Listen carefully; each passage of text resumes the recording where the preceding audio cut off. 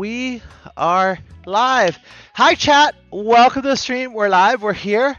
We're building airplane again. A little bit of a late start, I had some real life stuff come up, but here we are, we're ready to get going. Make sure all our cameras are working. Okay, that one's working. That one's working. All right. I think we're mostly going to be working from here, so not a lot of additional stuff to see, but yeah.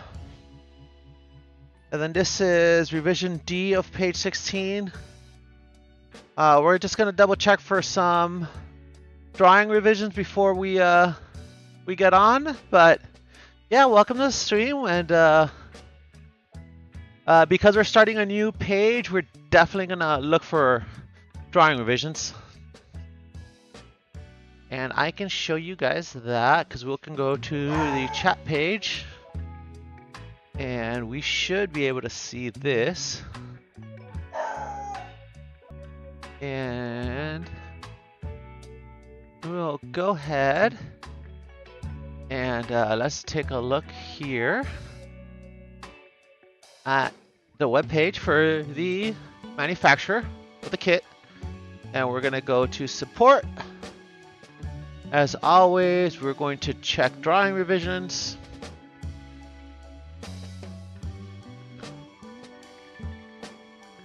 And then we're going to go down to our YXB, which is our airplane right here.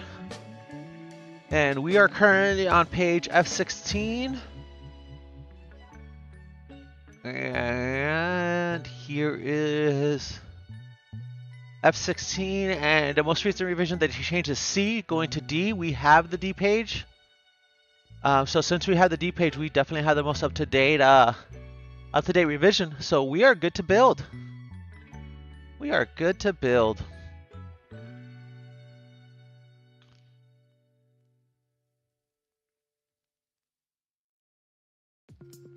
Yep.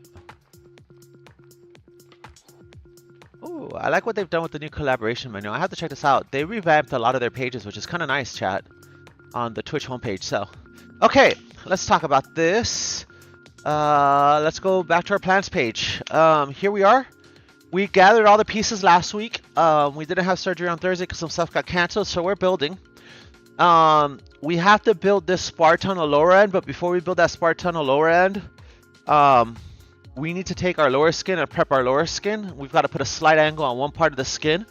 So we're going to go ahead and take our brake and take care of that. It's a slight 5-degree angle, so it's not much. So we're going to bring out our brake, bring out the skin, bend it, and then put it away. Because it's not going to be used until later. So, and then we're going to get to assembling this whole big part here, which is going to be interesting.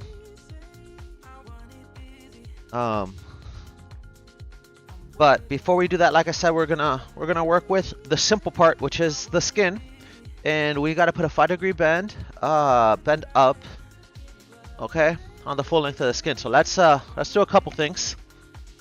The first thing I'm going to do is we're gonna move one of our cameras here to have a better view. I think that'll work. Yep, that's gonna work there. Beautiful. Okay, perfect. And I'm gonna bring some parts over.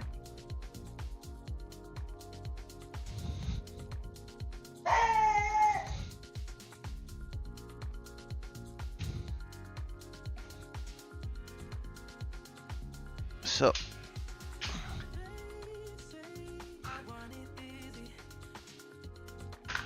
oh no, this goes the other way. Right. And this way. Fantastic. Will this fit? That's the question. I don't know. Or is this too wide? Nope, that fits. Beautiful. Perfect. We made this just wide enough, I think. Did we? Yep. Oh my god. Just perfectly wide enough. Okay. Beautiful. So, now what we need to do is we need to mark our part. We're just going to lay this down right here and look at our plans. Get our Sharpies, get our straight edges, and do our things. So if we look at our plans, here's our part right here. We 3/4 of an inch in. Oh, interesting. This has pre-drilled rivet holes that are not indicated anywhere, that are not indicated on the plans. It just has the bend line indicated. This is definitely the side we want to bend, and we want to bend this part up. And we can tell by the pattern here at the bottom of where that goes, because we have this little pattern here. Is this the right part? Hold on. Oh no. Correctly. This is F6 SNB F1601. Yeah, F1601. That's the right part. I'm a little confused though because okay, I don't have this vertical row of rivets here. That's not there. Maybe it's because we have the old version. Is that a set of rivets that we had to put in? Yeah. We have the old version.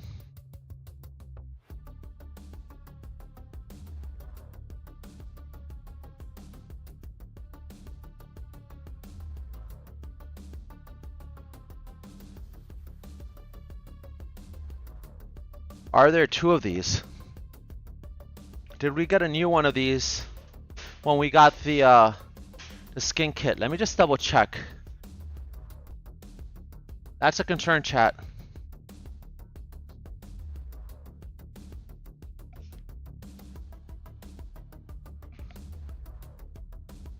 Because when we got the dual stick kit, we may have gotten a new set of skins for that. But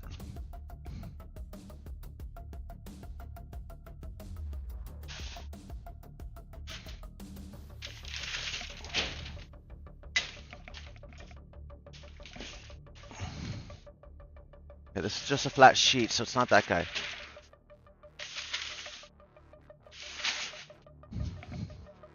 I need to double check and make sure that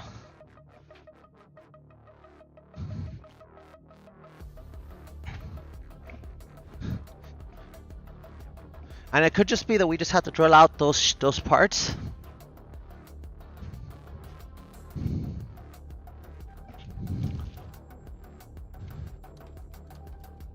No sheets in there. No sheets in there. Okay. Yeah, no chat. We'll do the bend, because the bend is going to be the same for either part, but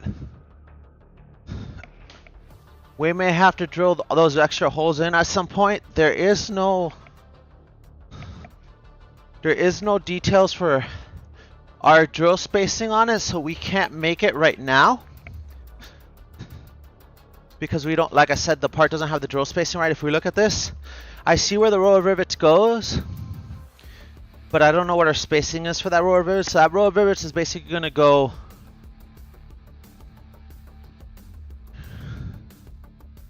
right around here.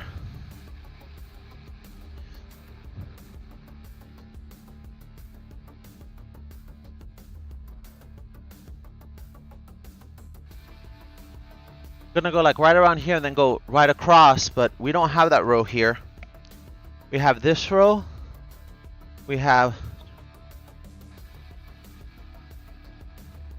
those four. We have that front little section, but we don't have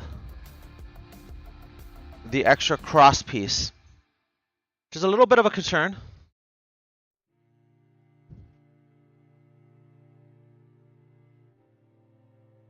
Everything else looks the same, chat. We're just missing, like I said, that one extra row of rivets.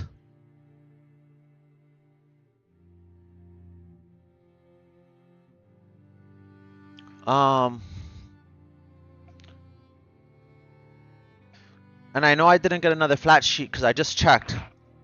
That's the only. This is the only flat sheet we have, and it's not. The other part we use was stainless steel, so it's not that part. Because the other part we put a curve in is a completely different design. So we know we didn't screw that up. This might just be something that we're gonna have to put those holes in later, and that might suck, but that's okay. That happens. It's just a redesign of this part. We probably have the older part. It's probably okay. I'm gonna check my parts count actually, just to double check something real quick. Because I do have the checklist of the original parts count and the updated parts count we got post the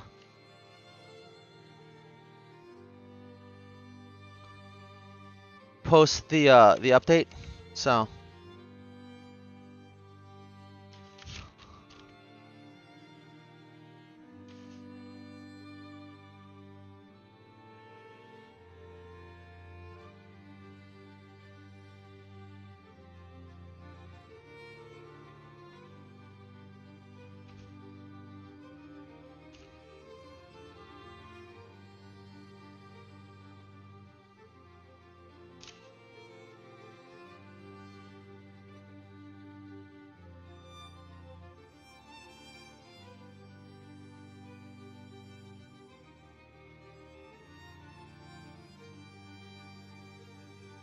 yeah, it's not part of the upgrade kit, so.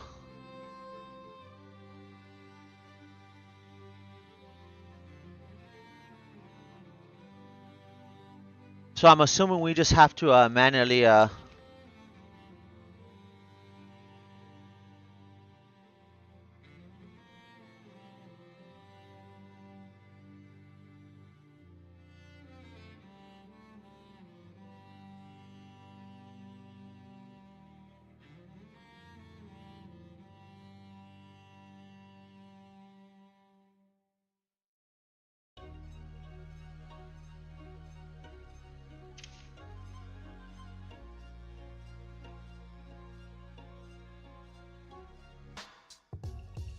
Yep. Nothing that didn't come as part of the upgrade kit, so I'm assuming it's not part of the upgrade kit. That's okay. I think we're okay there. It's not really a huge problem. It's something we can deal with. What we do need is we do need to make a mark here 3/4 of an inch down. So that's what we'll do. So I'm just going to rotate this over, so we're in a better position to see and measure what we're doing. And we do want to bend up the side that is closer to the center harness piece, which we have there. So I think we're in a good spot there. It has these holes that are not marked, but I think that's okay. 3/4 of an inch from the edge, which should put us right in line with this curvature, but we're going to double check with some measuring devices.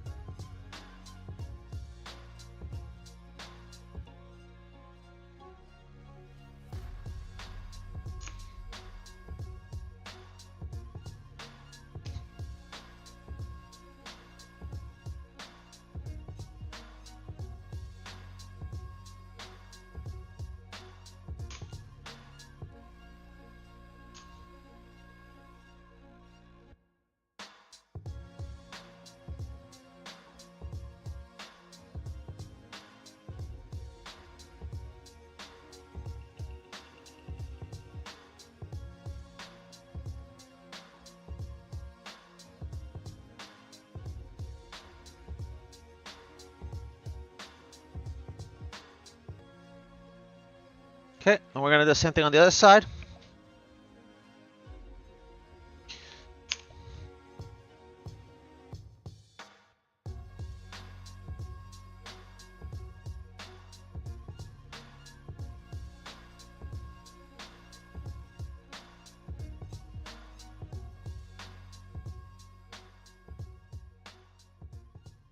Perfect.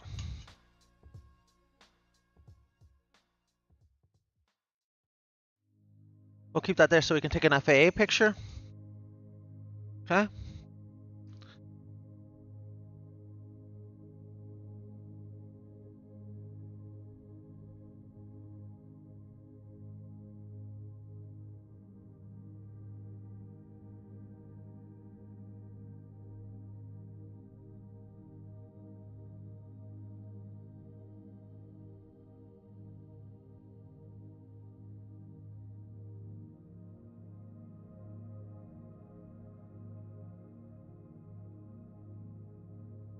Okay. Then we're just going to draw a line across that using our straight edge, which I believe is long enough.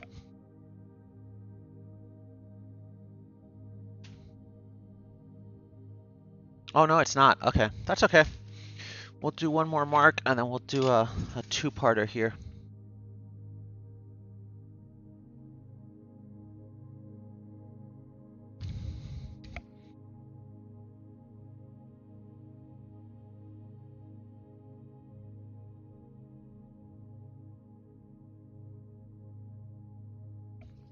There we go.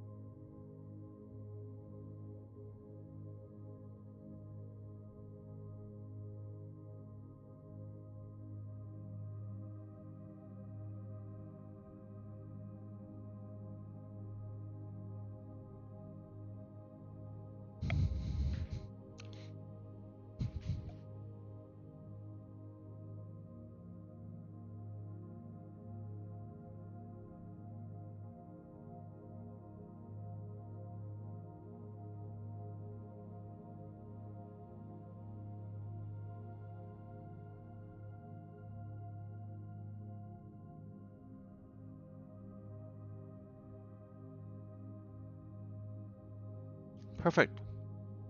And it is right in line with that edge, so that's actually perfect for us, chat.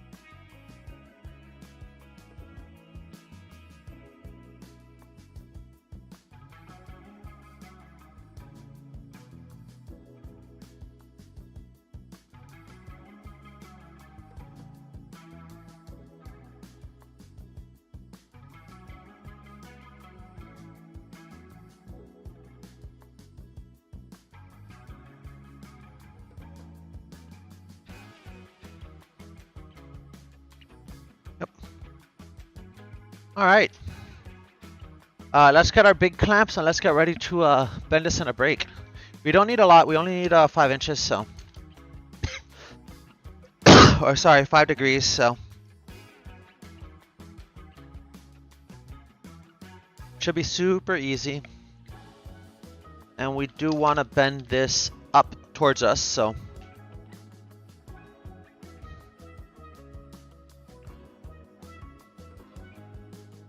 Which means we want to bend it this way, and if we want to bend it this way, we'll put the piece in this way so we're pushing down on the edge.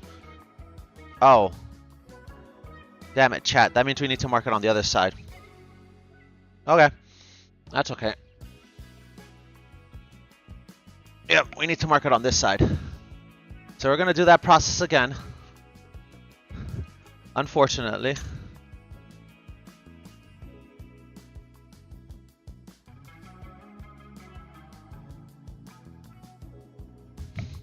And we're going to use a different Sharpie than this black one. This black one's pretty much dead at this point. We'll use the red one.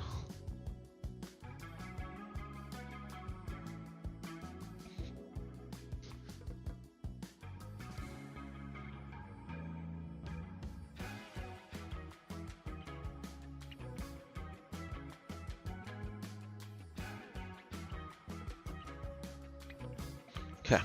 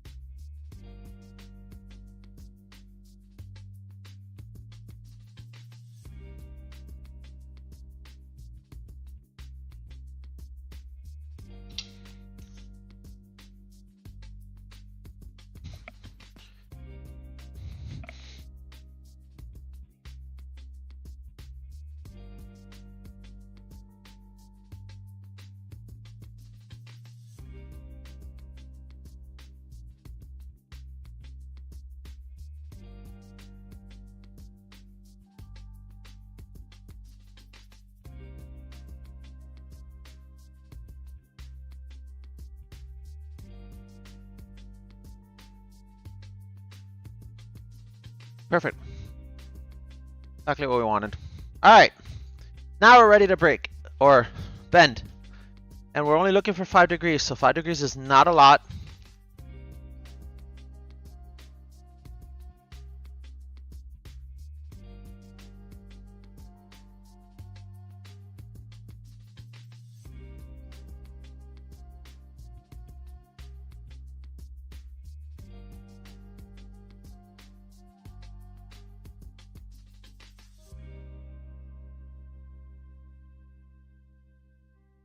This little kink is 5 degrees, chat.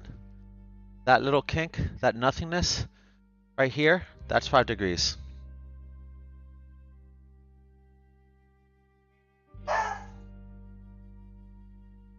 So it's almost nothing, chat.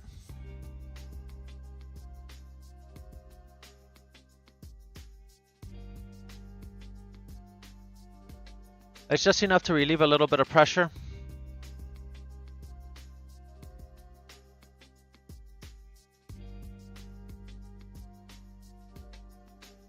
I may honestly do it the other way, actually.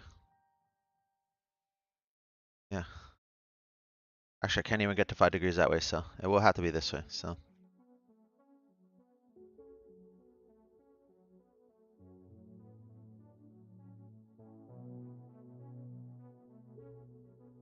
There's our 5 degrees, just.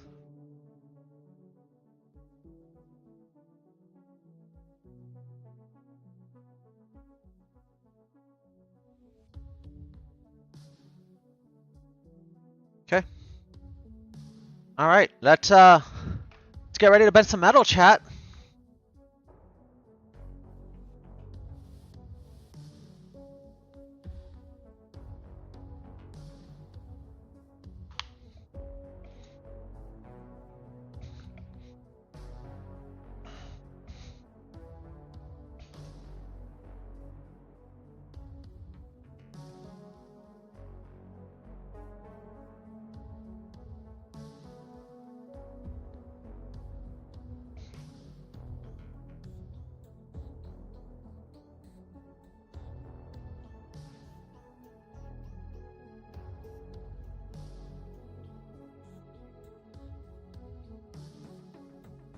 Honestly, I probably can just clamp this straight. Because we're doing such a little bend, I think I might just clamp this directly to here.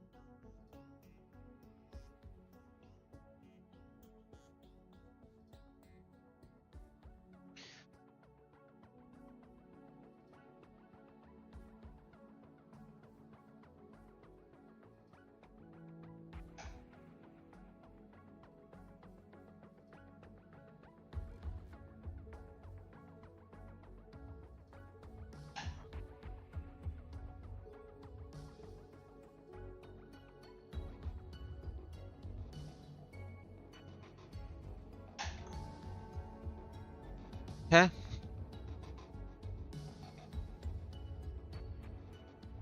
Okay, and now what we're gonna do is we're just gonna give ourselves a little bit of space to this break. Move it over so we have enough room to move the wedge. Be careful. Oh. Oh, I think I scratched my screen, chat. I think I scratched my laptop screen. I did.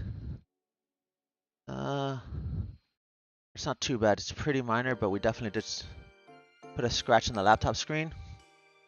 But we didn't break the laptop screen, and that's the important part. Okay. So, we're ready to do our wedge here.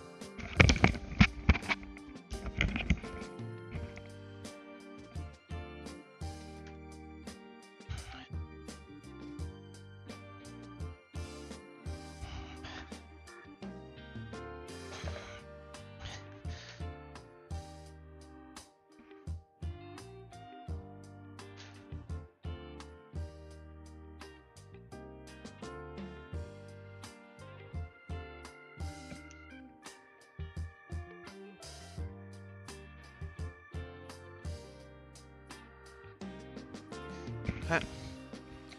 Honestly, I might go back and just confirm this by hand at this point.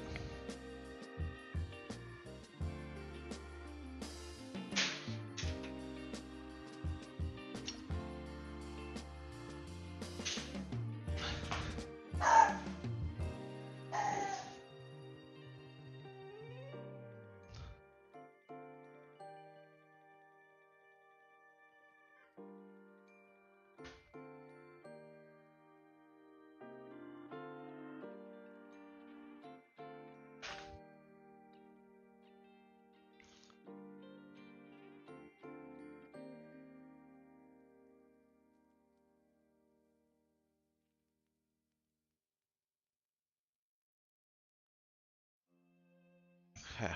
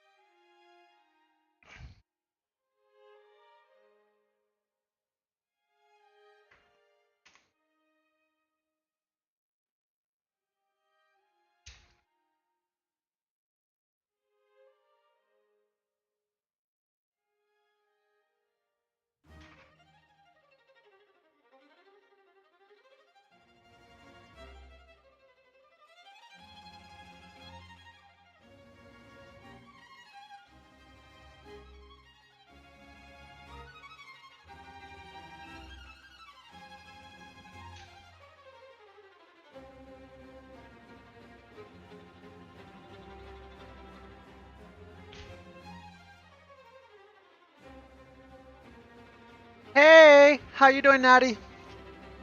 I know you don't have a great view right now, but we are bending sheet metal just slightly.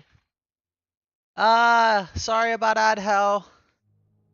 Sorry we started a little late too. I just had some stuff come up in my life and I needed to take care of a few things. So right now we're just bending this big sheet of metal before we start doing the assembly for the spar tunnel.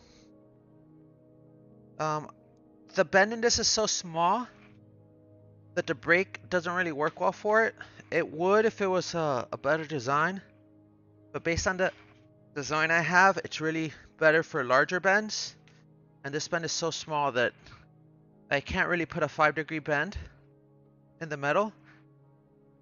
with the brake without overdoing it. So I'm just doing it with a hand seamer and just we're working our way down here a little bit at a time. Just putting the slightest little bend on this. It doesn't need a lot because it is only 5 degrees.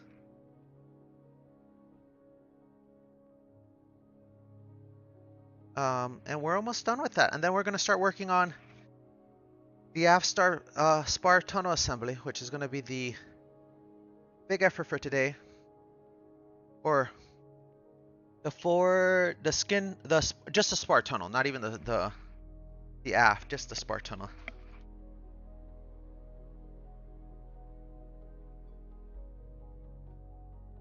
Okay, we got a nice little 5-degree bend in here. We're just gonna spot check that. Yep, that's 5.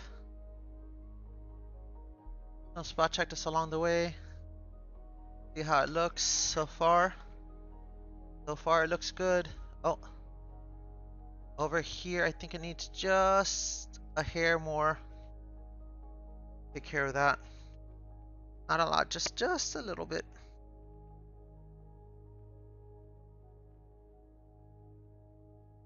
Okay. I'm gonna keep checking that. That looks good. There it looks like it had just a hair too much.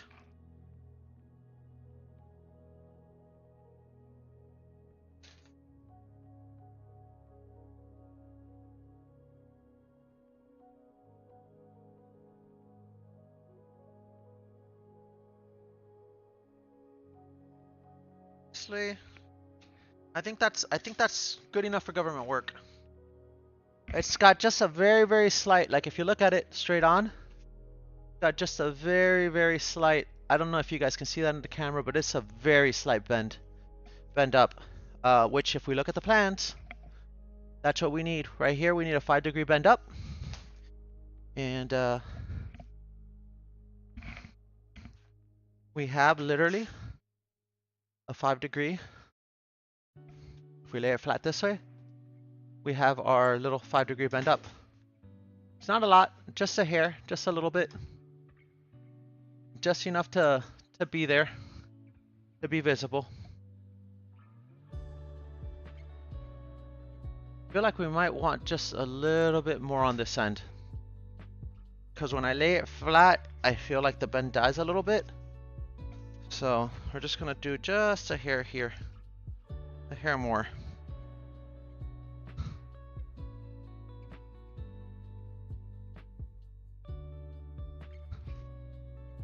There we go.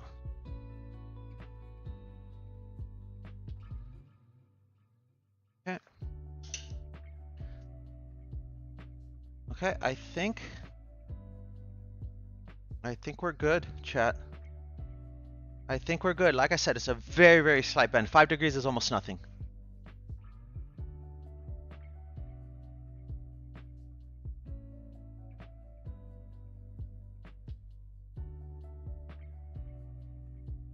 Oh no, what game are we talking about?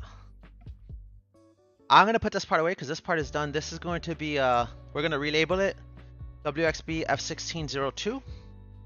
I do need to get a pen for that, but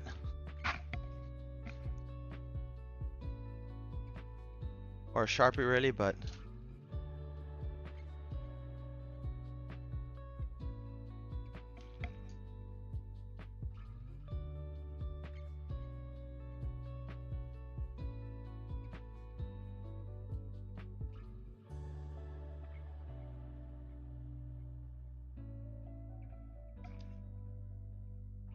yep, WXB F1601, which we made from that. That's this guy down here. The lower skin. So this guy is done.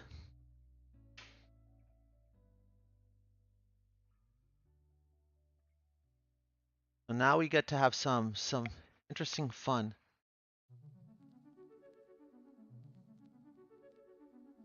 Oh, interesting.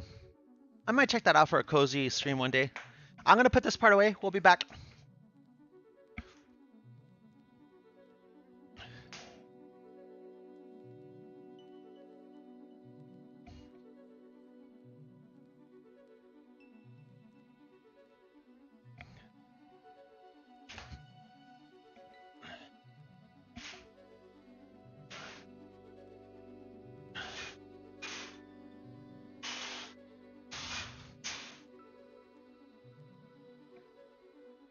Okay, that's not gonna work there.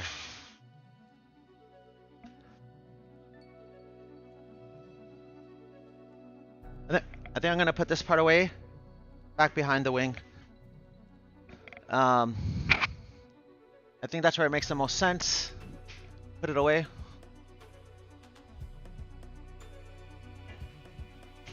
Assuming I can crawl myself back there somehow.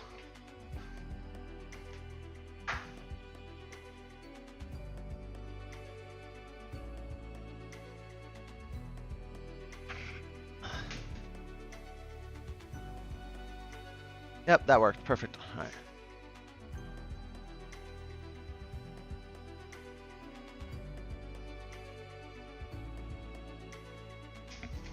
Okay, cool. All right. That part is done. On to the next project. Okay. Let's untie the dog because she got herself all wound up again like usual. And let's talk about this. What are we doing next? So we have all these parts that we've already found. We have this assembly here. This is the only one that has a balloon, so this is the only one that's an assembly. So we need to figure out how this goes. Some of these are going to be flush, but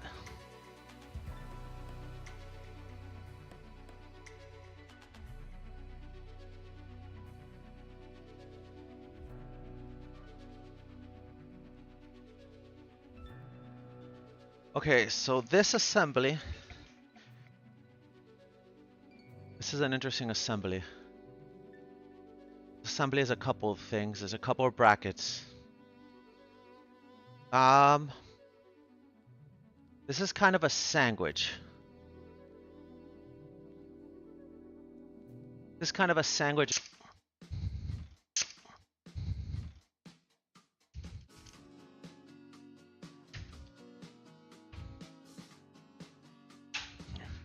Really, we're grabbing one air tool, but it's the most important one.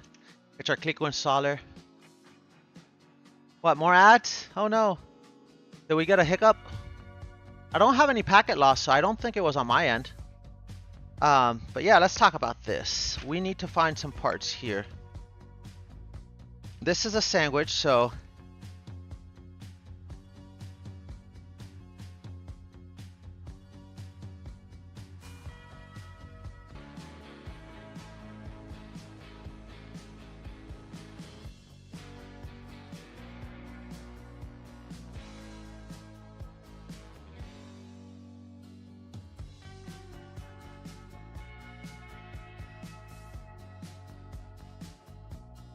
okay.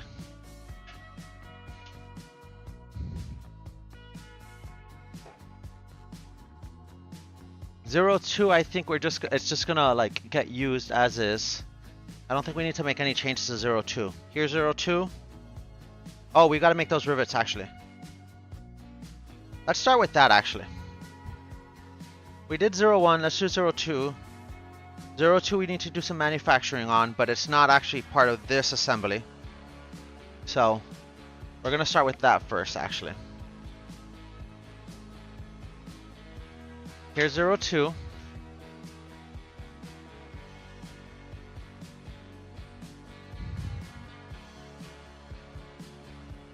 Okay, we've got to put rivets on this forward edge here.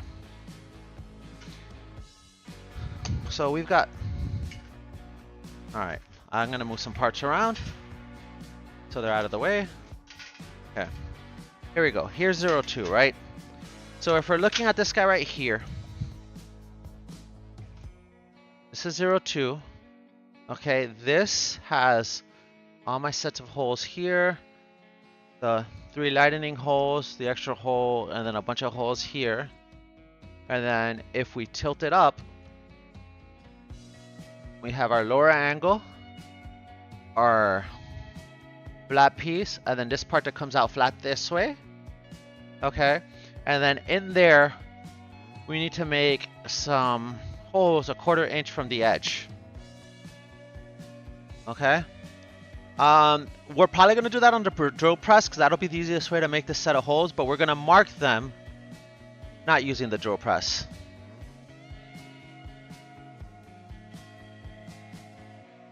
Okay.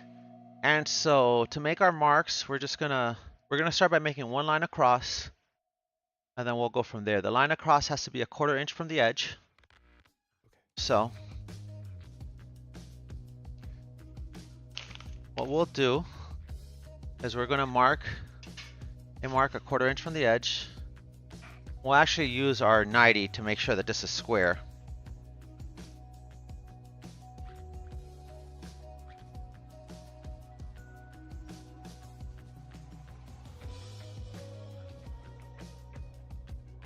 Because then we can literally just put the ruler right across and we know it's square. This is one of my favorite things to do. And then we need 1/4 inch of marking, so we need to find our Sharpies. We were just using, here's our right Sharpie. Perfect. Okay. Ignore the wallet. Let me see if I can give you guys a slightly better view here of what we're doing. On this side at least. Yep, perfect. Okay. Yeah, there you go. So I like to use the right angle because that makes sure that everything is square. Then I can put my ruler right against it, and then I can find my edge. And then we're looking for 1/4 inch, so that would be right here. That's our line right there. And then we'll do that on several places. So we'll do it again in the midpoint. We'll find our edge.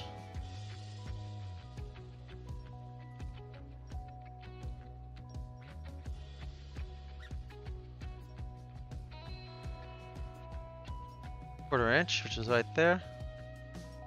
Okay. And then we'll do it one last time on the very end.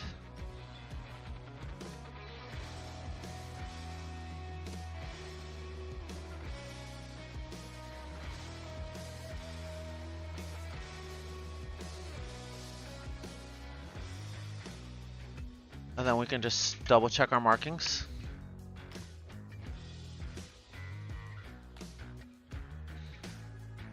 Yep, perfect.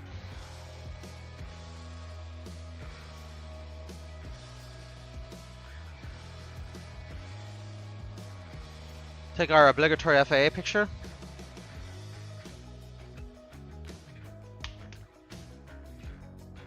Then we'll get our nice long straight edge. Let's get right here.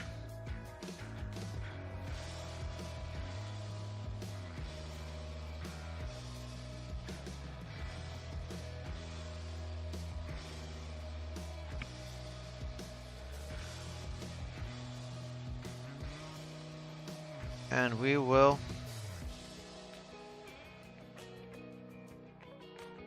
do a mark.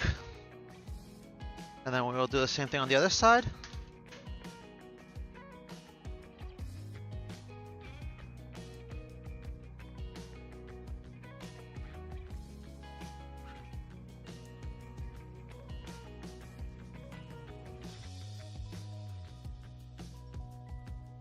Perfect. So there's our 1/4 inch hole spacing.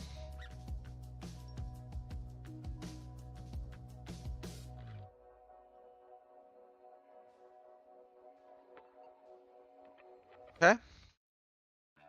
And now what we'll do is we'll measure our distances, right? So what we need is 1 and 29/32 from the end. We'll use our 32nd side of the rule.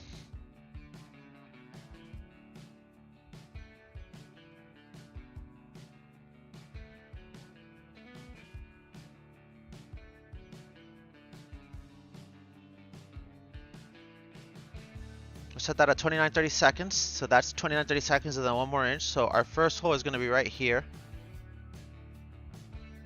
at the 4-inch mark, right? And then from there on, our hole spacing is 1 inch for 36 spaces. Well, we have a 36-inch ruler, so that's actually perfect for us because we can just set our ruler along our line and then literally mark it at each marker.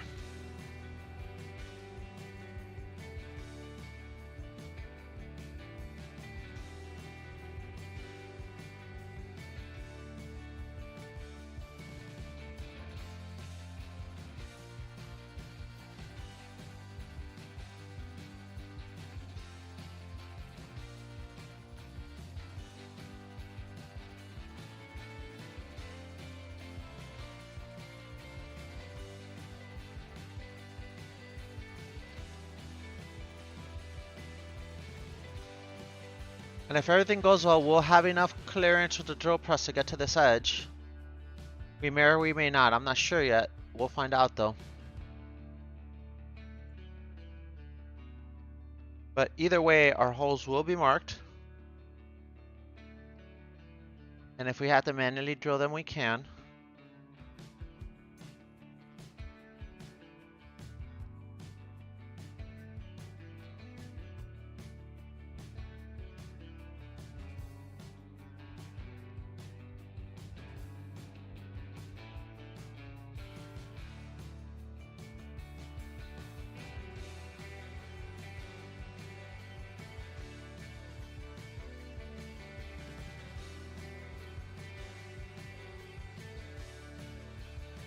Okay. There we go.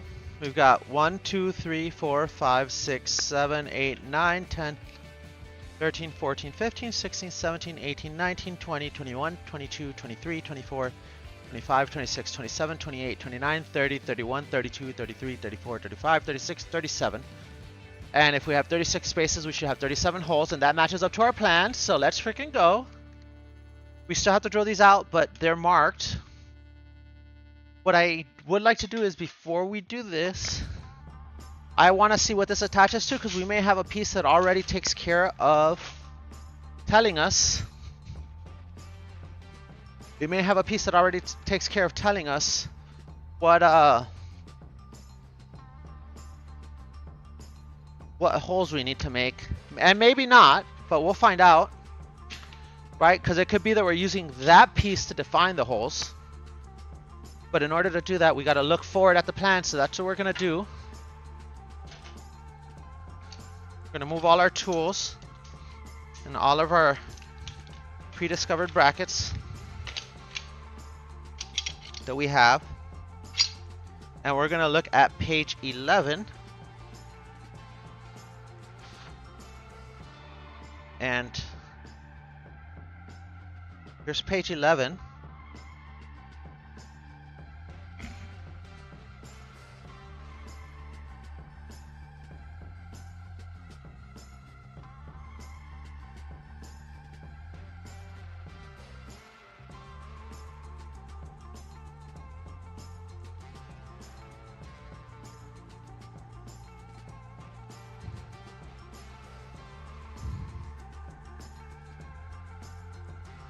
Where is this part? Ah, here we go.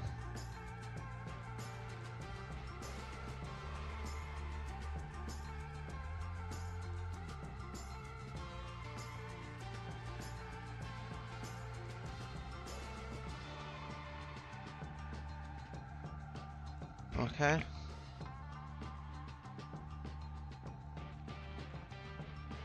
Just gotta double check that. A 1602 gets drilled with a plate.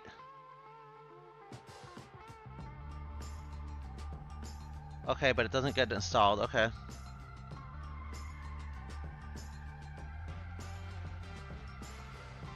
That's view K, and where's view K here? View K is right here. That's the center line.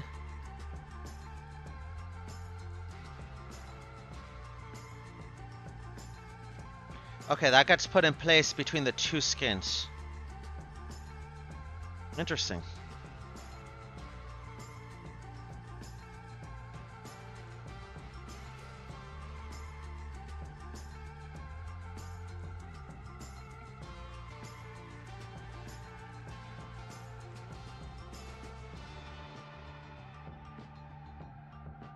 I don't see enough anywhere else to make that make sense for me, but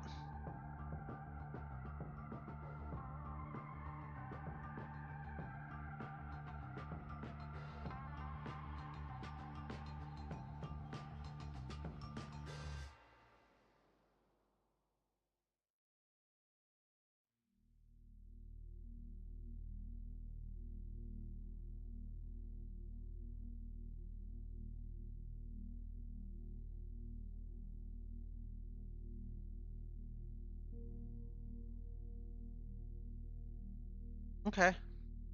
I don't see anything too crazy here. that tells me that we don't want to.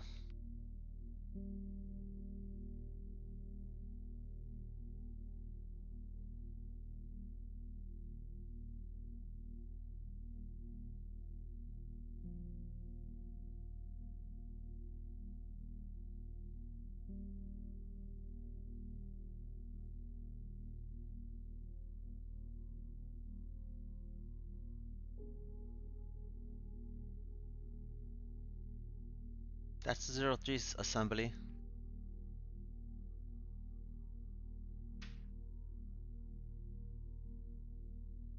This is a 02.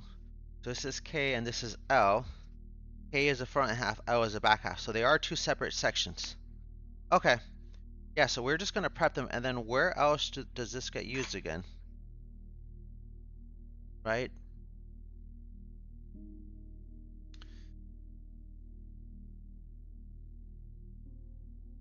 So clearly,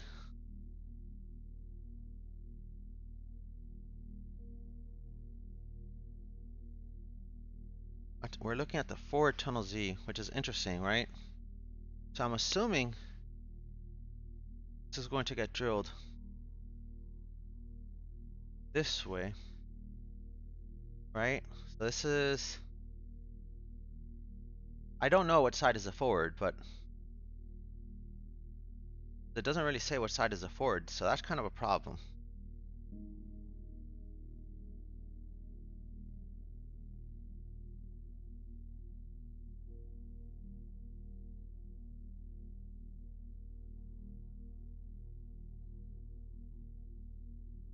Yeah, it doesn't really say which side is the forward, so I don't know, chat.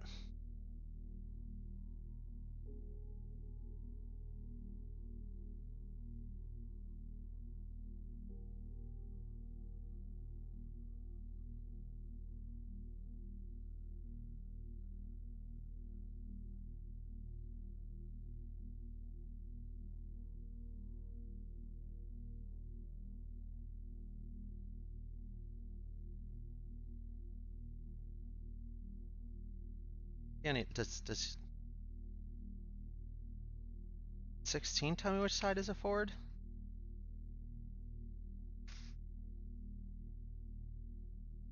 It doesn't.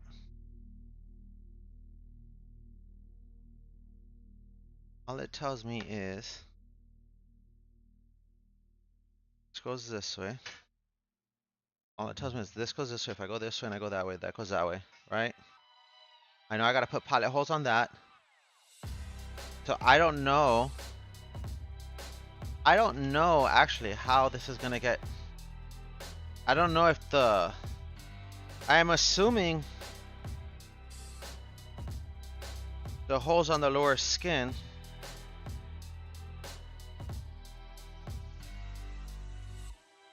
will dictate where we're here, but I don't know actually. I really don't know, chat. I really don't know. Right, because this is definitely the K assembly. Which the K assembly is going to have some splicer plates.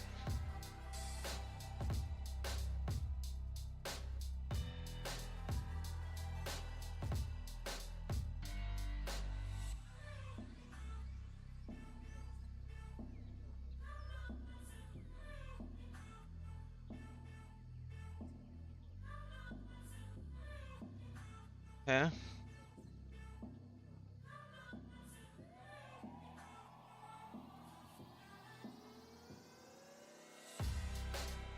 This is the firewall side, so D, G, K, L.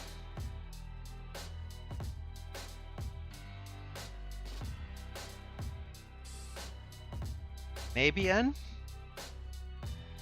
N or U? And it's just a bracket? What about U?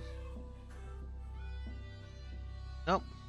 I was just telling me what holes to make in the lower skin, so.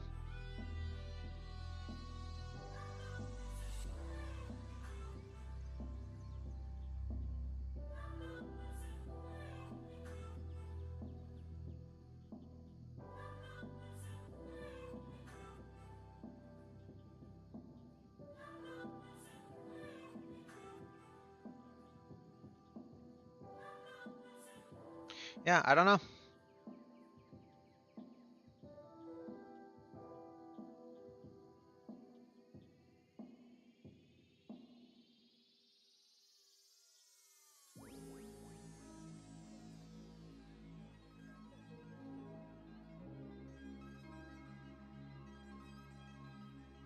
I really don't know, chat.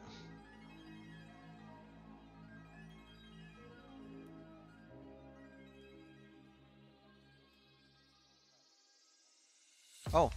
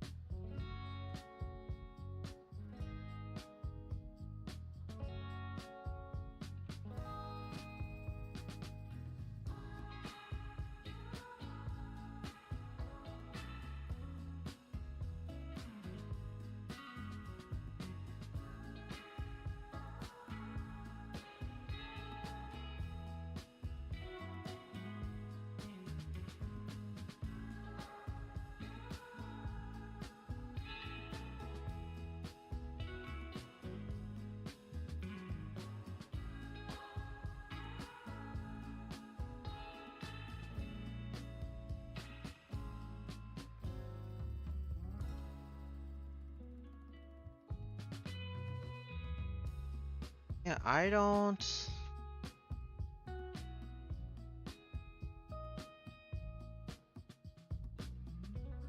These are just... I think these are just parts for that, yep.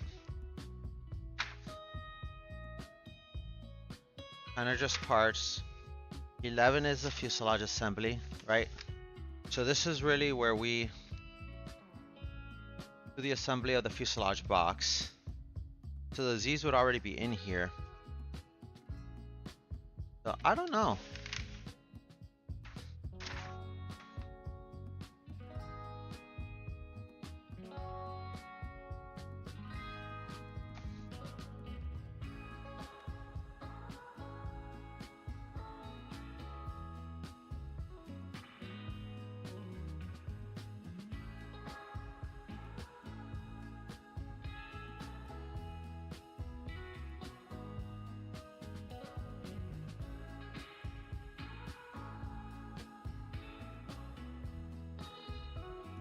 Yeah, it's used on F11, so.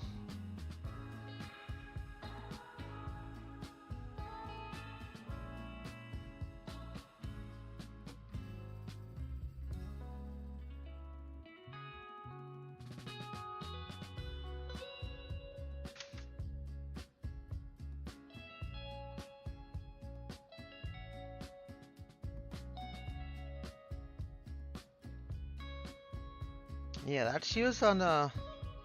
That's the forward one, right? So if we look at 11... If we look at 11, that's gonna be... This is the front half of the plane.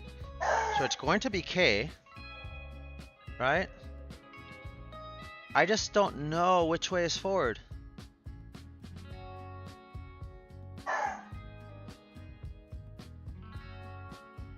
Right, because it doesn't have like a side panel view, so it makes things hard.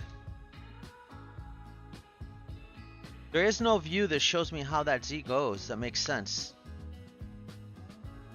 Unless, what it could be is, it could go like this, and the holes we drill here kind of line up with that, but if the holes we drill here line up with that, those holes should be in that lower skin that we made. And would it be 2 sets or 1 set? Because that just doesn't make sense.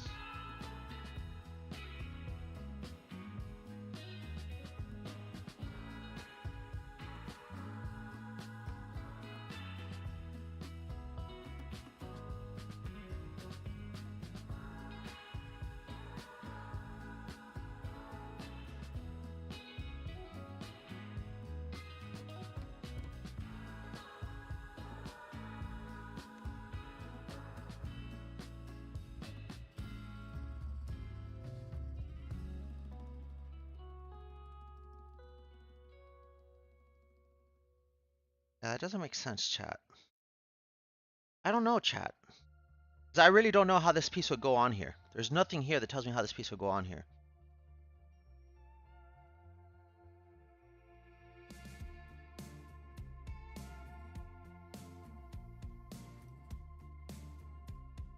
I'm worried about this, chat.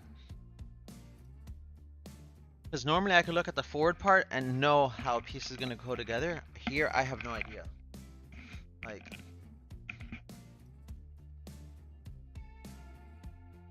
clearly that channel is this guy, right? But that channel being this guy,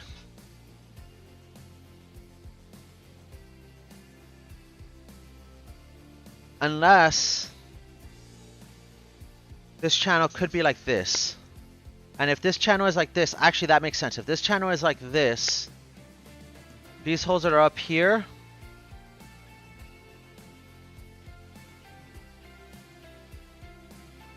right? These holes that are up here don't attach yet to anything until 0.5, and nothing may attach to them in 0.5. They might be used somewhere else. So let's look at 0.5 again real quick. I think those holes just need to be prepped, but they're not actually indicated anywhere. Let's find 0.5 again.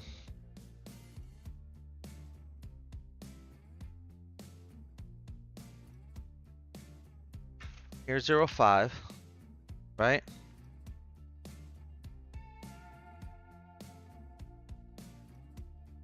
And WXB F01 would be the next one.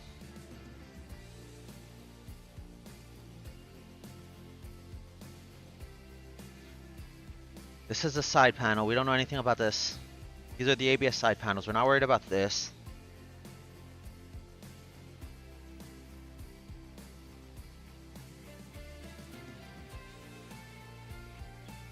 The left side is the tricycle gear. Right? The right side is standard gear. We're not doing standard gear, so we're doing tricycle gear. So our rivet setup is going to be slightly different when we install this. This is the aft tunnel web. Looking forward at aft tunnel web assembly.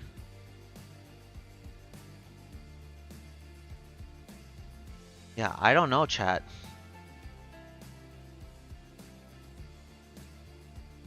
Ah. Well, that's the upper fuselage, so it's not that.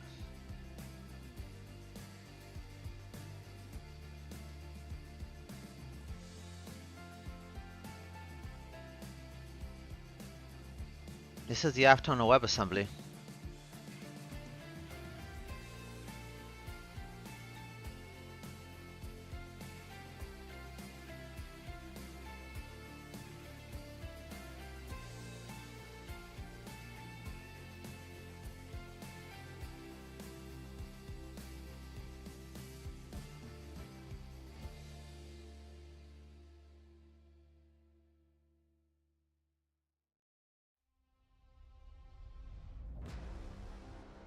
Yeah, that's interesting. I don't know, chat.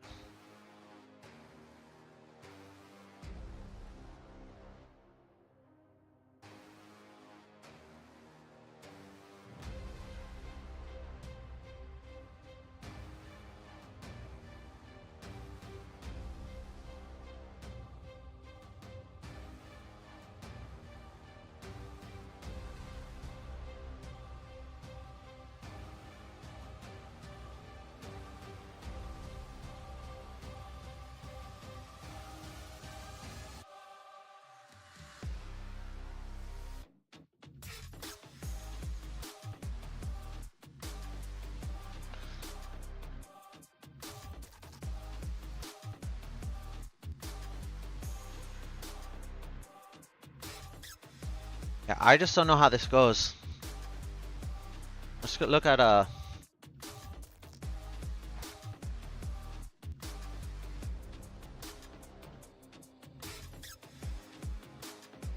this is how the wings are rigged. That's fine. I'm not worried about that. This is the seatbelt assemblies. I'm not worried about that either. We'll have to drill those out, but that's not a big deal.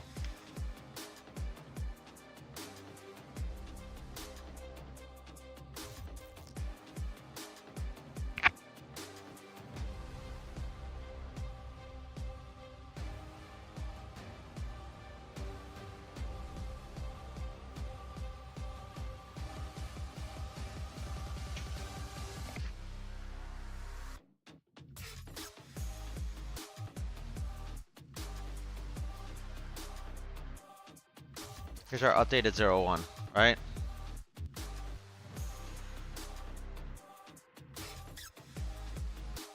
Where's F? F might tell us something. F, ah.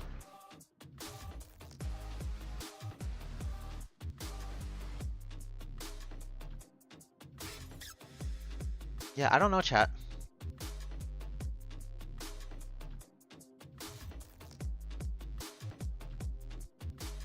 I really don't know how that's gonna look, chat. There's not a good view of it, so I really...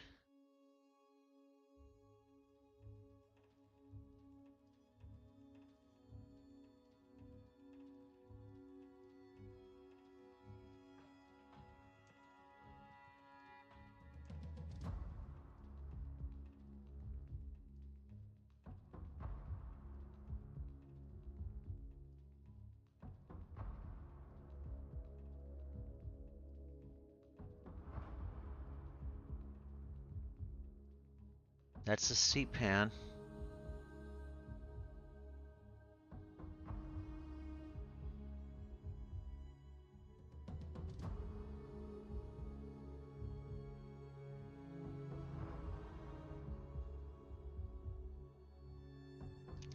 Yeah, I really just don't know, chat.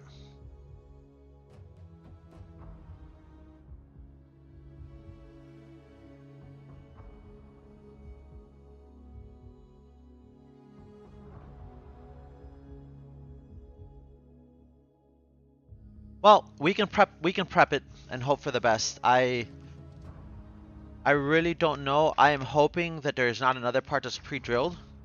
Because if there's another part that's pre-drilled, and I mean, we drilled it per the plan, so there's not really a big concern, but you know, if you have another part that's pre-drilled, it's easier to use that other part to set your holes so that they're perfectly aligned, which is what I was looking for, but I don't see that. No. We'll have, I think, I fly out the 17th, so I think we'll have one more. Right? Yeah, insurance got in the way. I didn't have surgery. I was trying to figure out, I marked all the holes here, but I was hoping that there was another part that was pre-drilled because I really don't understand how this part is going to go. How this part is going to be set up and go in the, when everything is set up and done with our wings. So, yeah. I don't know. We'll see. Either way, we've marked this. We need to make those holes. We're going to do that. Here's where those markings are. On that part right here. And we've done our each individual marks. So what I'm going to do is I'm going to get the drill press. And we're going to do a 3/32 pilot hole on all of these. Because I don't want to do them by hand because they'll come out more square if I can fit that part onto the drill press. Which I don't know if I can or I can't yet. So we're going to find out here shortly if I can do that. If I can do that, perfect. If I can't, oh wow, it happens, right? Not the end of the world.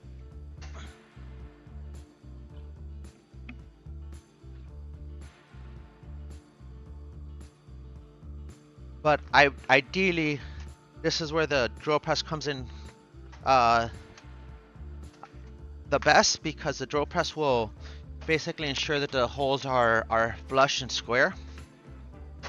So that's usually why we prefer to do these kind of things with the drill press. And there's less chance for the part to walk and a whole other host of reasons why the drill press is a good idea. for those holes. Can we drill them by hand? Yes. Would it be a huge problem? No. But again, we're doing 37 holes that we want to be square on a flat part.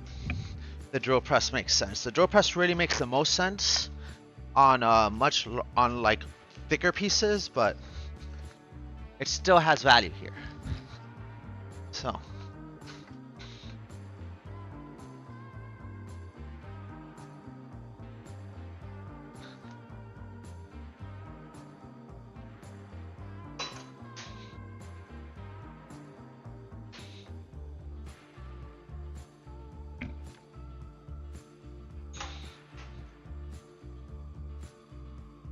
okay.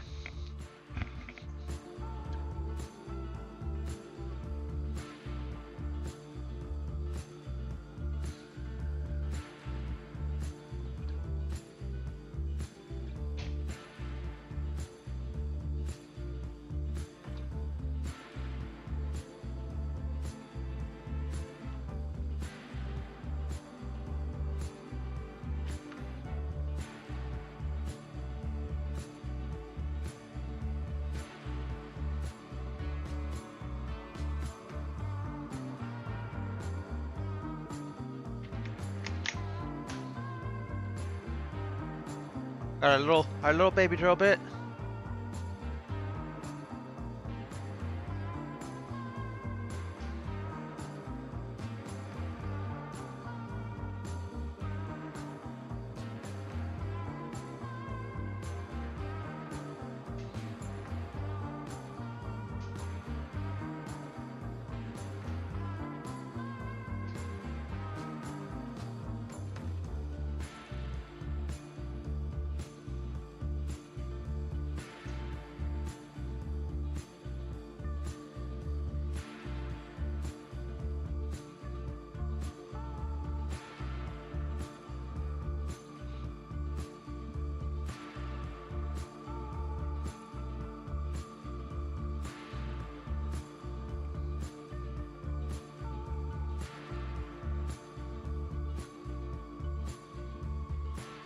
And hopefully this fits. We'll find out in a second.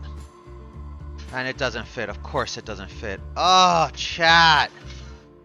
The brutality. Could we mark it on the other side? Yes. And that would work. Do I want to mark it on the other side? No, because this is going to be not great anyways. Alright, I guess we're doing holes by hand, chat. We're doing holes by hand.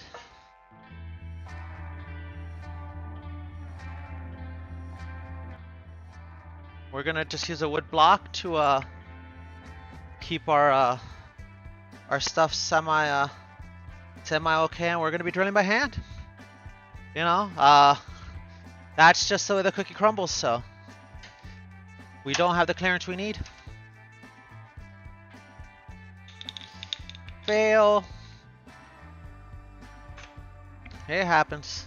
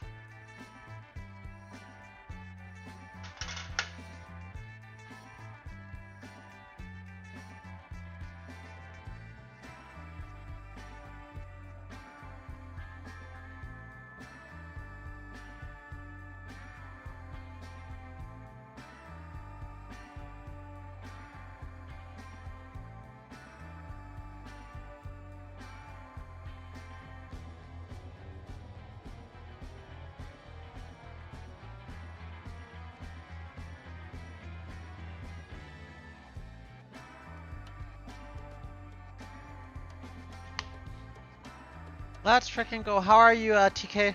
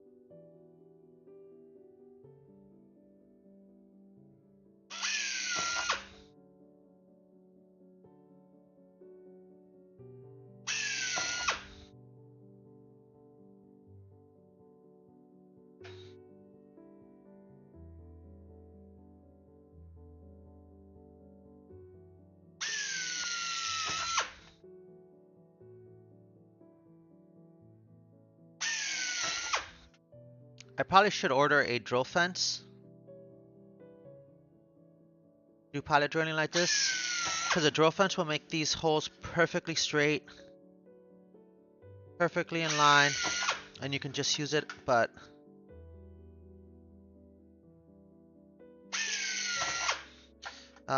this is how I've done a lot of these panels in the past, and this is how we'll continue to do them for now. With the line method.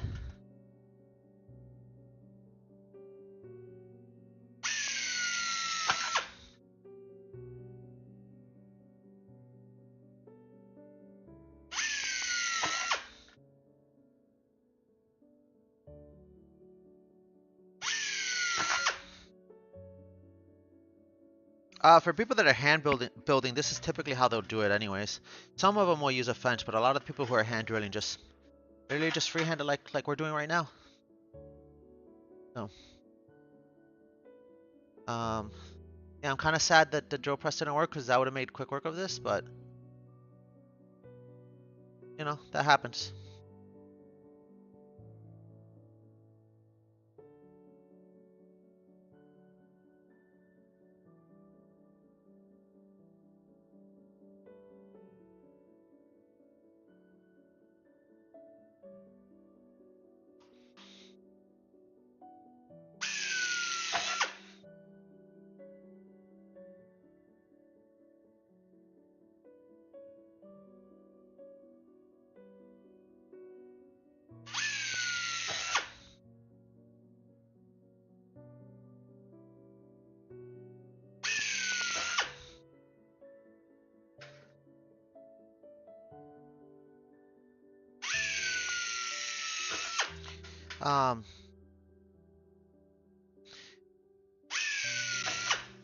The 100% proper way to do this is to actually use a center punch to set my center for this.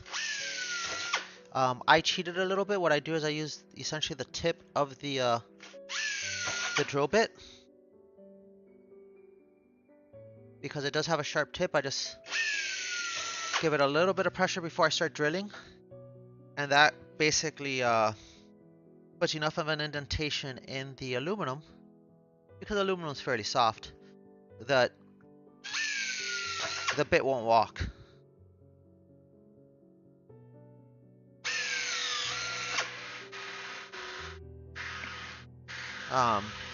But, you know,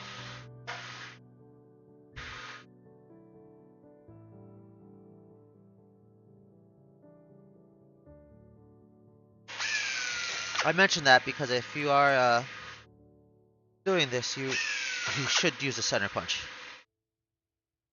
Because you are opening yourself up to the potential of one of these holes that you're drilling walking the drill bit.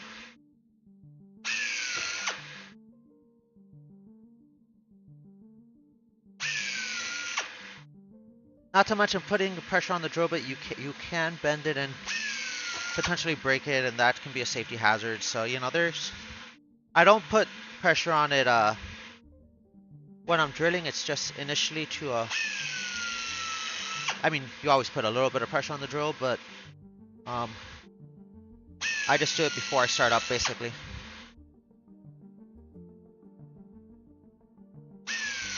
Alright, and now we have 1, 2, 3, 4, 5, 6, 7, 8, 19, 20, 21, 22, 23, 24, 25, 26, 27, 28, 29, 30, 31, 32, 33, 34, 35, 36, 37 holes roughly in a straight line. Definitely with quarter edge spacing. They're not perfectly straight, right? If someone looks at this, they can tell this is a handmade aircraft. If we had used a drilling fence, they would have been perfectly straight, but it is a handmade aircraft, so, you know, your mileage may vary. That being said, let's put, this part is now done for now. This assembly won't be used again until WXP F11. So we're going to put this away with the rest of the parts that are going to that. And we're going to move on to the next part.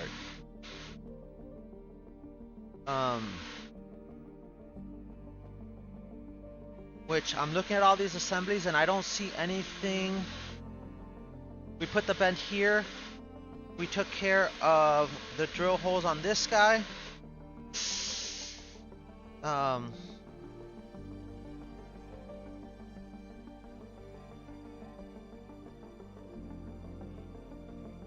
We took care of the drill holes on this guy. Now we need to, I think, do our assembly.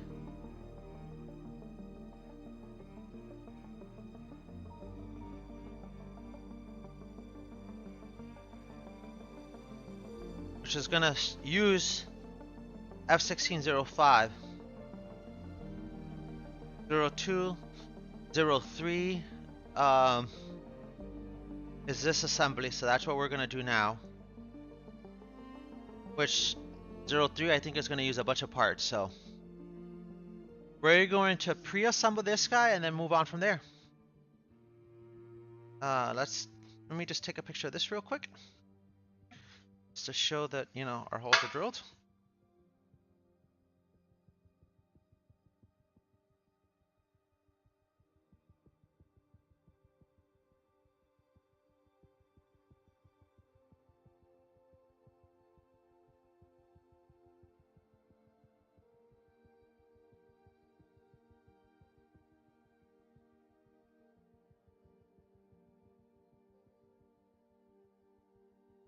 Okay, and we'll put this guy away. Like I said, I don't think we're gonna use him until we get to that other assembly, and then we're gonna have problems because I don't know which way this guy goes. There's just not enough info in that picture to really tell, but we'll cross that bridge when we get there. And we're not there yet, so we don't have to worry about that for now. All right, let's talk about what our next part is. Okay. Our next part is going to be this nice, beautiful assembly here.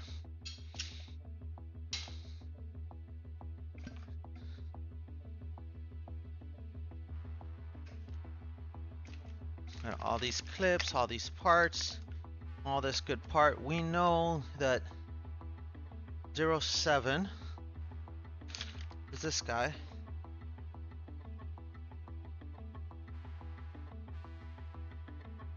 Well, these guys are going to get used.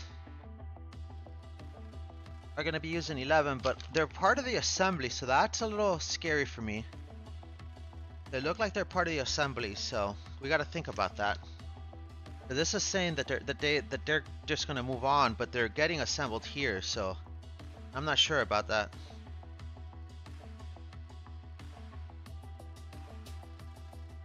Okay. The 08 side clips, those are not getting installed now. That's okay. Those are gonna go in on page 8. So we're gonna put these side clips away. 09, which is that long piece, is gonna use later. 010 is gonna get used later. So we're gonna get 09 and 010 out of here because we don't need those, I don't think. All right, we're just gonna double check here. That's 04, yeah.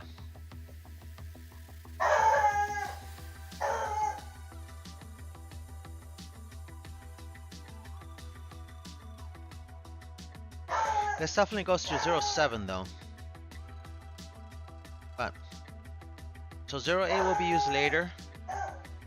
09 and 10 and 13 will be used later. So 13, 12, 14 and 15 we are going to use here because here's 14, 15, 15 and 16.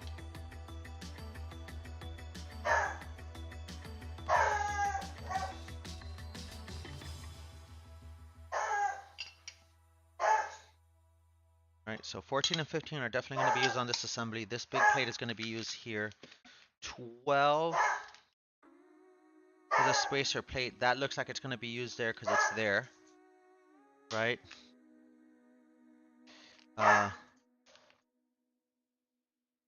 07 definitely looks like it's going to be used there because it's there. But 13 is going to move on. 8 is going to move on. 10 and 9. 10 and 9 are back over here somewhere. So one of these is 10. This is 4. We're going to use 4. 4 is going to get used now. 10 and 9, which are these two. 10 and 9. So all of these are going to go away, right? Because this is using 0, 4. 12, 7. I don't see 10 and 9. Yeah. Okay. So these can go away, chat. These can go away. These are not going to get used till later. We have them. We've identified them. They have the holes they require. This has no holes on it. So that's fine. This has no holes. The clips we have, they have their holes already. 13 has its holes already on there, so we don't have to do any additional work there. I think we're good there. All right, let's put some of these parts away that are already complete, and then we'll work on this assembly.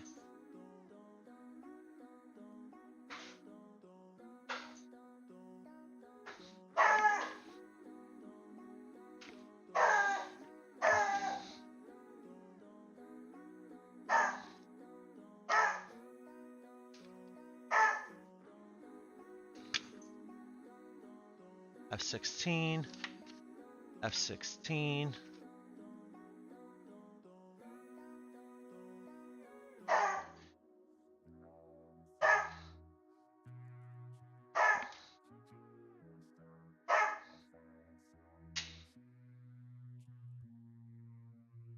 These parts have to go down here. There's no choice because that's the only place they fit.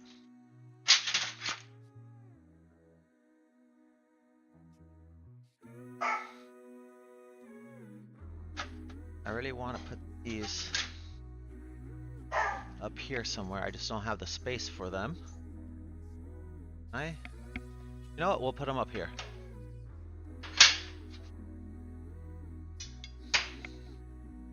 Them up here because up here they'll be clearly visible. And they're labeled so they won't get separated. And I know the completed parts are up here. I think we'll be able to find these later. Cool. We'll be able to find these later. All right, chat. Let's get to work now. Now we get to the fun part. We get to make another assembly. I like assemblies. Assemblies are fun. Like when you were a kid and you went to assemblies. We all liked assemblies when we were a kid, right? It's the same thing, only with adult Legos. All right. Let's see, where do we start?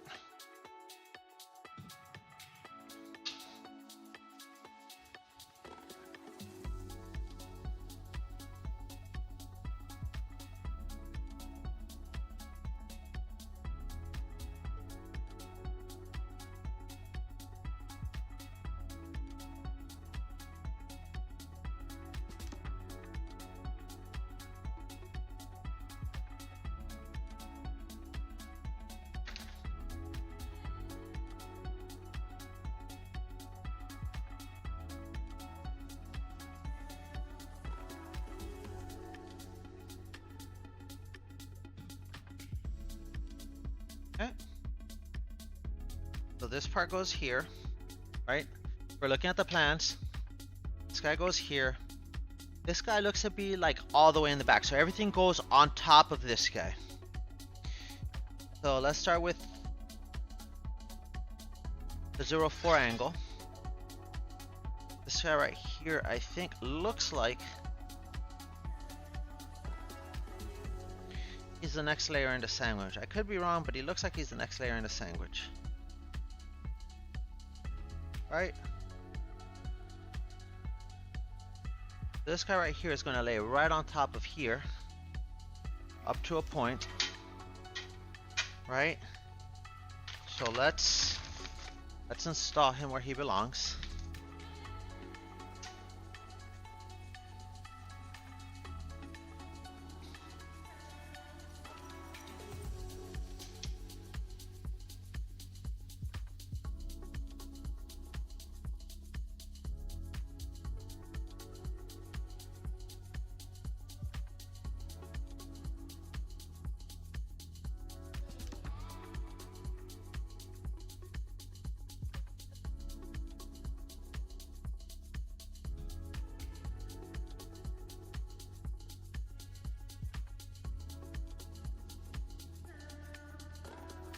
0.7 shear plate.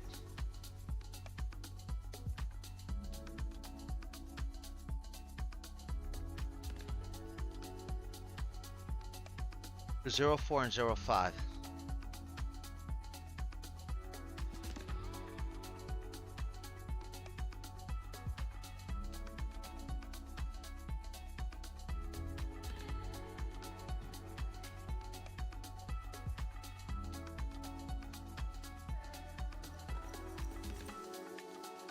I'm a little confused here.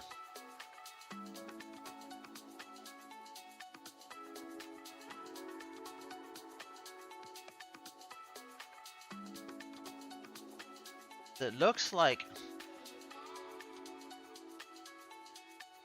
we countersink the extrusion.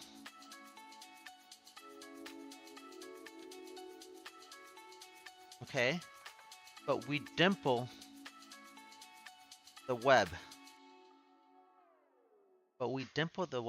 Which means the extrusion has to go underneath, but looking at this diagram, it looks like the extrusion goes on top.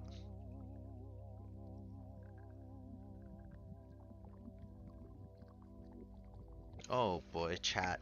Oh, we're gonna be in trouble here with these plans.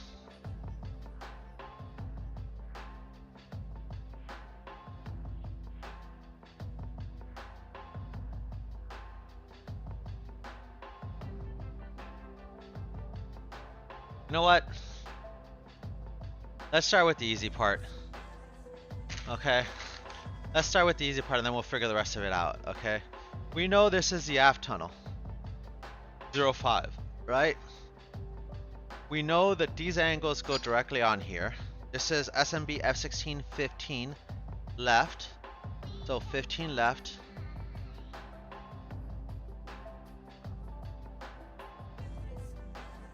Right? This is 15 right. Okay. 15 left, 15 right. 14 right goes here. And 14 left goes here. Okay.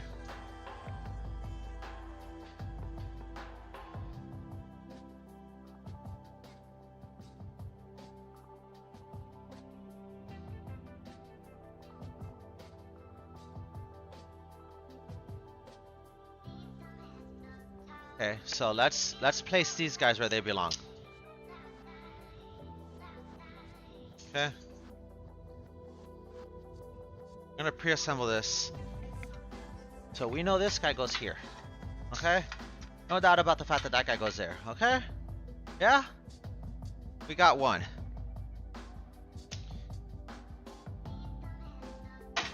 Okay? We know that for sure. Okay? We know that this guy goes here. Right?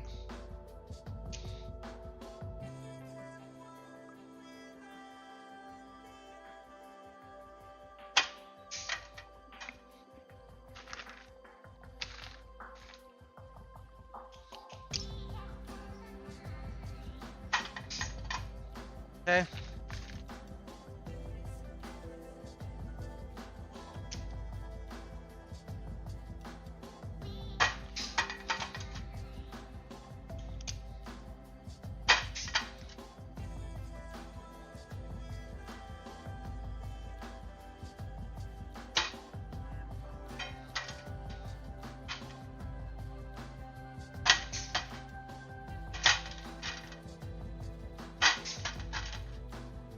Okay, we know that part goes there, okay?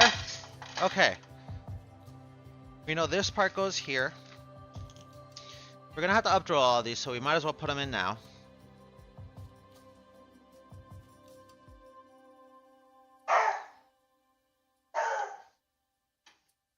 Okay.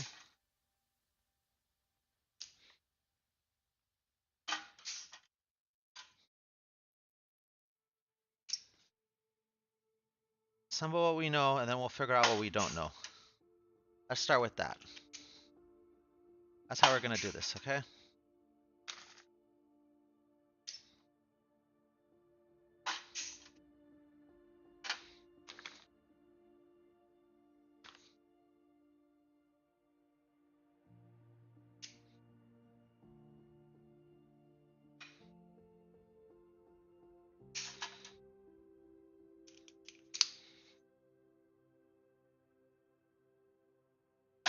Okay? That's what we know. We know that goes this way. No doubt about that.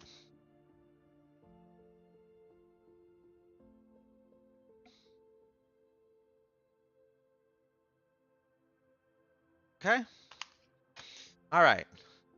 Step A. What we know. Okay? Now,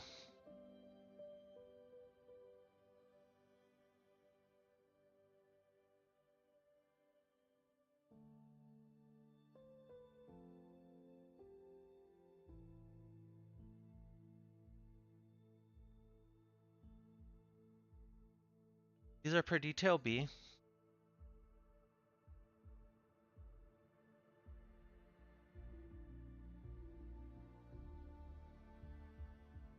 But here's the weird part about this, right?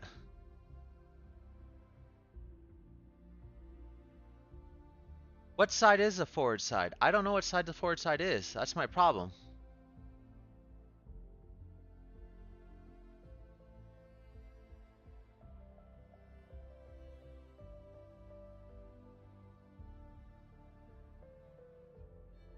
This doesn't indicate which way we're looking at this, right?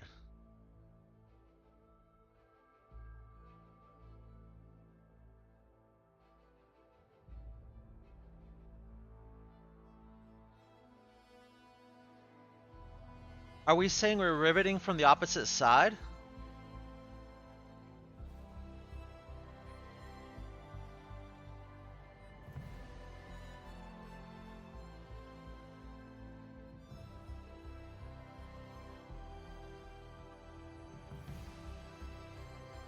Right? That's what I don't understand is which side is the forward side? It doesn't tell us which side is the forward side. This just tells us this is the aft tunnel angle.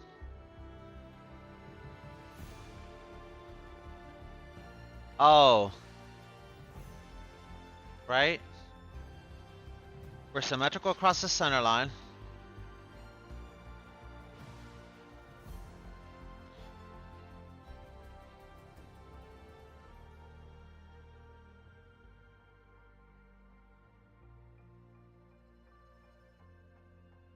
Okay.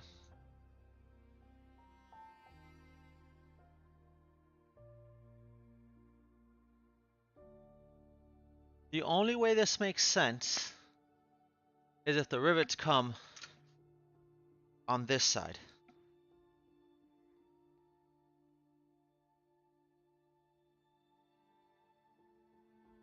That's the only way this makes sense. If the rivets are on this side, then dimpling and flush mounting makes sense.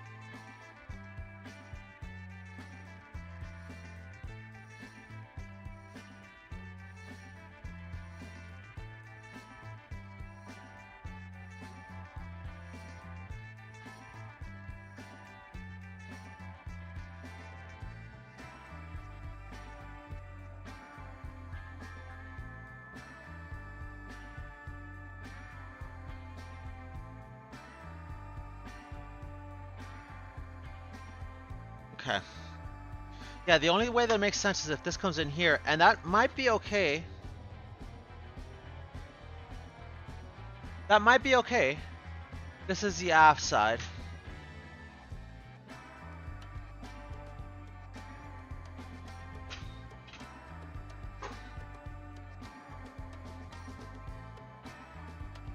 If we're looking at it from the back, if this is us looking at it from the back, then this makes sense.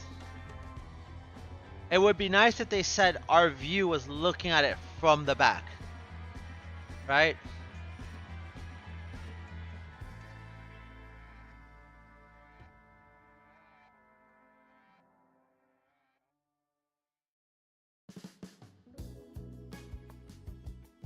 Either way, let's keep building, okay?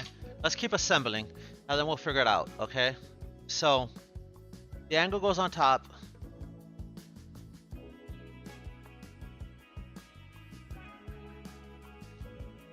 If we're gonna be doing the same thing where this part has to go on top, then this has to go this way. It's the only way that this makes sense, right?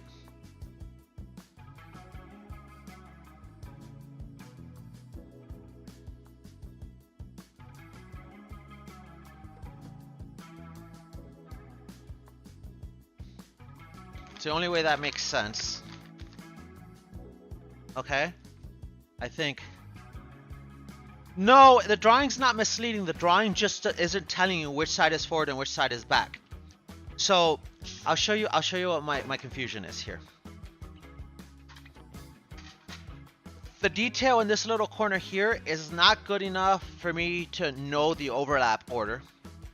I only have one view here. And the way this is telling me to countersink, right? I'm countersinking a extruded aluminum part and dimpling a skin into it, which means that this has to go like this, right? But it's also telling me that I'm riveting it from the forward side, right?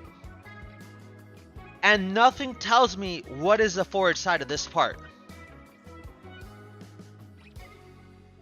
right?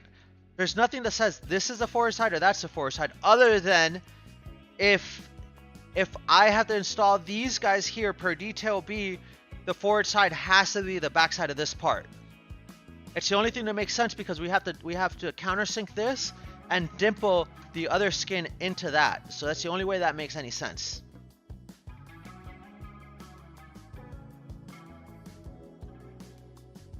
So, yeah.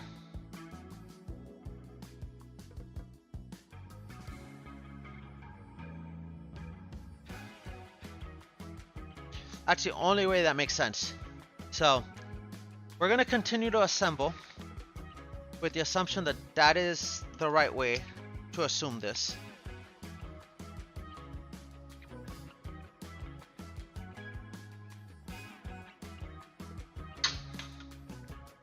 Because in my head, it's also the only, like I said, it's the only way that that drawing makes any sense is if assume that. So that's what we're gonna do.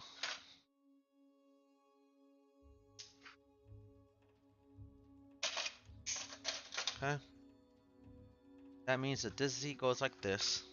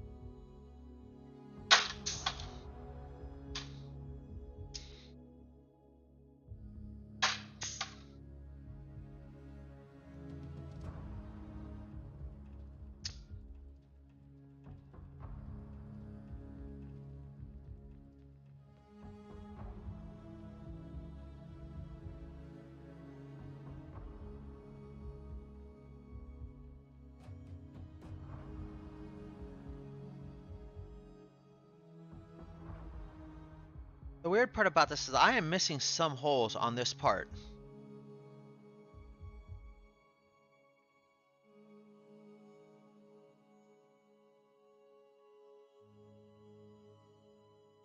I wonder if I got a different part. Just double check something real quick, chat. Let me make sure there isn't another F1605 somewhere that I've missed out on. Or that like...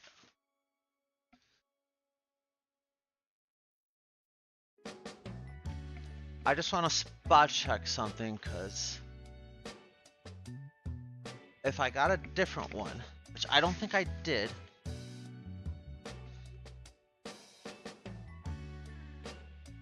these parts would be different.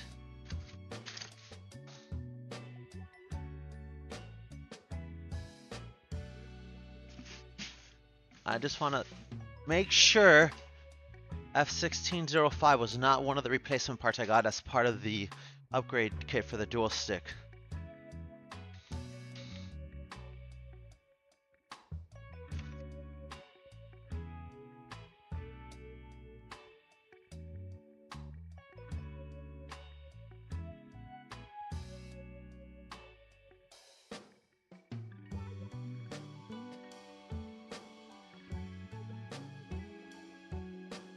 Nope, it wasn't. The brackets were different for the left and the right brackets, but that was the only thing that was different. Okay. Because I am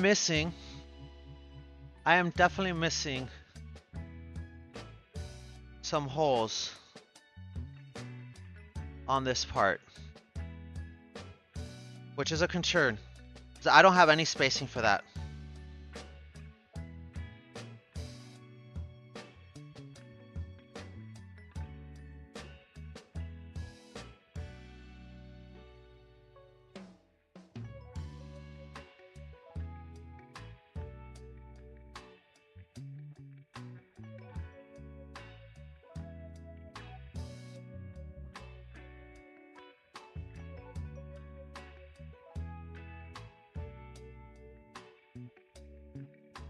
Tri-gear, they're going to remain pilot holes, so we're not going to put screws in them, but we still need the holes to be there. And they're not there. So the drawing says we should have another pair of holes here and here that I don't have. And if I look at the back of this part, they don't exist on the part either, so that's a little concerning. But they're supposed to remain pilot holes for now, so maybe another piece will put those pilot holes in for me, and I don't have to worry about it. So we're just gonna continue doing what we're doing, which is installing this guy, right? Okay. Those pilot holes, if they were there, we wouldn't do anything with. 3 holes that aren't here, we wouldn't do anything with. And if we look at the back of this part, those 3 holes aren't there.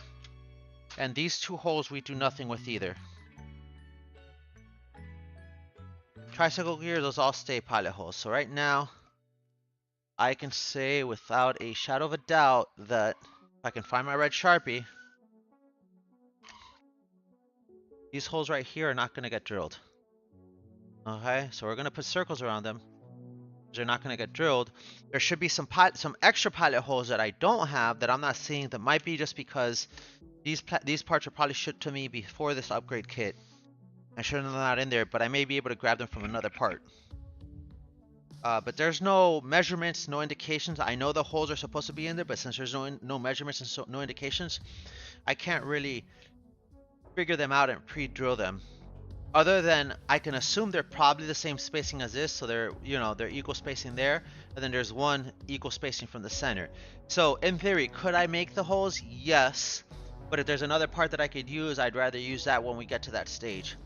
And I guarantee you, what's going to go here is probably going to be the main landing gear mount, and the main landing gear mounts will have their own holes, and we can probably base them based on these 2 holes, find them, then drill them, and figure it out. So I'm not too worried about that. So we've put our 4 here, 4 here. We want to install our full set across this upper bar. Alright, so let's do that.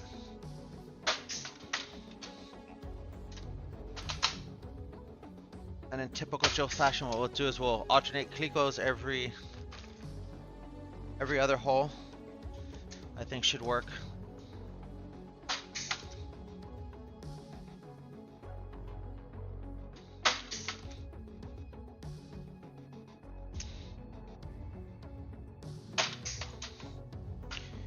Could we go every other two? Probably, but I'd rather have the parts be nice and tight when we drill them. We should be able to, we should have enough spacing there to get the drill in without a problem, so we can double check that. And just, yeah, we have more than enough space there to drill that, so I'm not too worried about that, because the bigger drill bit, that's the pilot hole drill bit, the bigger drill bit will be longer anyways, so.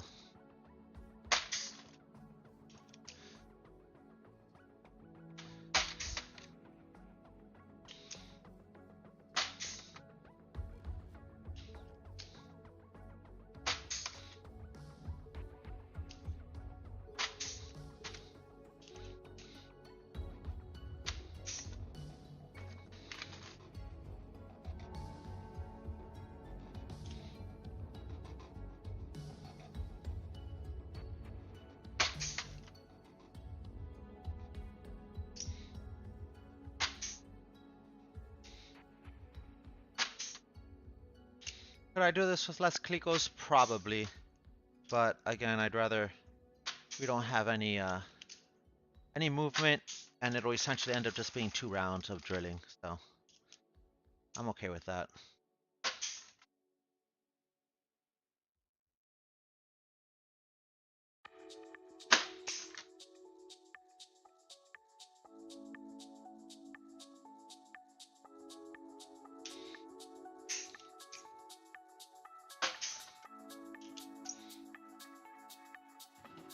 Okay.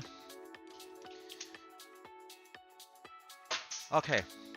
That part is now on. We know there's going to be some more parts here, but we need to do other parts first. So there's supposed to be a spacer plate, which is going to be... The spacer plate is going to be 07. This is 012 is the spacer plate, sorry. And then 07. Okay, so our spacer plate is going to go there, right?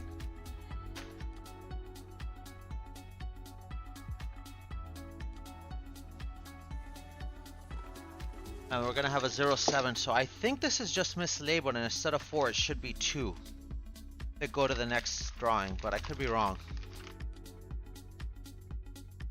Essentially, I don't think we're not sandwiching 2 of these plates together, so what I think is happening now is, yes, this plate goes like that.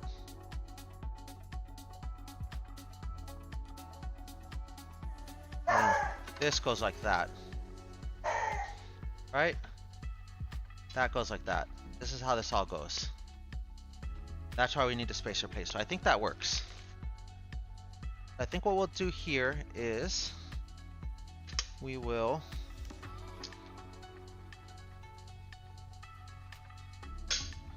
assemble these guys together.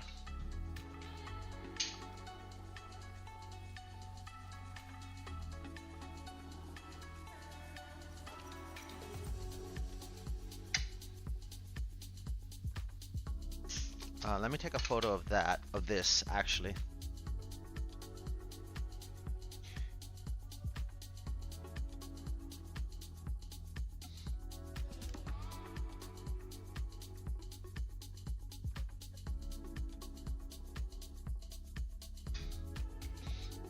I'm gonna get a block of wood just to make it easier to show what some of this stuff looks like, but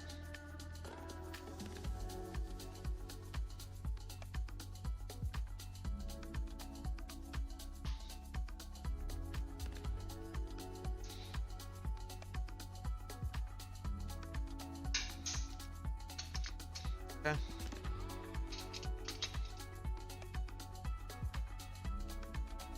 And then now And line this guy up here.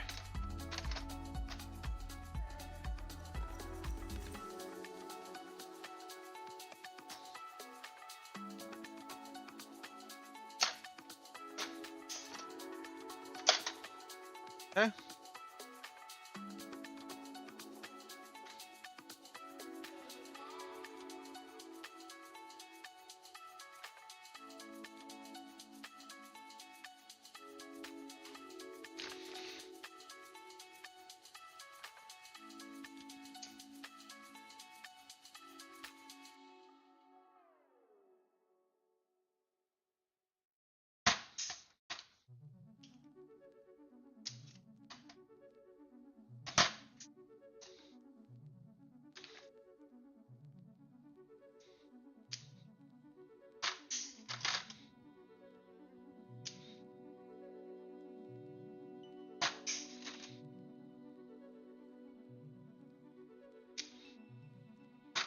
Okay.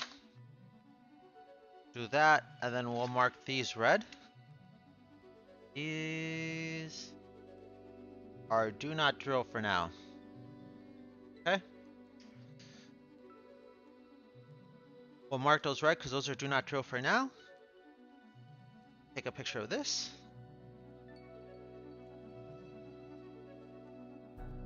Okay, so it's got its spacer. Good. And now we need to do the same thing with the opposite side. So for the opposite side, this is gonna go like this, but this guy over here this way, right?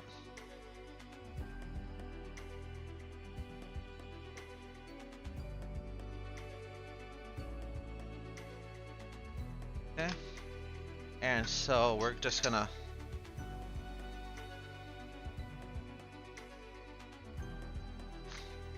grab our clicos here.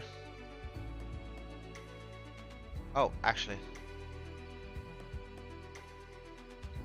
it's gonna go like this, right? Yep.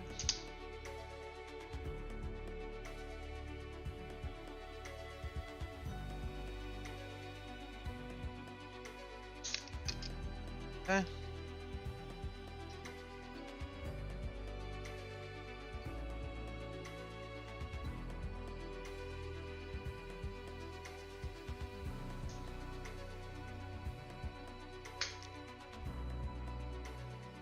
Oh, we just stabbed the shit out of ourselves with that Clico.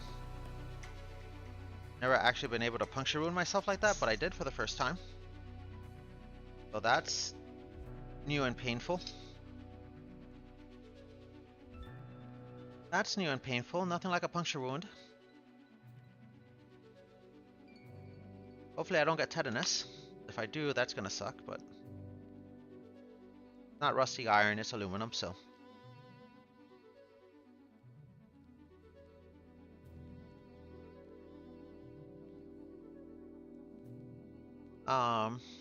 Either way, this guy now goes over here.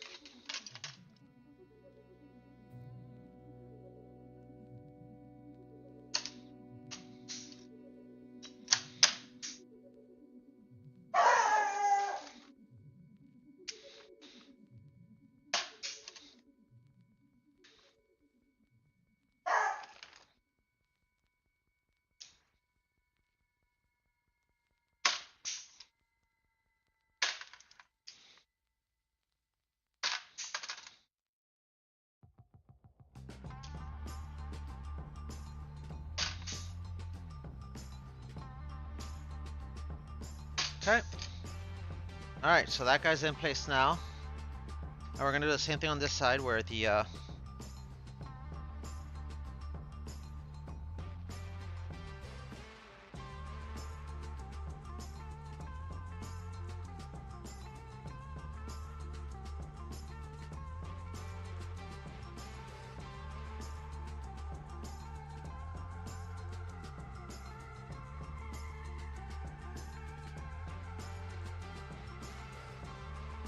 same thing with these 18 holes right here.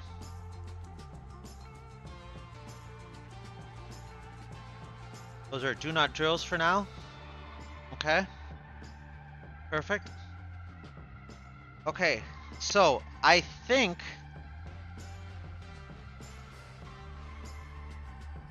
and I am bleeding a lot from that. A lot more than I thought I would.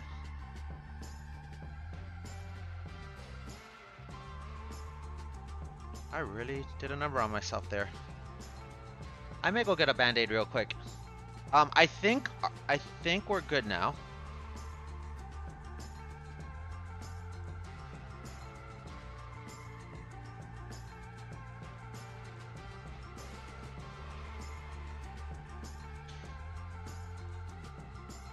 Okay.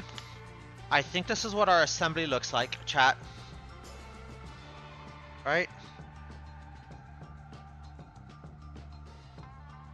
I think that's what our assembly looks like. So we got this extra angle here for extra strength and rigidity. We have this sandwich little block here. There's probably going to sandwich with another plate somewhere else. Right? There's probably going to be a cross sandwich with another plate somewhere, some longeron or something else we're going to do somewhere else. Yeah, I got to take care of this bleeding finger. We've got our 4 brackets that I don't know what they're going to be used for, but they're going to be used for something.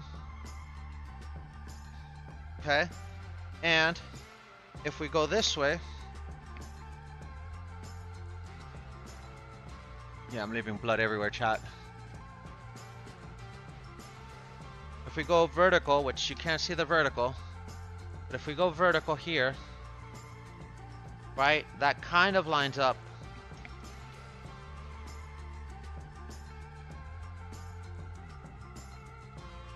Blood, sweat, and tears, right?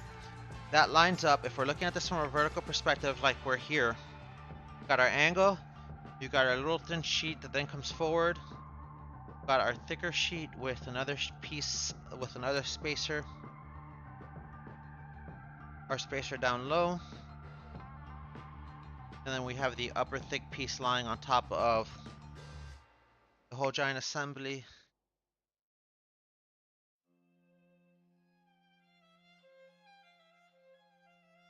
Yeah, I think this is how this is gonna go. So I think we're good here. So now I think we're ready to up drill. I will be right back, chat. I'm gonna go take care of a bloody finger, and we'll be back shortly.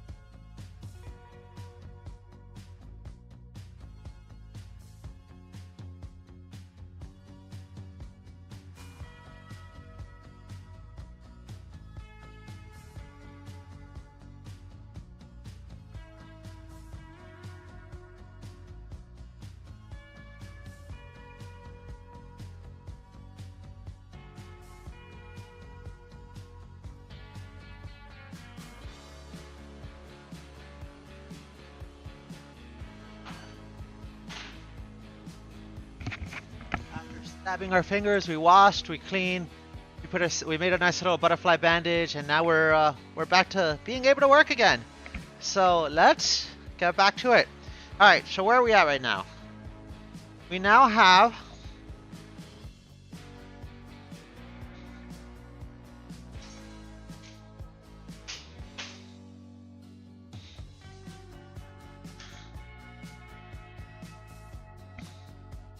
a dog that's trying to do its best to wrap itself around my air hoses like usual.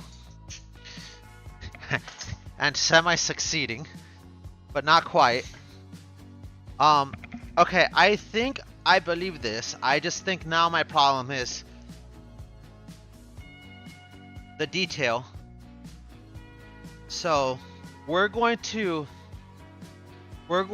know that, I'm pretty sure this is how this assembly goes. What I want to do now is I actually want to see at that other page, see if this now tells me how this part goes, now that I know what the other page looks like. And I think we're done with this parts for now, because these parts I think are going to get used somewhere else. They're just, the quantity didn't get updated in the map. Those are the ones that are going to get used in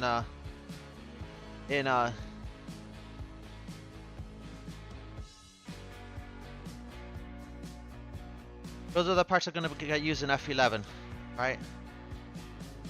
Which is what we're going to look at next, F11.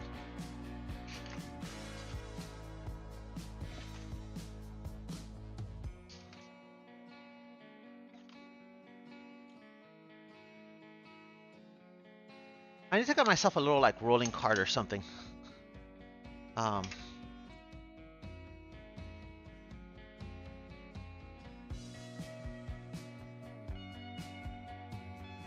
I can put tools on the little rolling cart, but if we look at F11, right?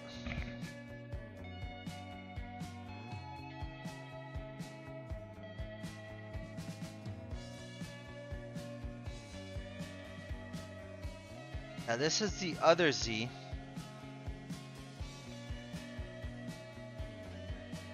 For detail R, yeah. So this is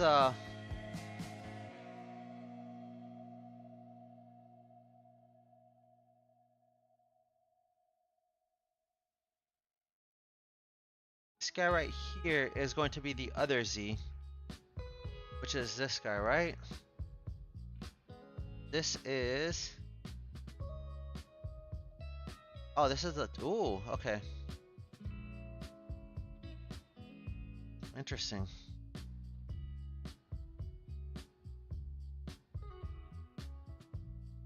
Why is this saying to rivet this now?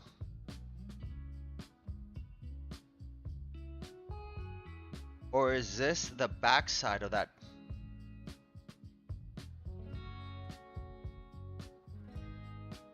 I'm very confused.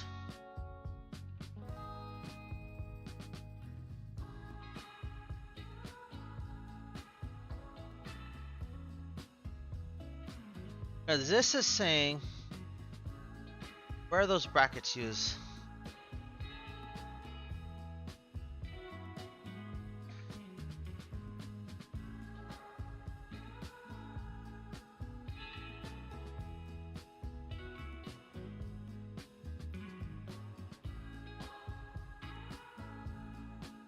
That's where the assembly is used.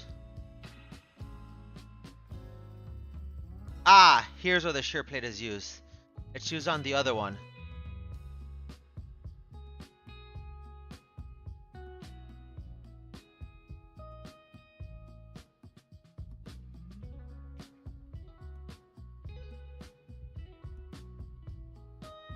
Ah, yeah. So we put this plate on the other one, which doesn't have an assembly. It really should be, honestly, the other one should probably be an assembly already too, but maybe it's just the way it fits in.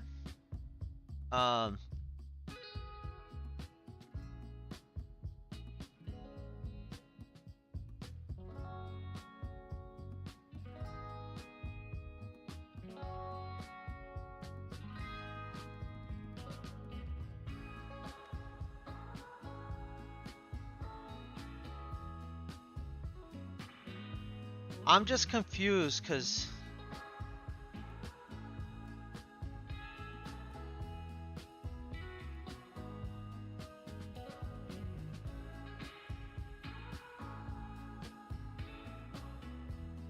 I don't know how close together these channels are, and that scares me.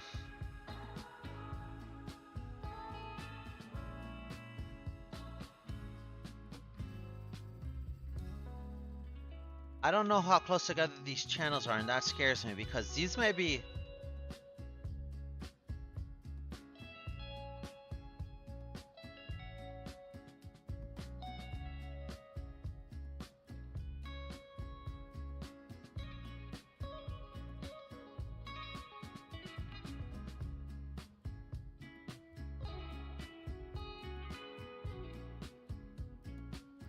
This is 02. This is a 03 assembly. But this is saying to install rivets here. Right? But if I look at this, this isn't saying to install these rivets here now.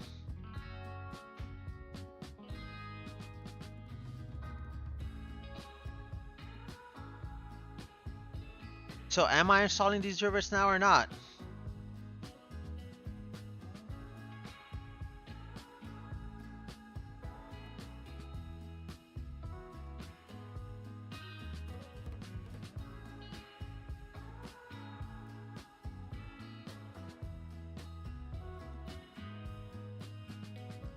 And if this is the aft tunnel assembly, did the old one have less brackets? And that page is just out of date? Is that what it is? The old one did have less brackets. Okay. That's why. The old one had less brackets, right?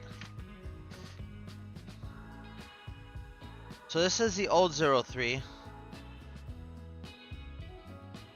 Right?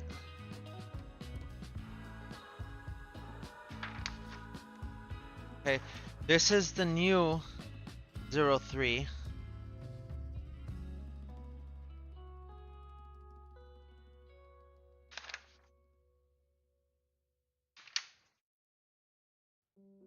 Right? This is the new 03. And that means that where I see 2, that's 03, and 02 is the other way. So, right? So this guy is going to sit this way right there. The rivets are going to be flush from this side. The other part is going to have its own brackets like this, right? On the opposite side, which is this guy, right? Because we're going to use the F1613s, which we put away, and we're going to use the other 207 splice plates to basically make the same sandwich, but we're going to make it on this page. And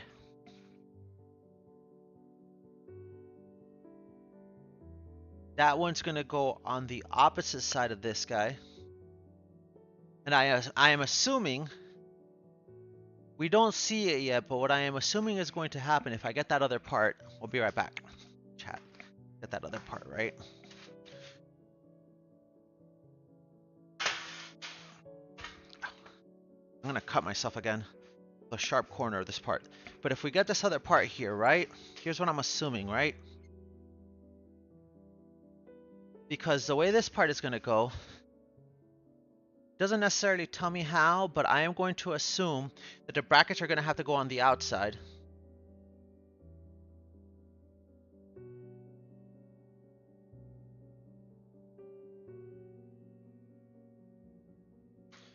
Right? The only thing that makes sense is that the brackets are going to have to go on the outside, right? And if the brackets go on the outside, right?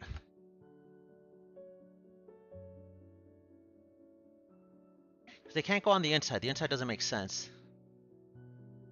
We don't know that for sure, but essentially what will end up happening is this guy will end up overlapping here. Right? Like this. Right? And so that gives us our box that needs to be square. Right? And those holes that we drill, we will drill through this guy once we're square. Right? And then we have our box structure detailed by our bottom half and given to us by something, some other bracket on the side fuselage. It's probably going to sandwich in between here. I'm assuming, right? And that's why we installed these last set of rivets. But the sandwich on the inside can already be riveted, right?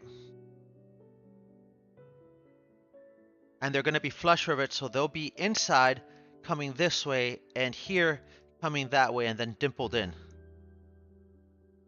That's why the bracket is on the outside, and that's why we countersink one bracket into the other.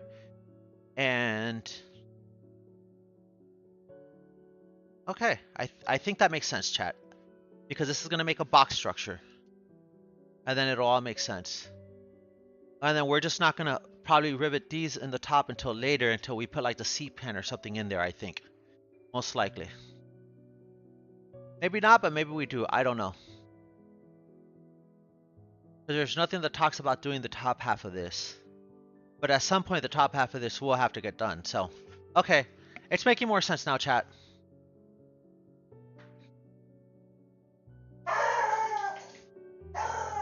It's making more sense now, chat.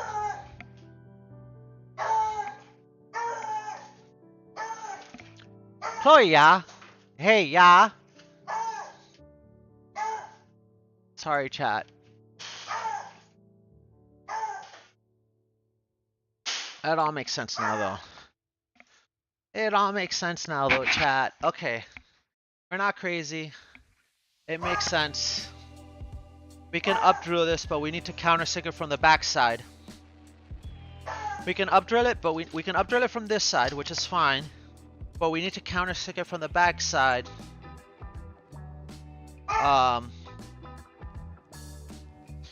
To fit our flush mount rivets, right? So if we're looking at this guy right here,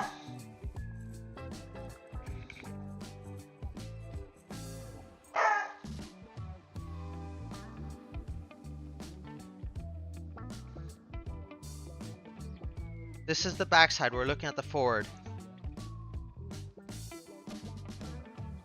We're gonna say this is back. And we're gonna say this over here is forward.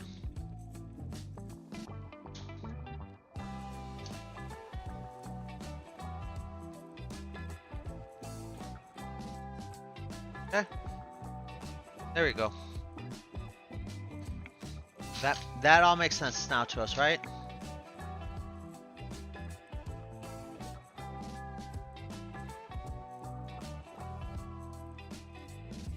Okay, so now let's get some wood and let's get to drilling, chat. We're gonna use the wood as spacers, not as a drill block. We need to up drill some of this, so we do want to keep our diagram visible. But we finally figured it out. We finally understand what's going on. It only took us 45 minutes and 6 hours to figure it out, but we got it now, chat. We understand. We understand the plans. We get the vibes. I think we're solid now. So it all makes sense now. Okay. It all makes sense now. So we're not drilling these out yet because those will be when we finally made it.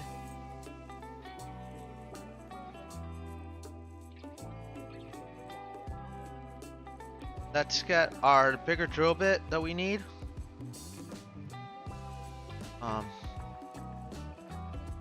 And then when we do our final hole preparation,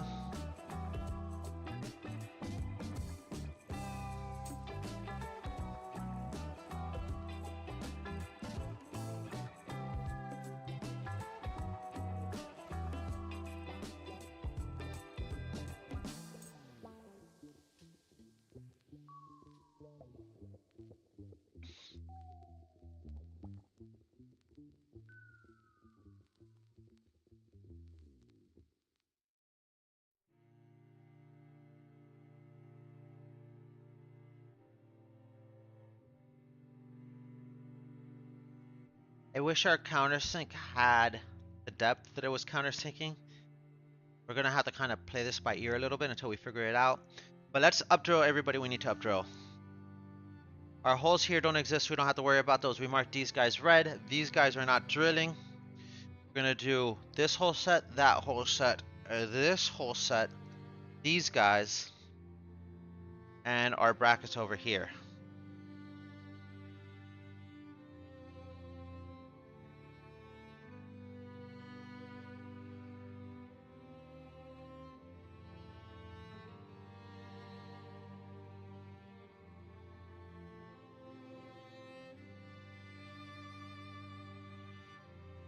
We're not using screws on this guy for detail C.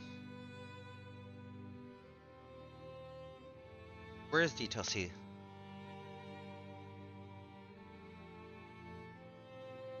Detail B. Detail B. Detail B. Detail B.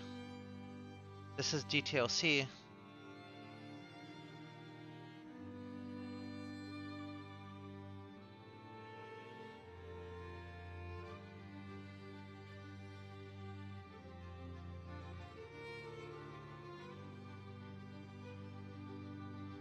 A standard gear would have the screws installed now. We're not a standard gear. So we're not doing detail C because we're a tricycle. So we don't do detail C. So detail C for us is a no-go. Right? That would be those 7 places. We don't do that now. We're going to do that on the landing gear page. We don't have to worry about it. We're good. Okay.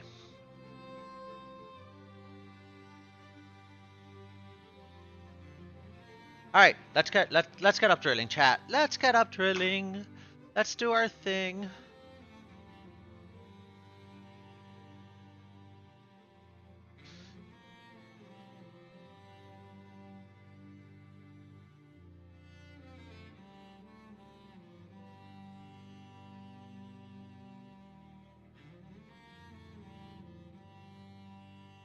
Okay.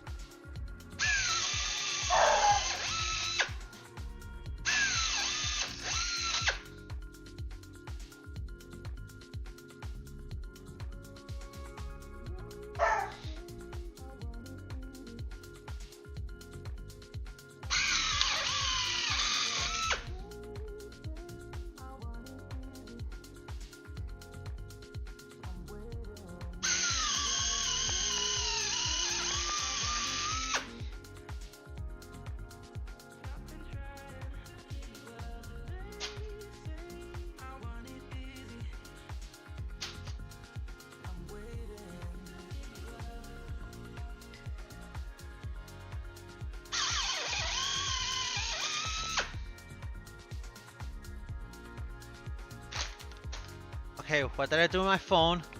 I lost it again, chat. Oh, we found it.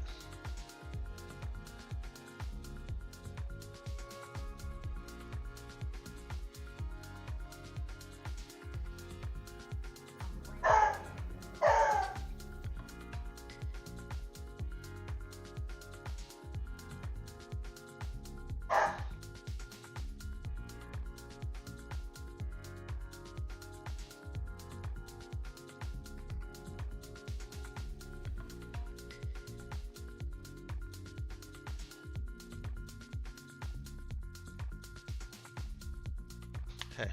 Hey Casanova, how are you? Not too bad. We finally figured out. We were kind of stumping our heads a little bit on how this part came together, but we finally figured it out, and we finally know what the forward part is, what the back part is. So it kind of makes sense to us now. But for a little while there, we were kind of trying to figure it out in La La Land a little bit, but we're making progress now. You said hi, and I didn't get a chance to say hi to you before you disappeared, but I guess you were just coming in to keep the watch streak alive, and I appreciate that. But yeah, we're making good progress on this. This is we're almost done. This is the last piece we need to do for this page, and we'll be done with this page. This is basically part of the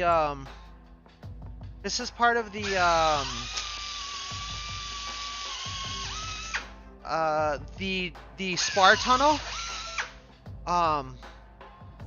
So basically this part and another part, which we're gonna assemble on a different page, but has similar assembly to this, makes a box structure that is not really the inside of the box is not really accessible from inside of the plane, but essentially both wings come in.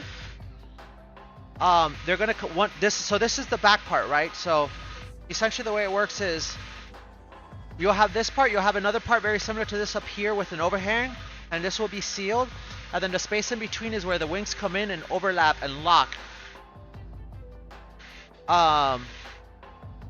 So what we need to do as a result of that is we're up drilling all the holes now that we're gonna put rivets in now, but we need to put flush rivets from this side so that they're completely flat.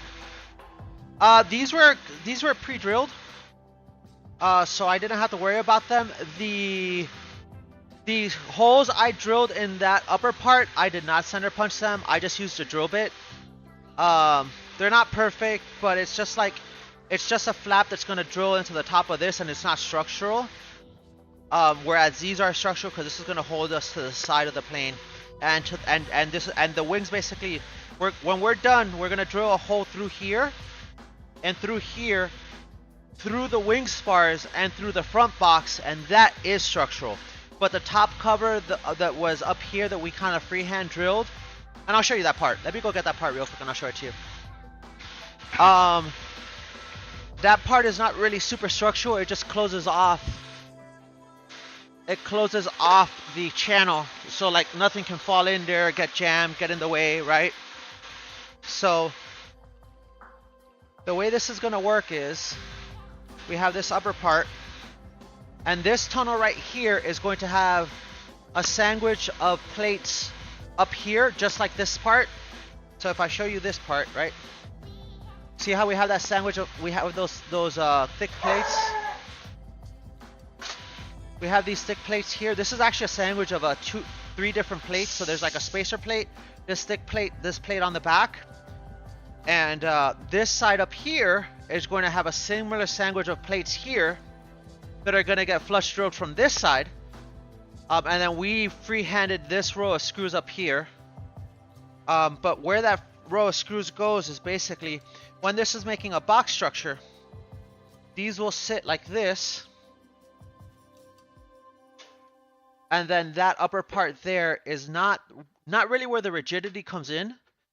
Because the rigidity is really given by the sandwich of the plate and the wing spars. It's given, this is just so we can seal this box. So those holes up here that we drilled that are kind of just, you know, freehand, they're not too big. You know, we have a quarter edge hole spacing, which is really what was the only thing that mattered. But this isn't super structural up here. It doesn't have to be, you know, perfectly aligned or anything else, but if you look at our red line, oh, whoops. If you look at our red line, they're pretty much spot on. Very minimal free, yeah, the top plate. There's very minimal, movement off of that red line, but we weren't gonna get it perfect anyways unless we used a, drill press, and we couldn't fit the drill press. This isn't extend far enough to fit the drill press on it, so. So we freehanded, and again, it's not super structural, so. No self-tapping screws. That'll get riveted through.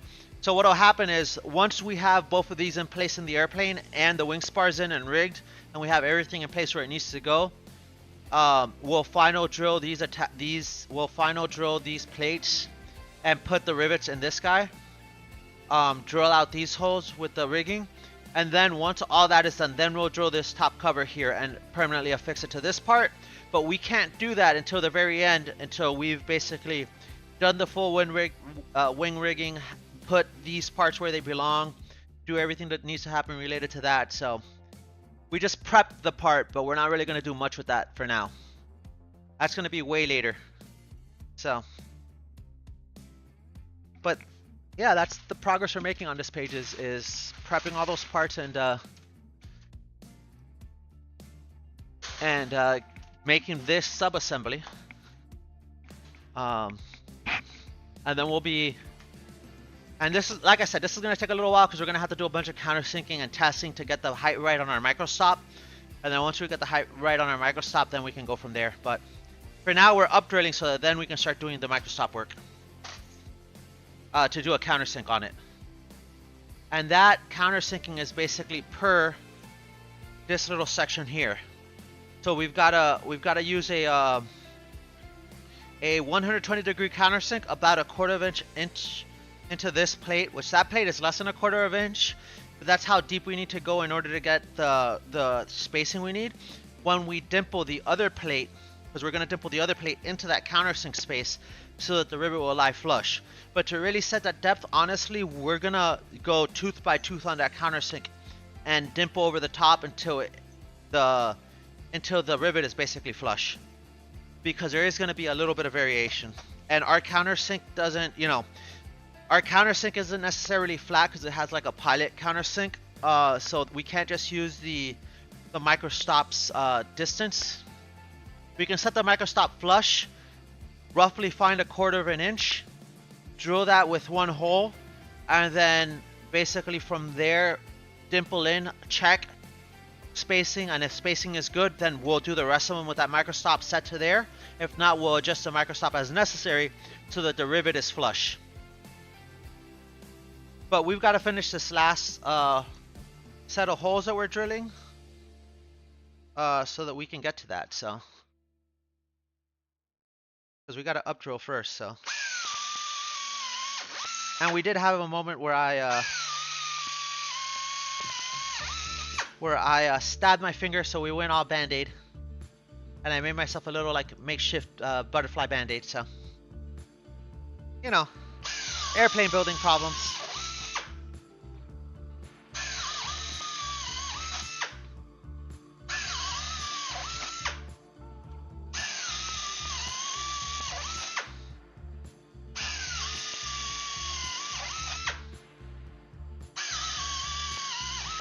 So we are going to use the measurements that the plans provide us for the base set for the countersink, but we're again going to check it before we go countersinking everything for obvious reasons.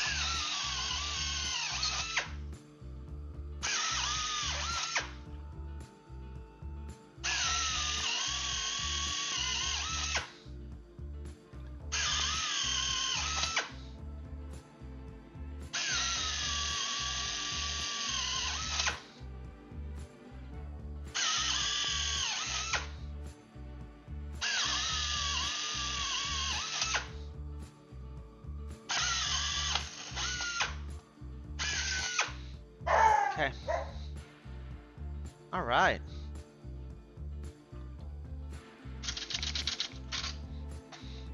Now we're gonna swap clecos out and keep drilling.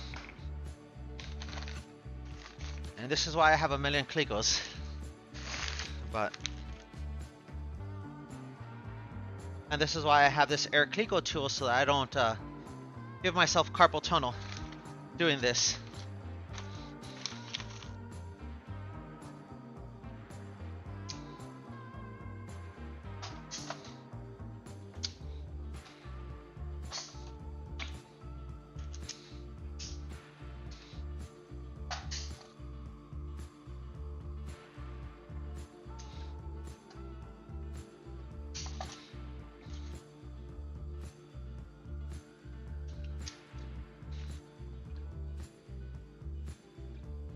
No, no, no, no, no. Yeah, no self-tapping screws on anything in an airplane typically. I mean, that's not true. There are a lot of things that use self-tapping screws, but I would prefer to avoid them and use machine screws. And because this has to be perfectly flush, you know, it's definitely not a part that's going to get self-tapping screws.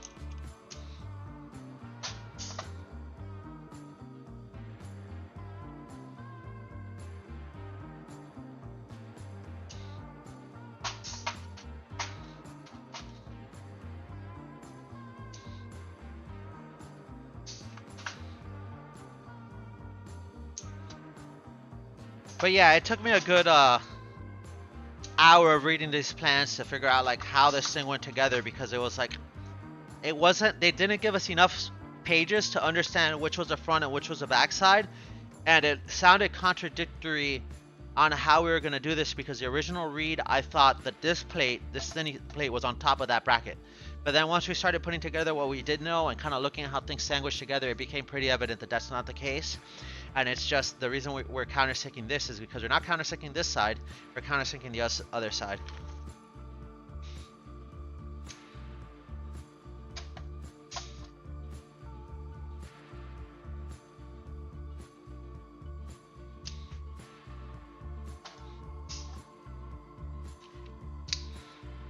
Let me get the puppers a little water, because she's being a little feisty right now, and I think she wants some water. Just give me 2 seconds, chat. I'll be right back. I'll go. She's playing with her water bowl. She knocked over, so I want to make sure she has some tasty, refreshing beverage while we work. So give me 2 seconds.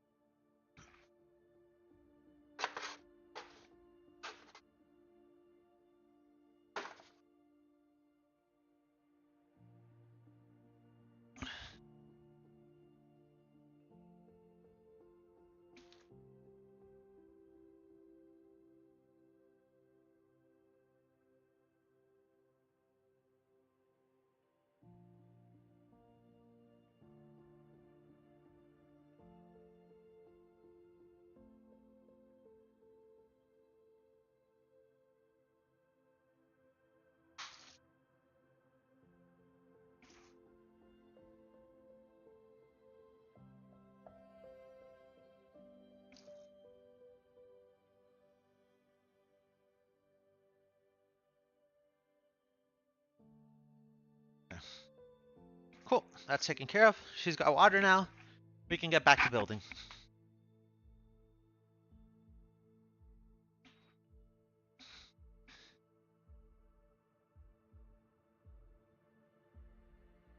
And if you notice, I did put red marks around some sections. So like, there's this big red circle over here, because those are rivets that we're not drilling. Same thing with these guys here.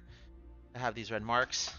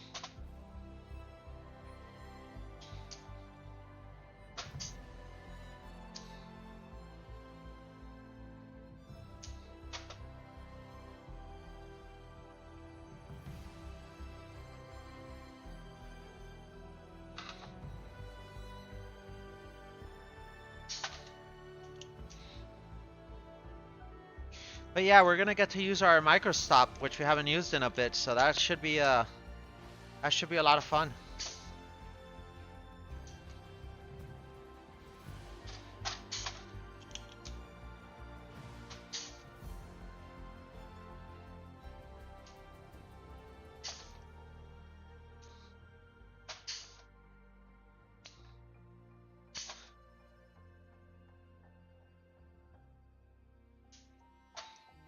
The microstop is kind of nice because once you set it, you're kind of good and you can kind of just go, and things will just be exactly as you need them. Kind of like once it's set, because these pieces all have similar thicknesses, so once it's set, you can kind of just go.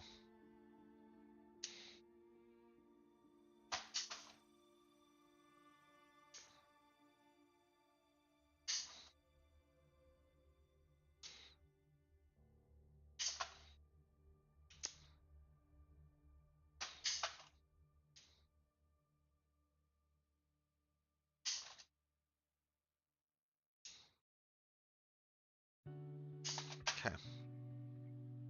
Take our mandatory FAA picture, chat.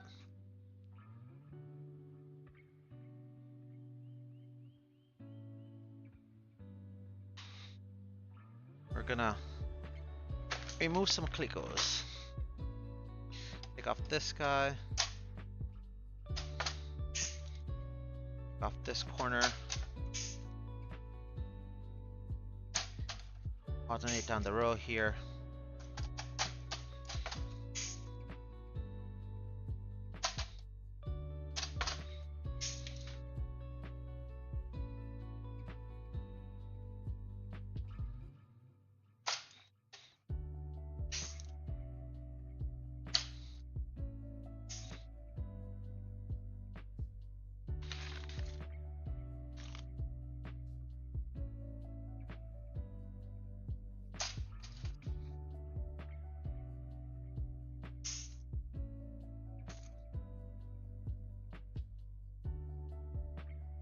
I actually don't think I want to take off that one. I don't want this guy to be this loose because it's only got 4 points in the underplate. I'd rather drill one hole at a time on that guy.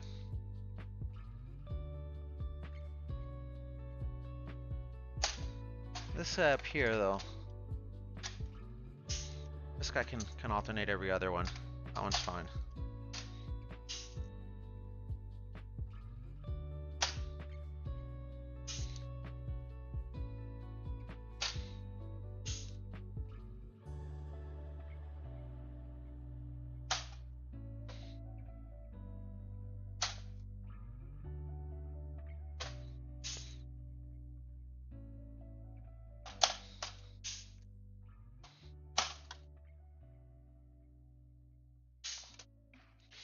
With this one, I'm only gonna do at a time. These are fine because these have more than enough clicos in them.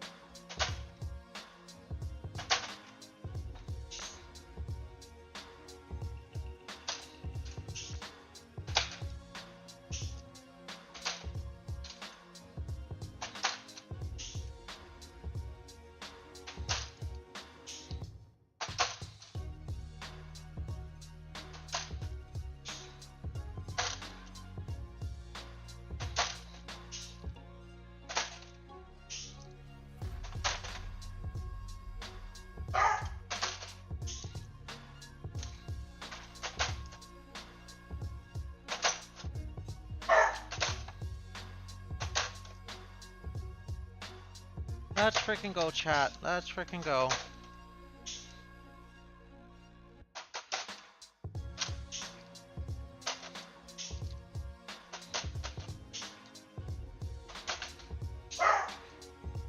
Okay. Alright, it's back to, I would say drilling time, but you know. Yeah, that's exactly what it is, so.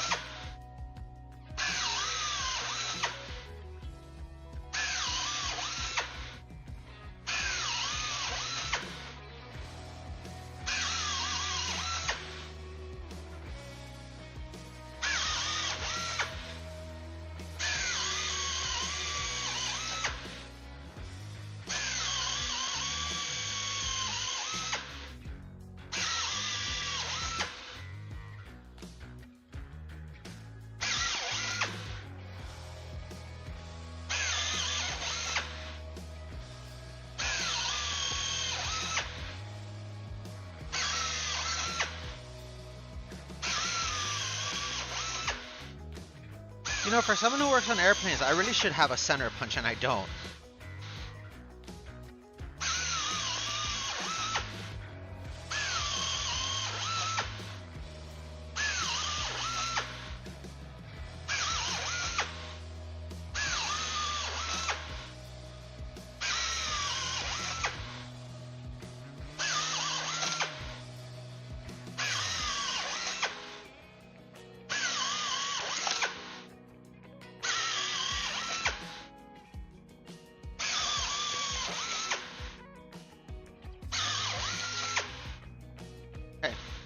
I think that's everybody.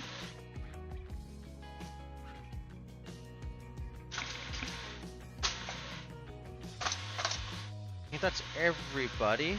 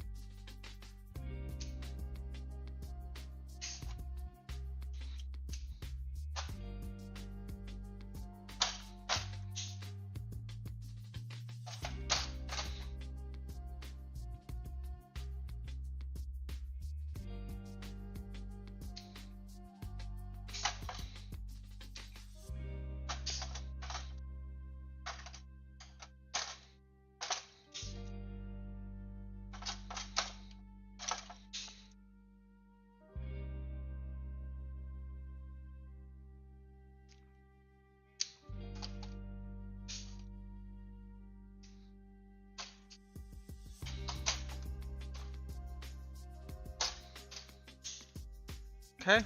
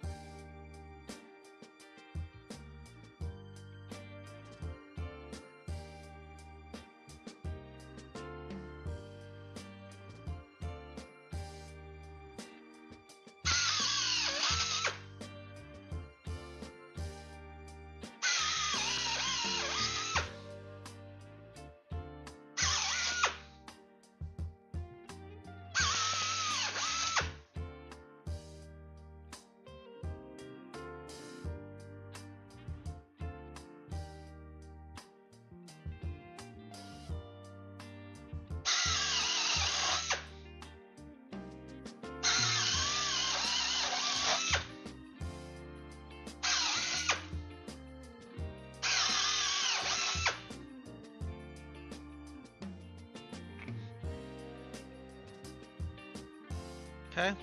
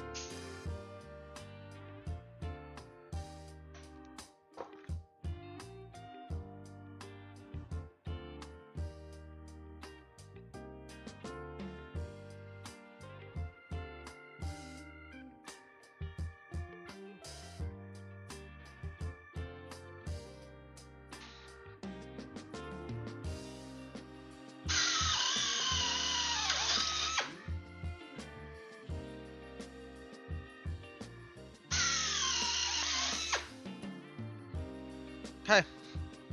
Now,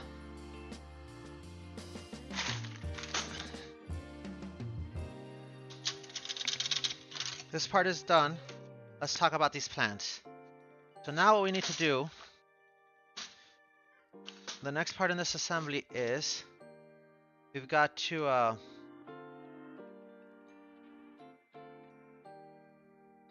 basically prepare our holes, basically how this describes it. And the way this describes it, we need to countersink. We need a 120 degree countersink. So we're gonna go ahead and grab that. We're gonna grab our microstop while we're at it.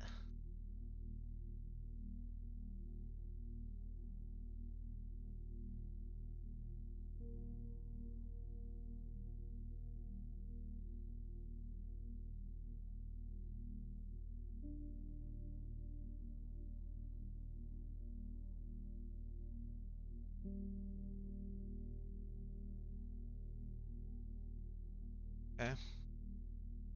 So here is our microstop. We have a 120 degree.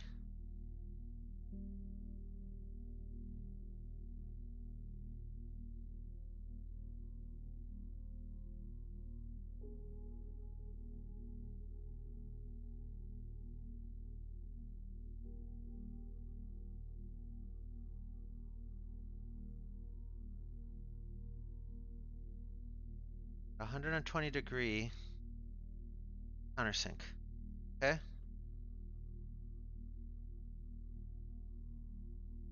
Question is, how much depth do we get? Now, the easiest place where we can start for these, okay, because we need to figure out how deep we need to go with this, right? So I think the easiest way to do that is to start with our brackets. Okay? I think the brackets are the easiest ones because the brackets are four clicos. We can test, we can go from there, and then we can eventually, you know, settle on what we need and what we want, right?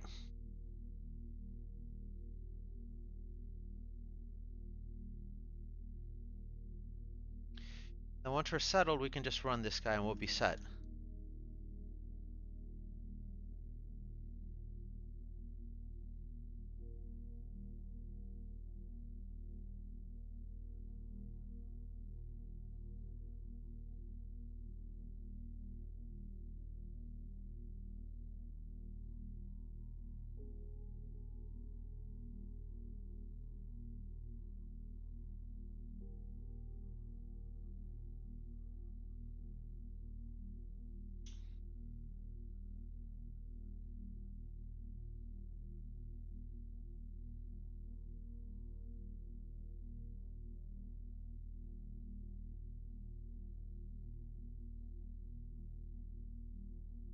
But, and need to dimple in. So what we're gonna do is, we're done with this drill bit for now. We're gonna be using our microstop now. Okay, but before we do our microstop, I want to set our microstop. And the way we're gonna do that is we're gonna remove this plate. Okay.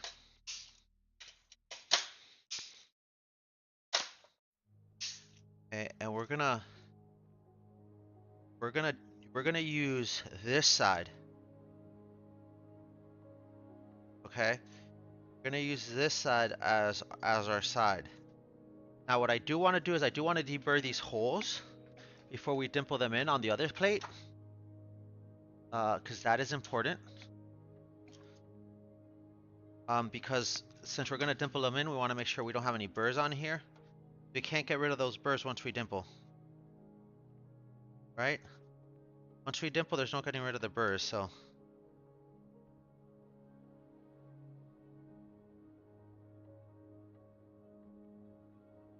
Okay.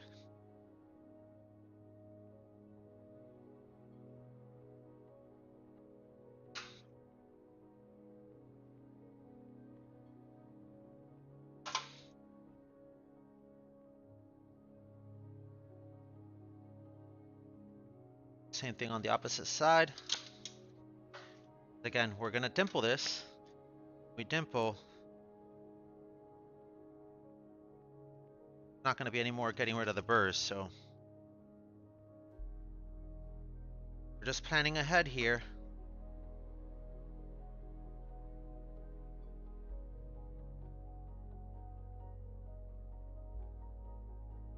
We're just planning ahead here, right? Okay, so. I want to get my.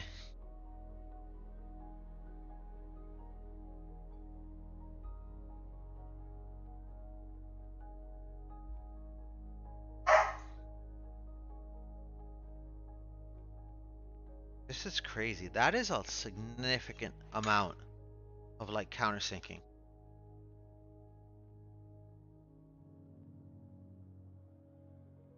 It's 0.25 extrusion that we're gonna countersink up to 1/4 of an inch. That seems crazy to me, but we're gonna roll with it. We don't care about this.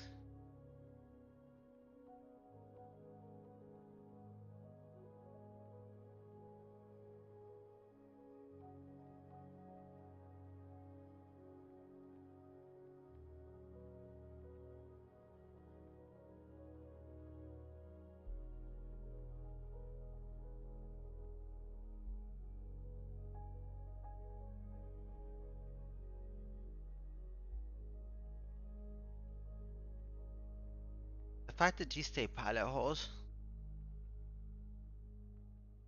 it's crazy to me, but it is.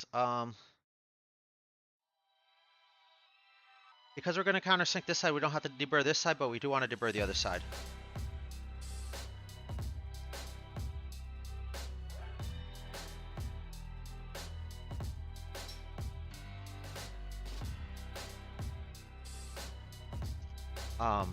Definitely want to deburr this side. We don't care about deburring the other side because the other side Gonna get countersunk, so it's not really a big deal.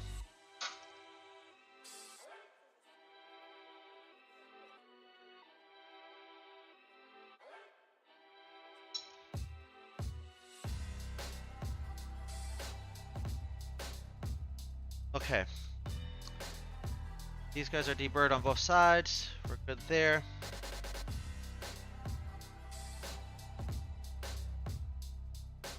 Take our deburring picture here.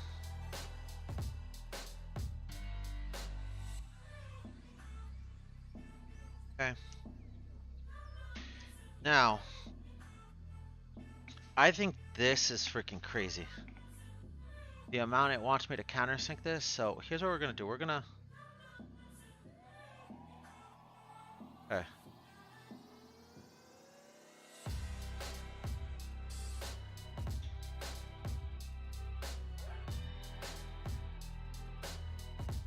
What I'd like to do is I'd like to set the depth of this first. Okay.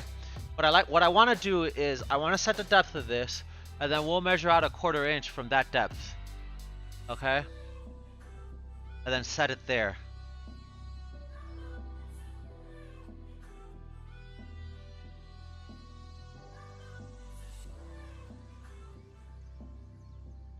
We're gonna start with one of the center holes because that's what makes the most sense from a non-permanence perspective. We're just gonna back this way off.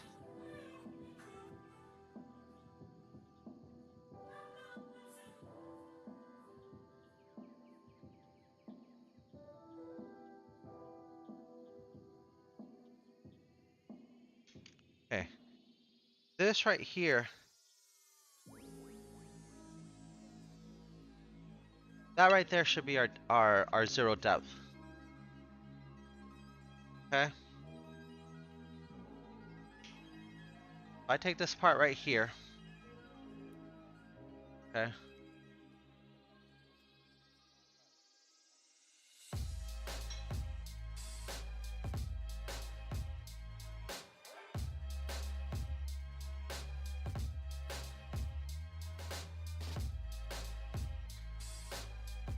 Yeah, okay, that's zero depth.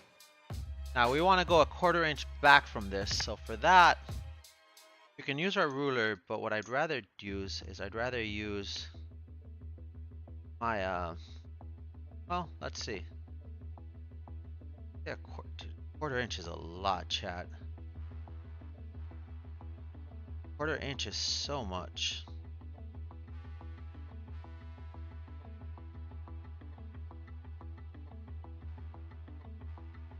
You almost have to take the microstop off to get a 1/4 inch.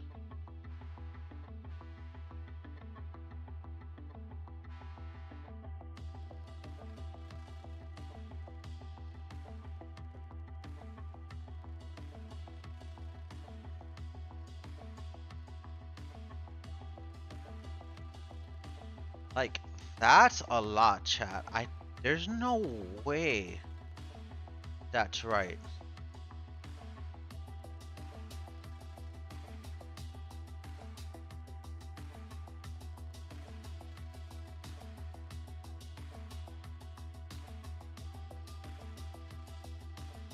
Just that doesn't seem like, chat, if I do that, right?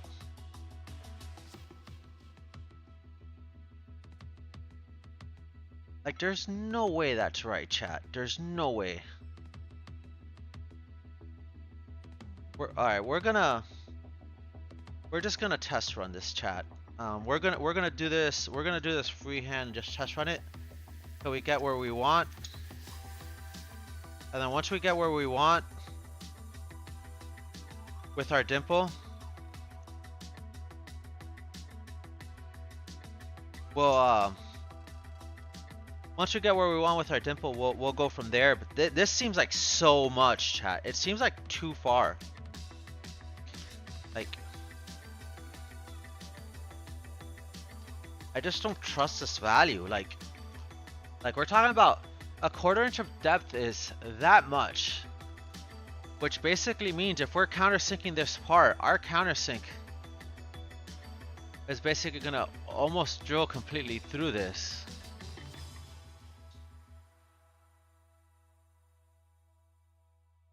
Which doesn't make sense to me. That seems too much. So what I'd rather do is I'd rather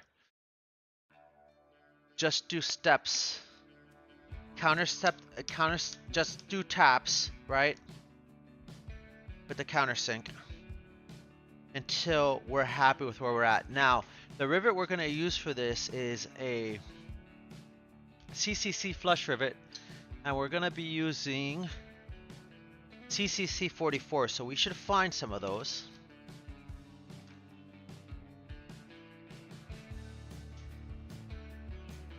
That's 42s, 46s, 44s. Okay, these are 44s, right? I don't think they need to be that deep, even with the dimple, because we essentially want them to sit flush, plus a little bit more, so that when we put the other skin on, it fits, right? So let's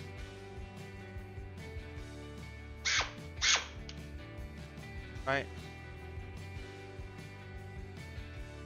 because that right there is almost flush, chat. That's actually almost perfectly flush, but we're gonna dimple a skin onto that, so we know we need to go a little bit farther than that. So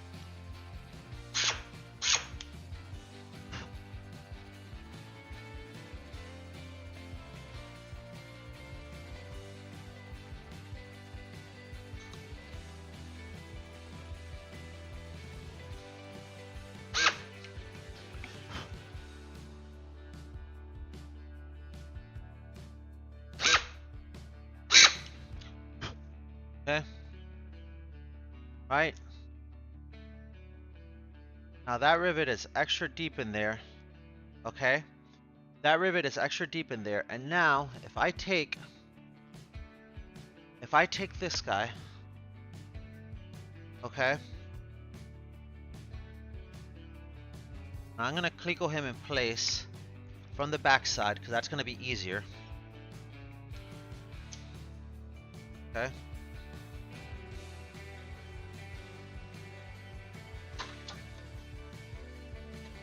Through the holes that are not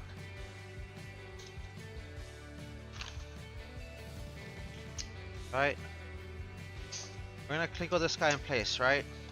Okay. And now we need to dimple this guy in. So we're gonna use our C-clamp dimpler, which I haven't used in a while, but that we love, with our long arm and our 1/8 inch dimple dies, because that's what makes sense. Okay.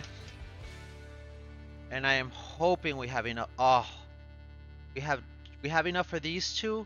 I don't think we're gonna have enough for the last one, and I don't think I have a long enough arm. I really need to get a longer head for this.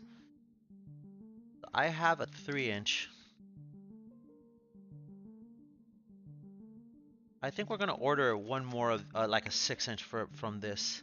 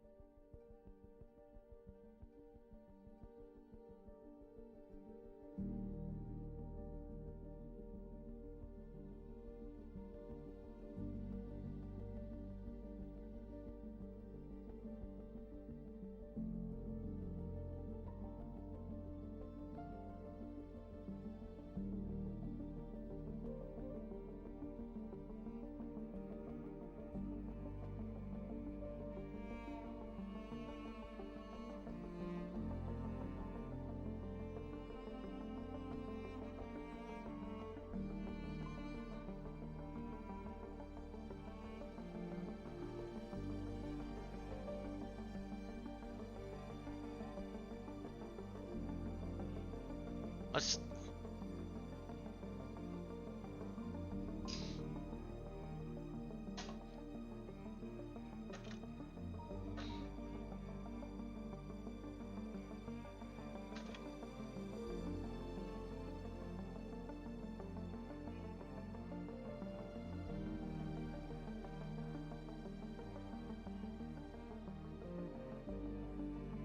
Okay. If we dimple that there, are we flush with our rivet? And our rivet is pretty much flush, chat.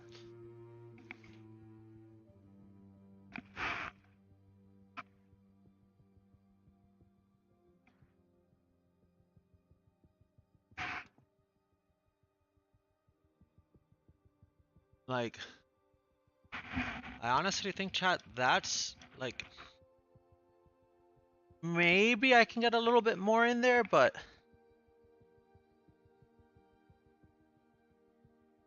I honestly think that's freaking perfect, chat, because I can just, my finger just catches on that and not always. And I feel that once I rivet that in, we'll be fine, because once we rivet it in, that's going to be a little bit tighter to the squeezing force. So I think that's perfect, chat. I think that is exactly what we want, chat.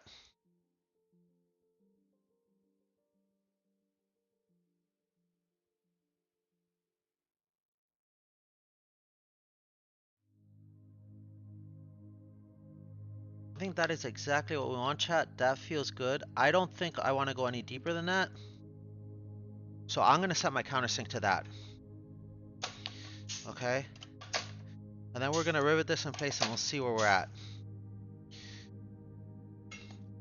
But I think that is exactly where we want our countersink. So that's what we're going to do. We're going to set our countersink to this depth right here.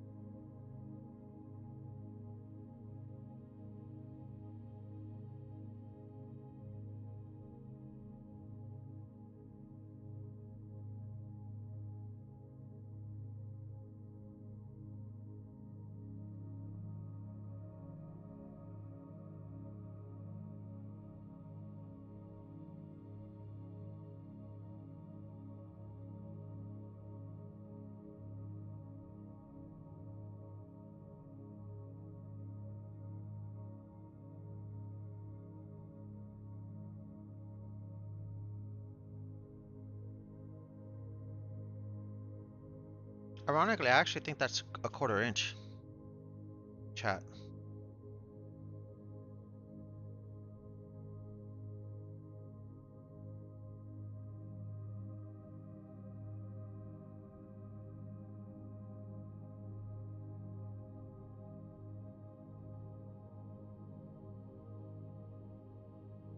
No, not quite.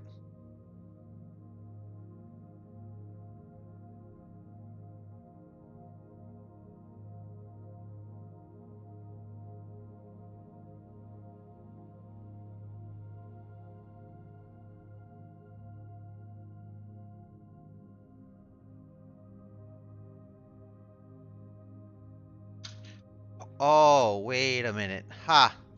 I know what it's telling me. I know what it's telling me. It's not telling me to countersink a 1/4 inch of depth. It's telling me to countersink it with a 120-degree countersink until my diameter is a 1/4 of an inch. If we do it that way, that'll give us exactly the spacing we want. And we'll double check this right now, but we can see roughly where we're at with our micrometer, and I guarantee we're going to be spot on to that.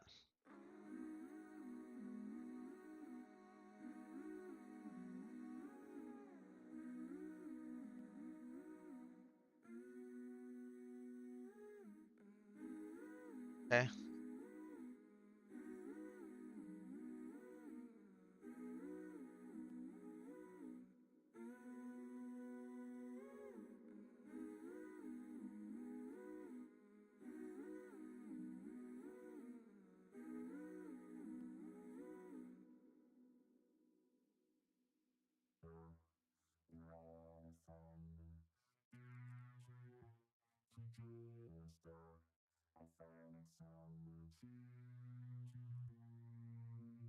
We're slightly over, but that's okay.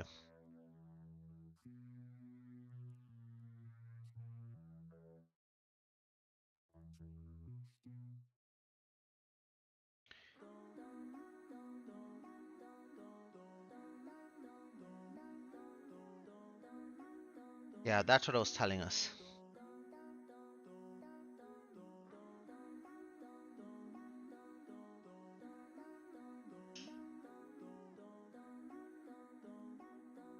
Okay, I think we're good here, though.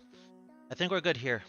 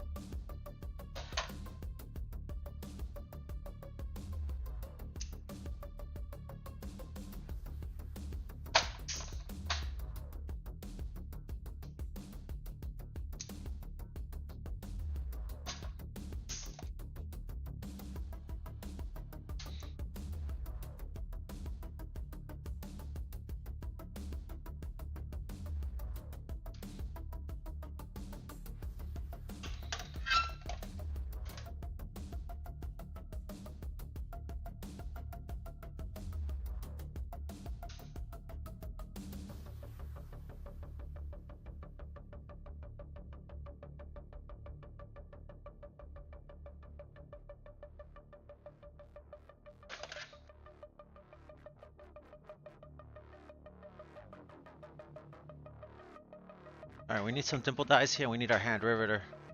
We have our dimple die kit though for this, so.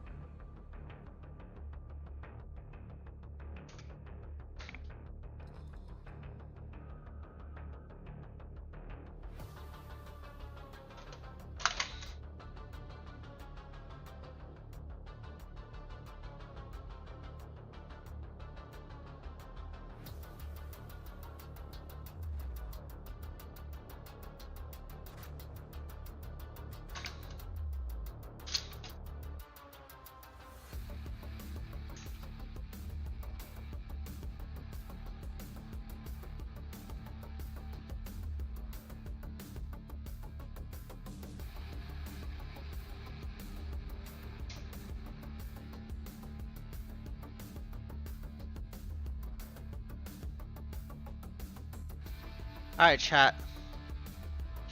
We're gonna use a fancy dimple die set here.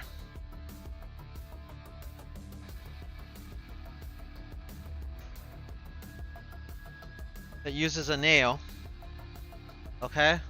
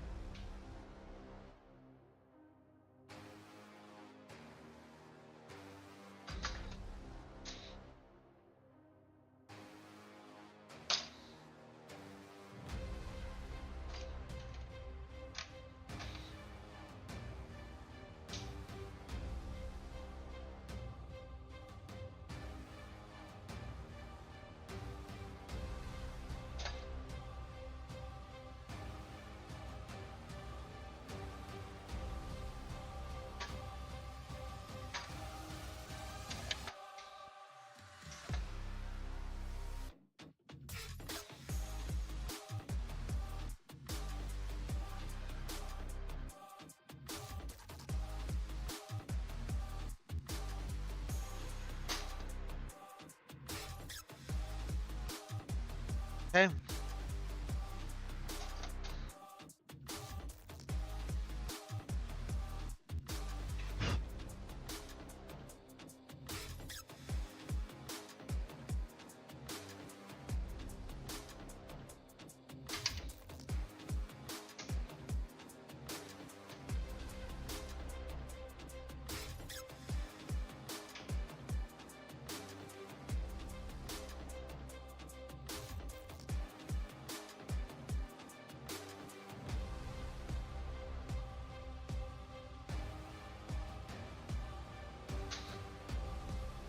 Okay. Where'd it go? Our nail-based dimple die. Okay. Now that we have that dimpled, we're gonna double check here. What are our CCC rivets, right? Because for these brackets we're using CCC 44s, right? So are we flush? That feels flush to me, chat. Are we flush? That definitely feels flush to me. So I think we've got good depth now. So I think we're good. All right, so let's go ahead and assemble. We're gonna assemble that bracket right now.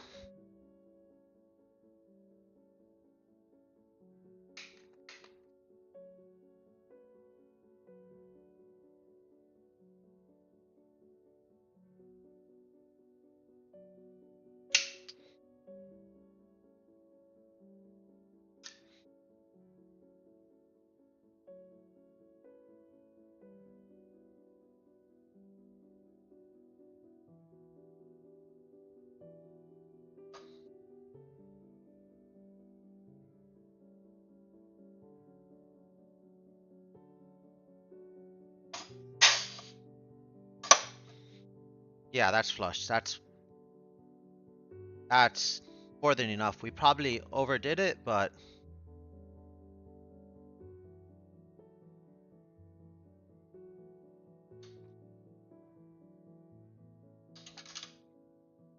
I don't think that'll be a problem.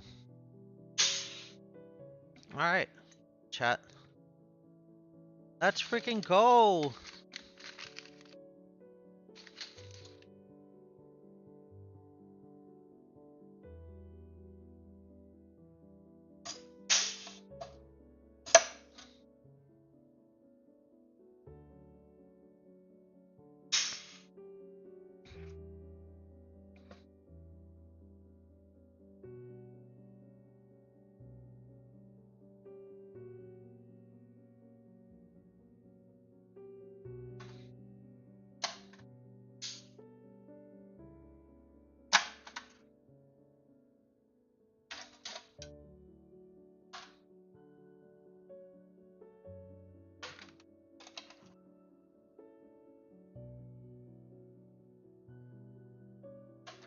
Yeah, I can't do this because I don't have enough throw.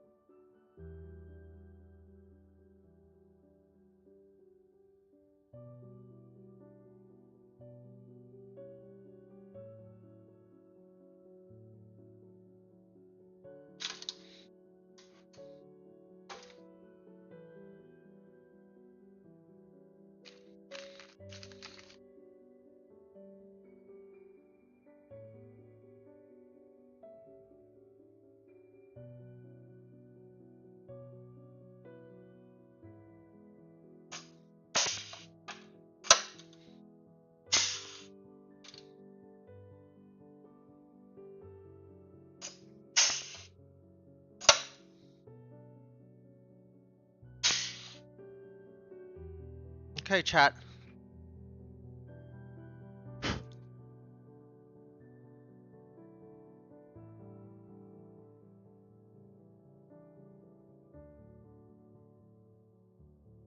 That feels nice and flush. I'm not too worried about that. That feels good. On this side.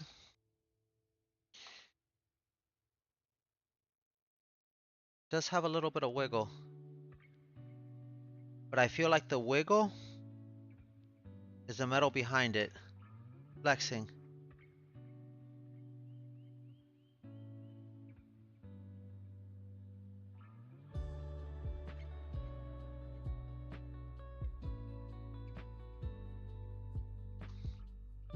Okay.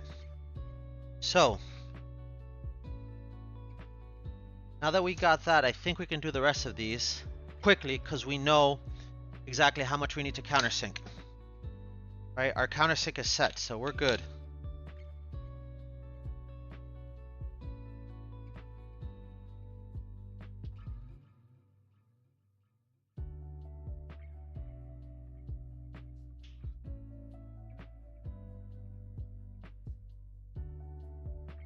Our countersink is set, so we're good. So we can do all of these. Honestly, we can probably do all of them, but let's. I want to focus on the brackets first.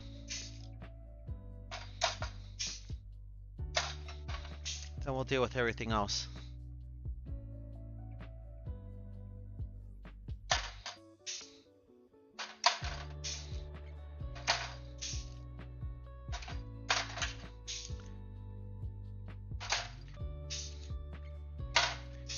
Because now that we're set, the rest of this should go quickly because they're all going to have the same depth. Right? Like none of these parts are going to have a different depth. Because essentially that's the depth we need to get the spacing of the part underneath it, so.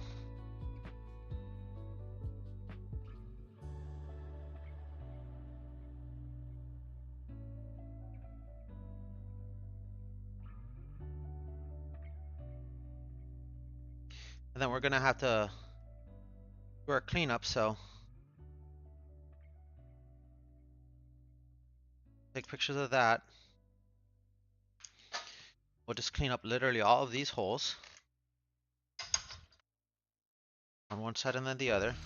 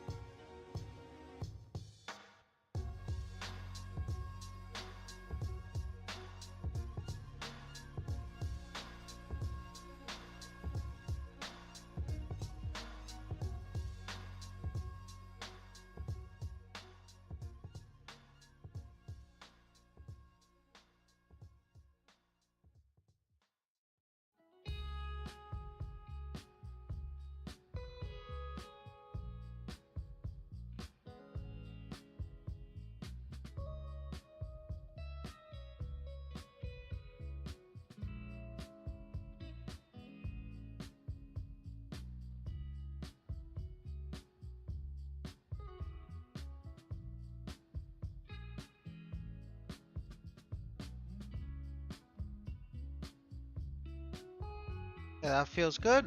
All right. Those feel good on both sides.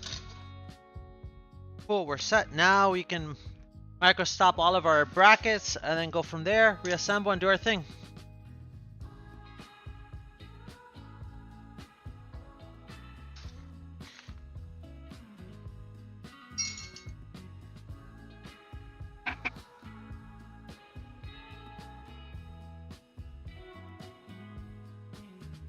Oh, actually, no. We want to...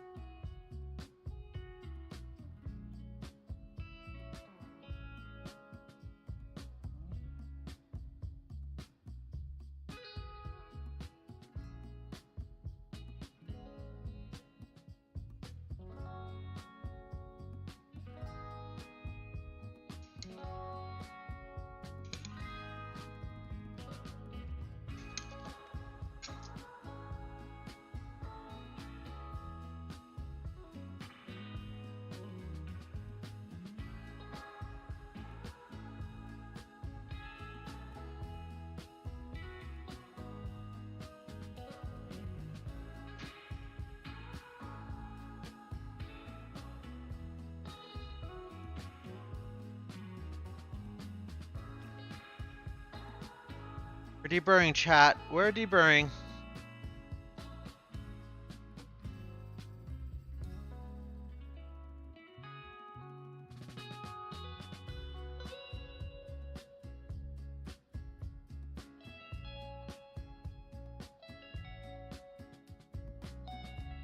Okay. Alright, that all feels good. The backside we don't care about because the backside we're about to destroy with the countersink. So, let's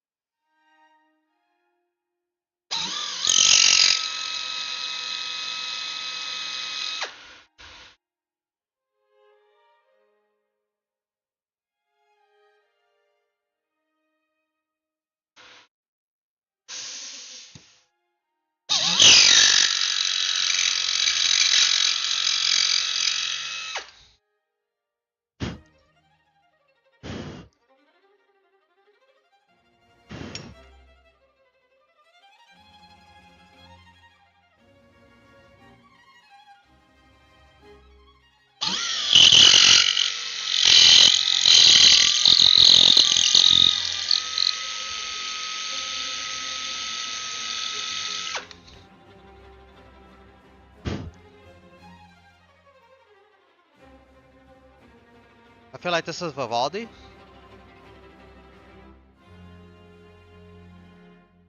I like Vivaldi.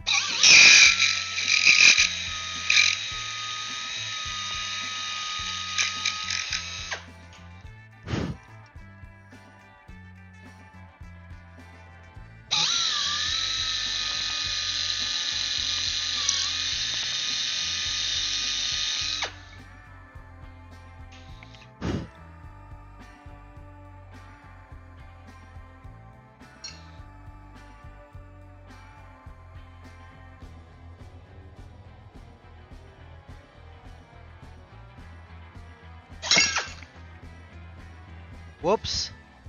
Whoopsie. Oh, that did not work out the way I wanted it to. Whoopsie.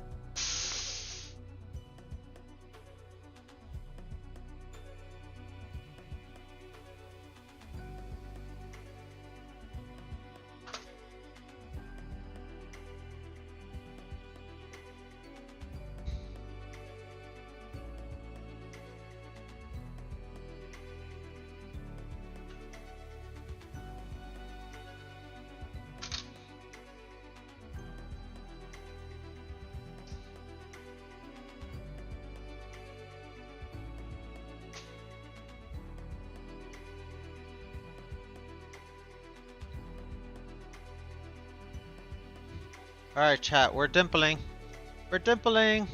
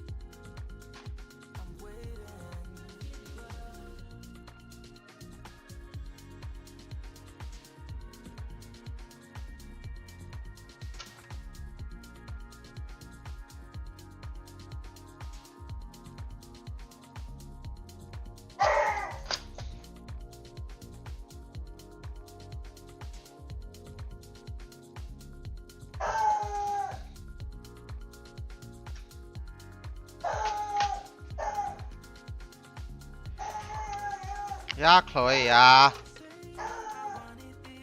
，Chloe 呀，嘿，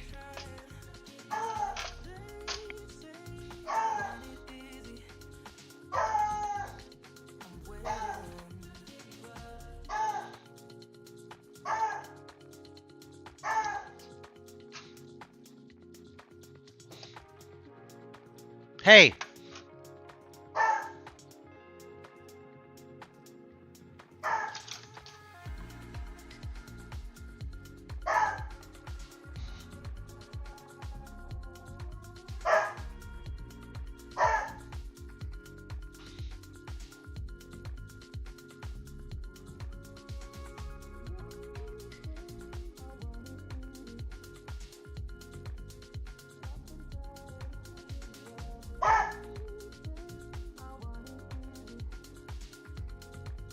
Okay, back to riveting chat.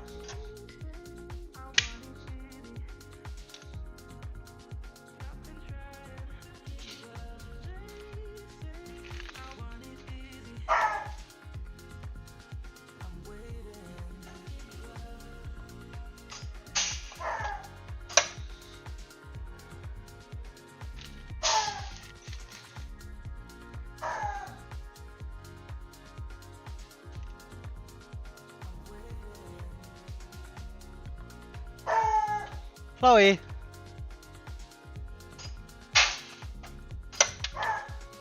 Chloe.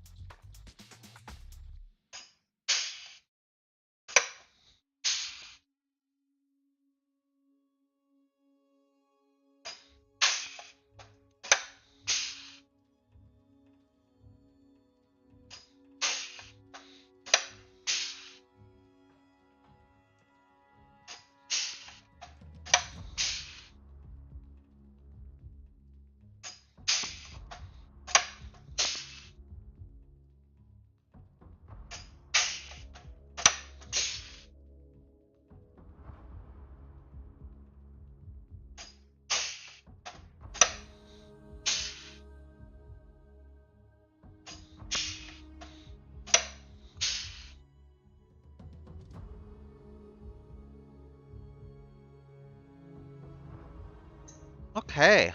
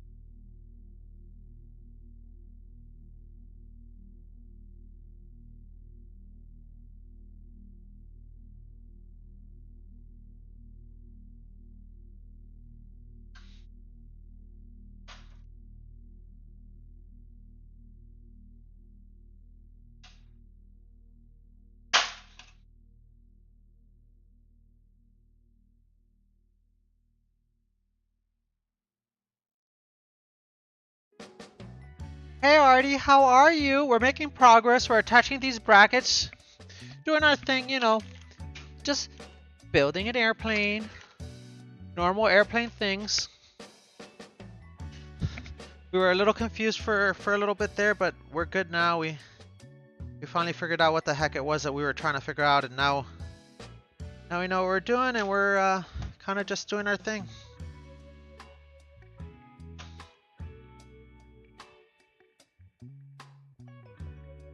Just making progress. How are you? Have you been able to knit anymore or no?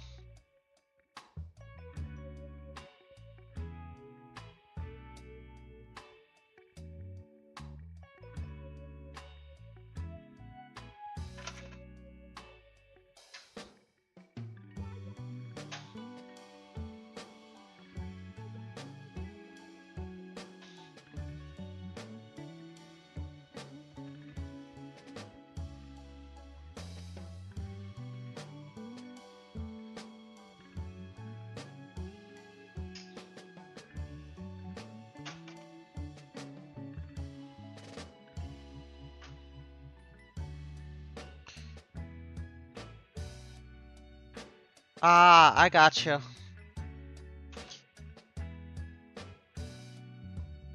You catch something from all the kids at the holiday dinners. That's usually the one of the main like super spreader events around this time. Okay.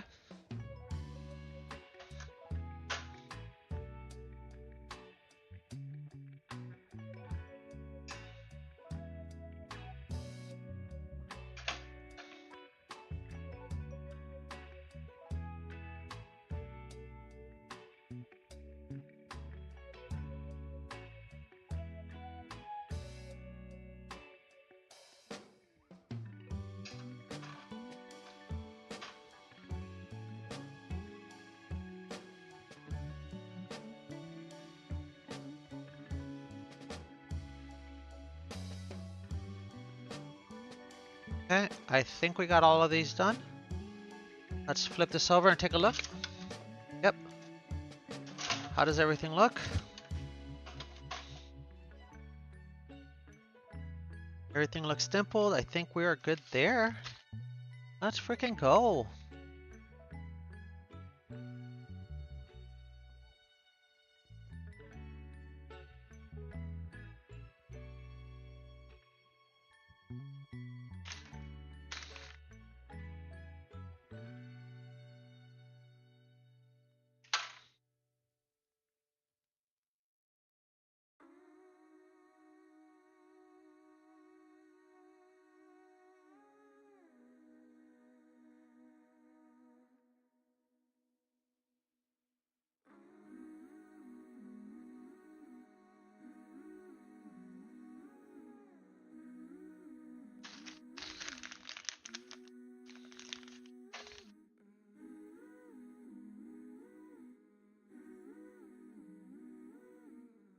Aw.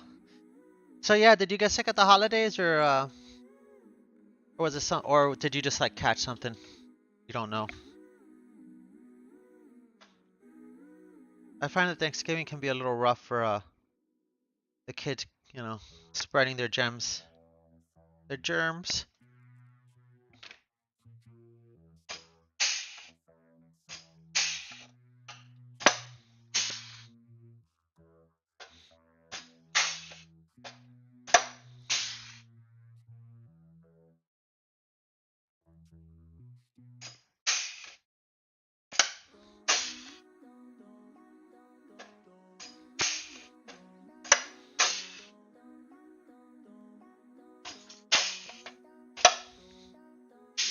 Ah, that sucks.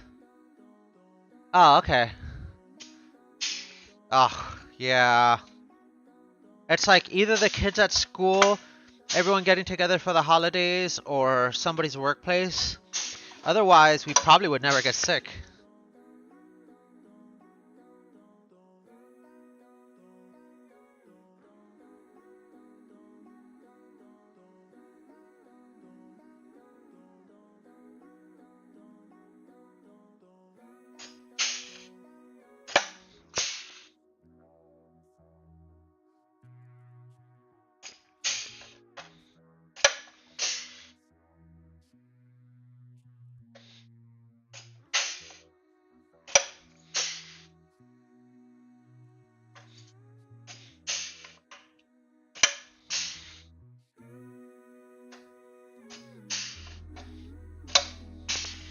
Okay.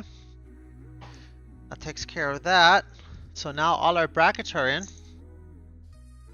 Well, all of our 4 main brackets, we still have another couple of big brackets to do, but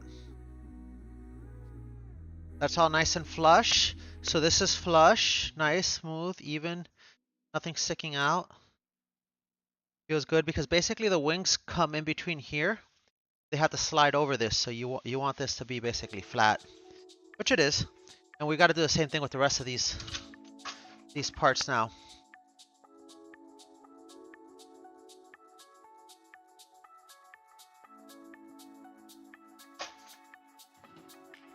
So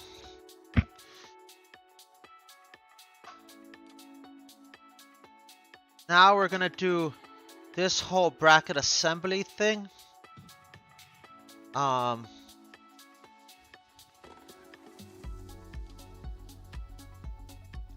since we're gonna do this whole bracket assembly thing next, yeah.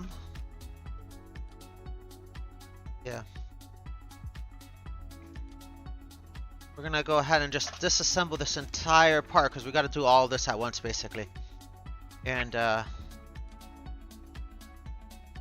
actually this bracket right here, is not gonna be countersunk on this side.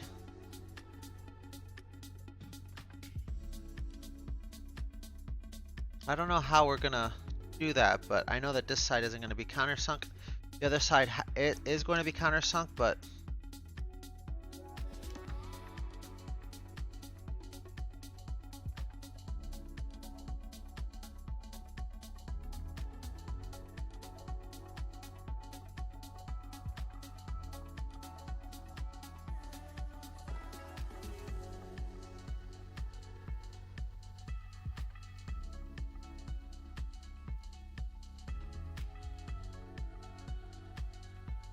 so let's take this apart because we've got a lot of cleanup to do on this whole thing.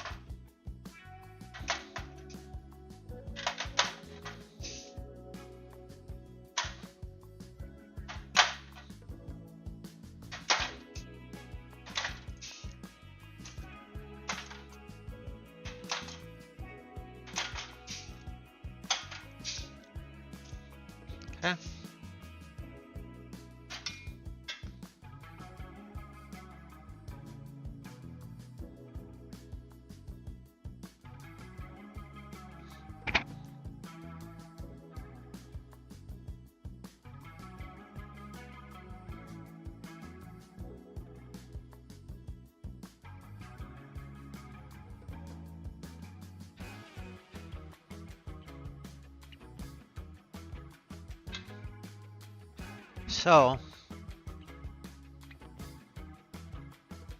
we need to dimple. We need to do these 2 plates. Countersink all of these plates, this whole plate, and then everything else is just cleanup. So we're gonna start with the parts that are just cleanup, which is this guy right here. So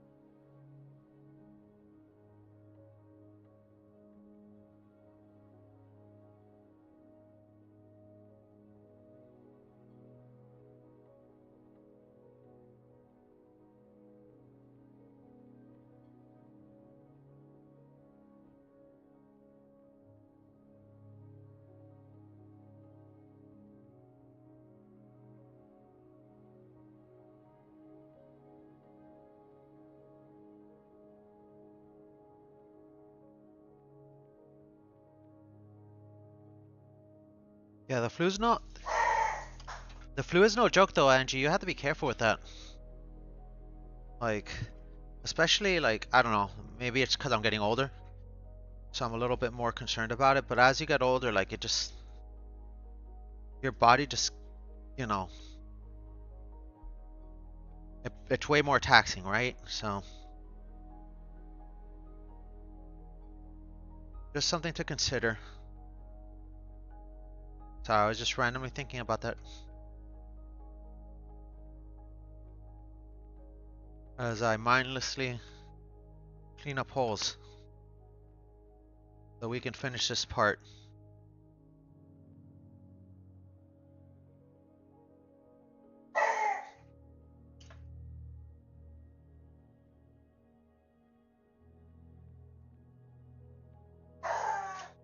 Chloe,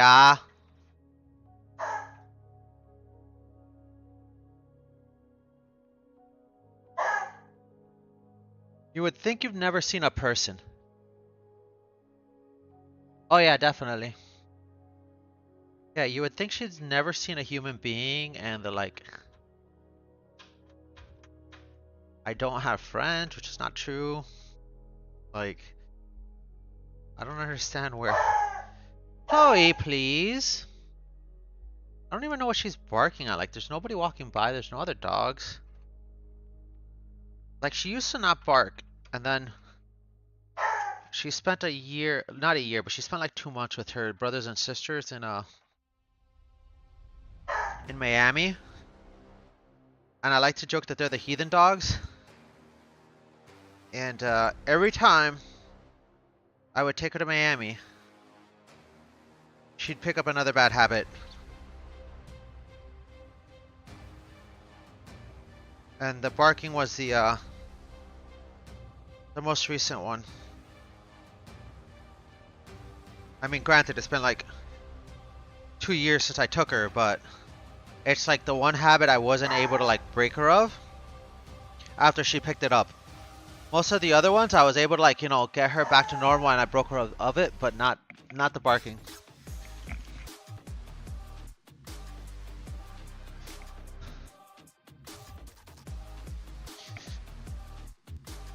And like, I don't care if she barks, but you know, I have neighbors and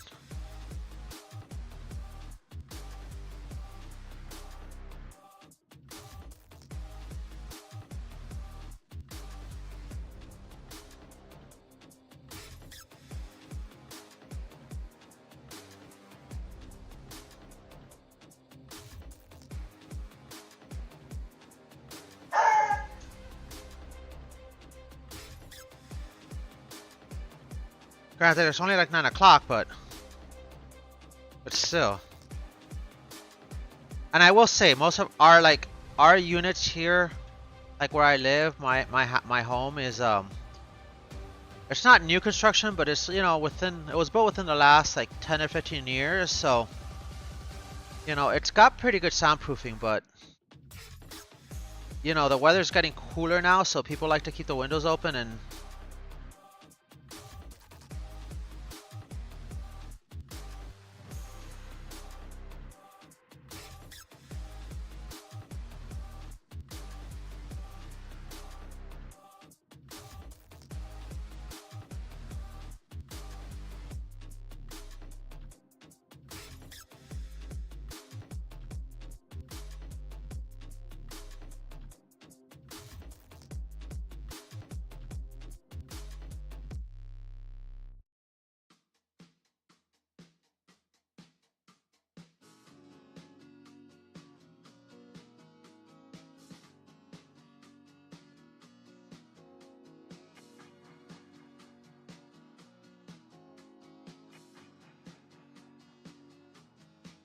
okay, these are clean. These are in good shape.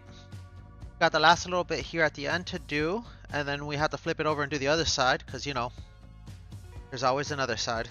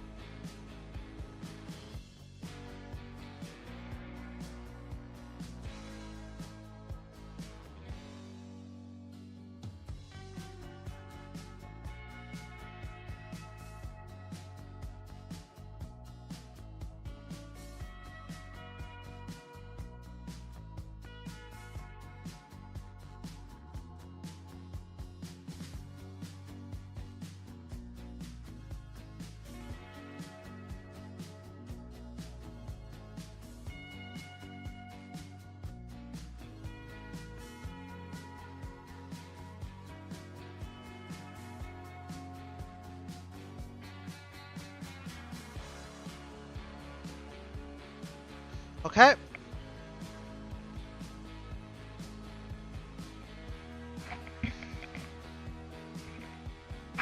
Right. Yeah, she's not barking out of like anger, like her tail is wagging. Yep, pretty much. But again, she used to not bark because she grew up like I had her since she was a very young puppy, like 8 weeks. She never really, like, I socialized her, but she never really socialized with barking, so it wasn't something that she would normally do But that changed, like I said, a couple years ago when she spent almost 2 months in Miami.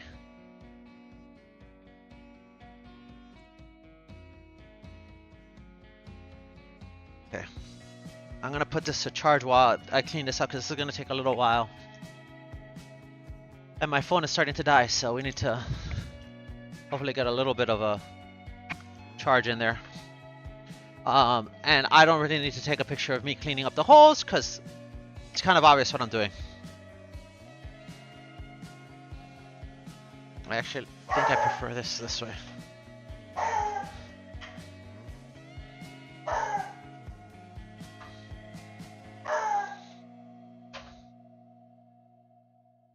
Like I said, my big concern is just with the neighbors, you know? And honestly, most of them are good. Nobody's really...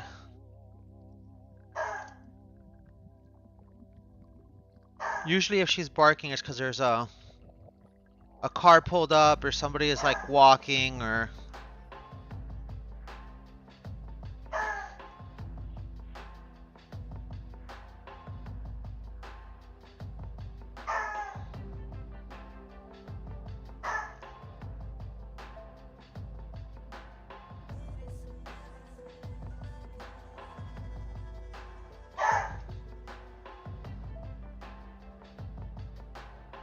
So, you know, the reason it's a pain for me is because she used to not be, you know, not have that habit. And it's like, oh, you picked up this bad habit. And it's like, ah.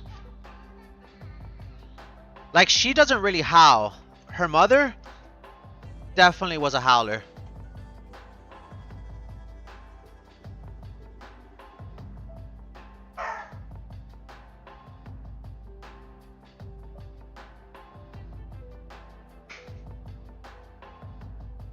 Her mother we can make howl on cue. I was never able to get her to howl. But barking, definitely.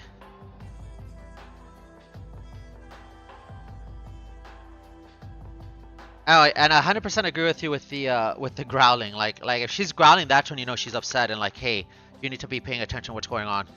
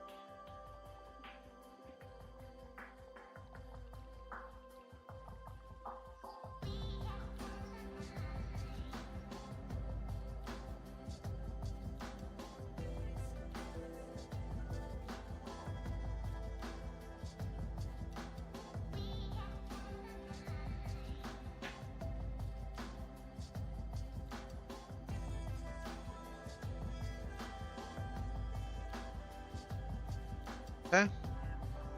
Okay, now we just got the top row. And then we continue. Yeah, I'm not ready. She's 17. Or sorry, she's 13. Her mom lived to be 17. But I take better care of her than my parents ended up taking care of her mom after I moved out here. So I'm hoping she lasts a little bit longer. But yeah, I'm already preparing for the worst and I'm not ready. I don't think you're ever ready, but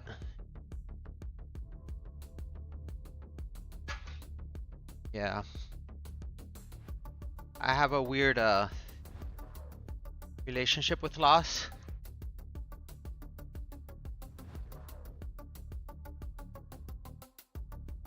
And like in general,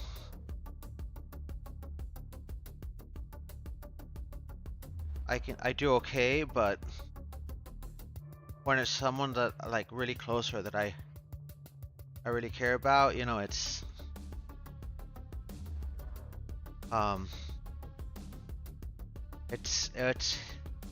hit me pretty hard a handful of times, and I'm a little worried.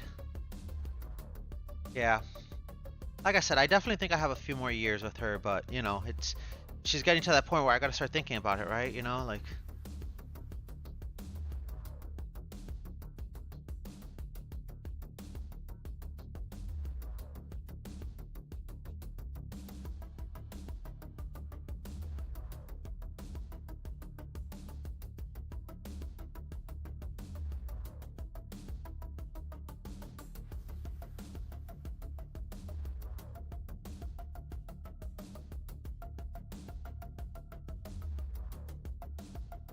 Okay. That row feels good. We gotta do the next row down now.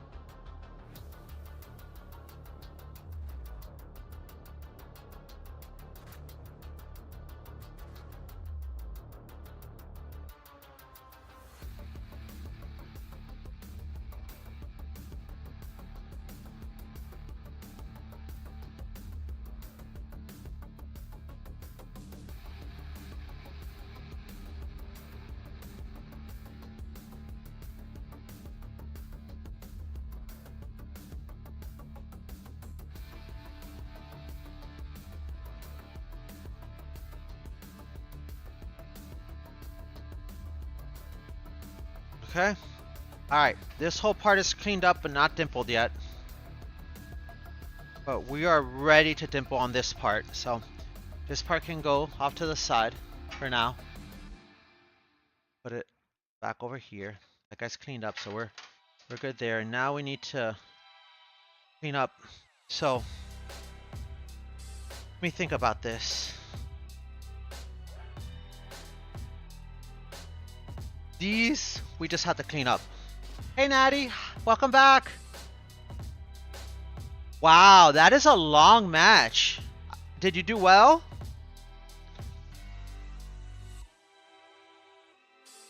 Also, have you met Angie?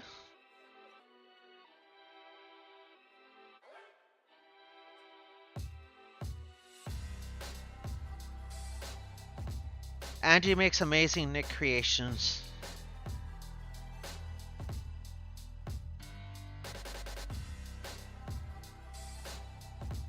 And has been one of my longtime viewers for the airplane build for a while now, and even gaming.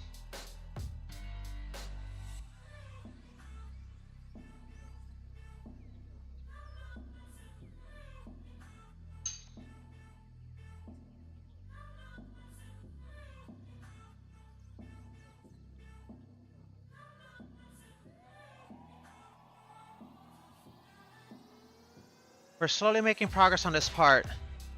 We finally figured it out. It only took us about an hour of confusion.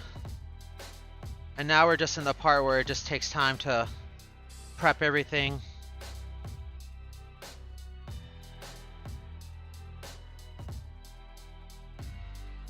Okay. Okay, so this part is cleaned up now. Okay. This part we need to clean up this side because we're gonna dimple the other side, right? Let me look. Yeah. We're gonna dimple the other side, so we'll clean up this side.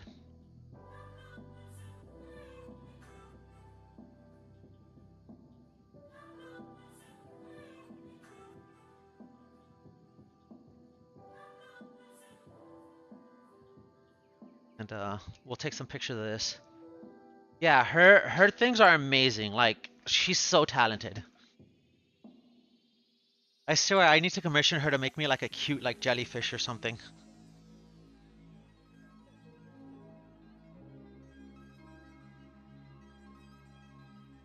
Okay.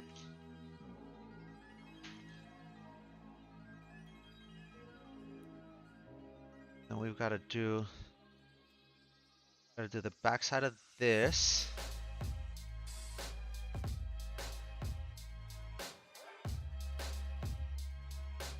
Yeah, her.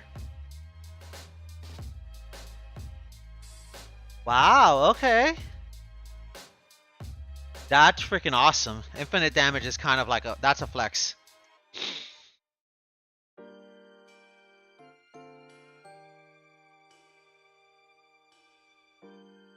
Okay. Okay. So this part is ready to go. That's over the top. This part here is cleaned up on this side. We need to do the opposite side for the drilling. This side we need to clean up.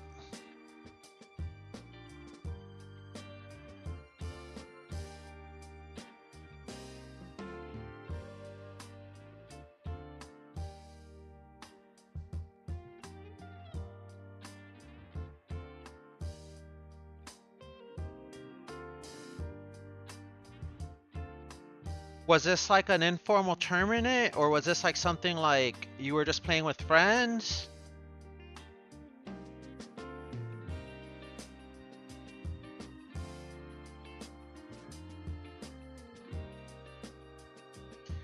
Okay.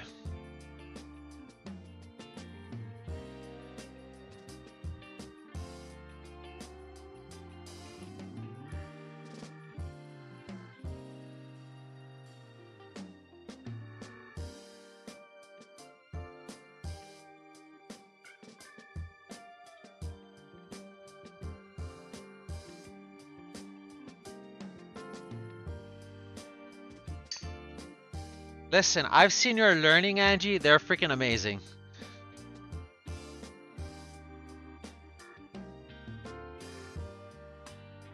Some of her plushies are in the Pix channel on my Discord. It is not a comprehensive list. Okay.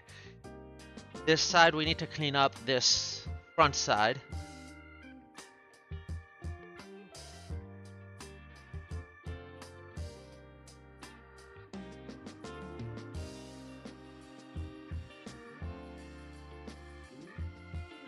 And we don't care about the backside because the backside we're going to deburr, or not deburr. We're gonna do the micro stop, the countersinking with the micro stop.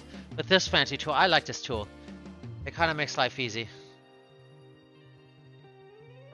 You kind of just send it and it stops on its own, and you get pretty consistent results, and it just works well.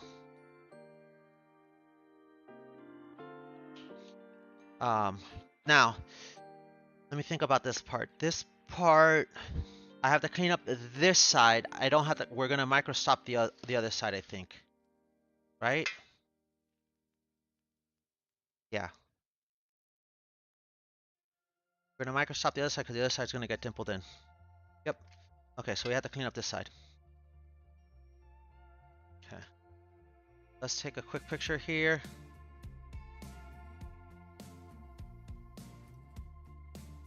Alright, and then we're gonna put our phone back to charge.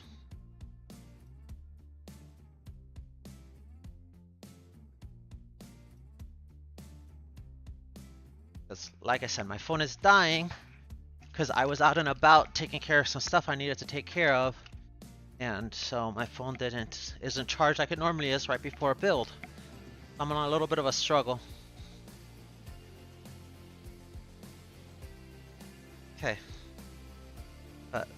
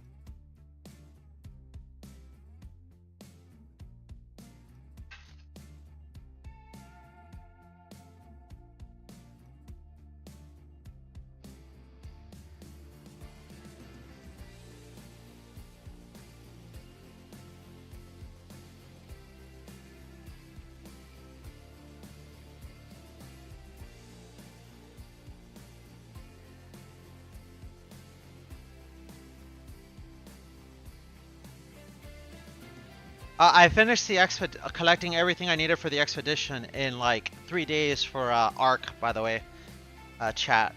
So that was quite entertaining.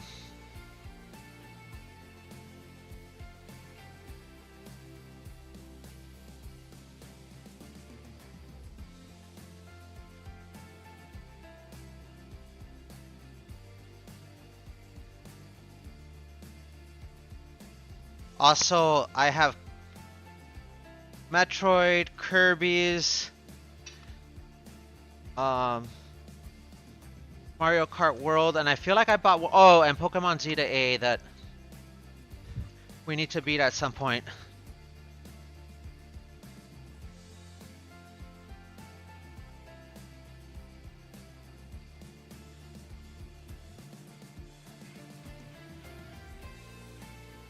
We might do that while I'm in New York. I don't know. We'll see. The streaming schedule is gonna get a little crazy in December, so I'm also probably gonna work on setting up some new alerts. I want to put some audio alerts that will like have custom like voice lines, like to get my attention or to do other things. I may do something where listeners can send me a recorded file, and we can make that part of the alert. There's some issues with that with copyright and other things, so we might limit it to just my voice. But if you guys have any ideas for alerts you guys want on the channel, yeah, the new one for the Switch too.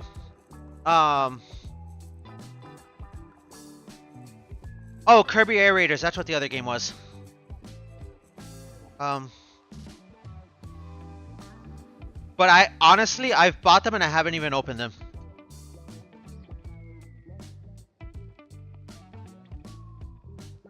I really need to bring back Switch Sundays. Because Switch Sundays, we used to pick a Switch game and try and 100% it before the next one came out on Sundays. And that was my usual Sunday stream. But I've been doing sim racing on Sundays during the NASCAR season.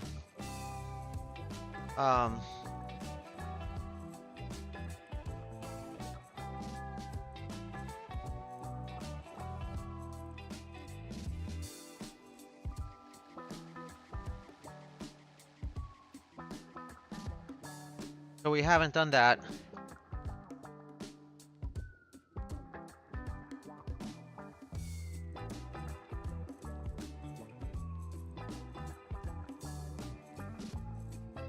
Okay. Okay, everything on this side is cleaned up.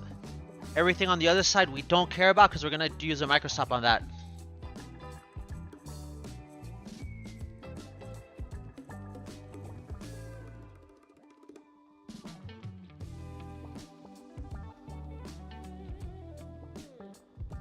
Okay.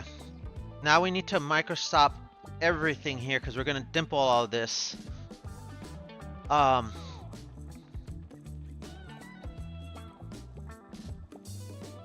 Yeah. So, let's get to work on that. So that's gonna take a little bit. Not gonna be hard. It's just gonna take a little bit. I think we'll start not with this piece. We'll start with the little piece. And then we are gonna take pictures of this because this is a different effort.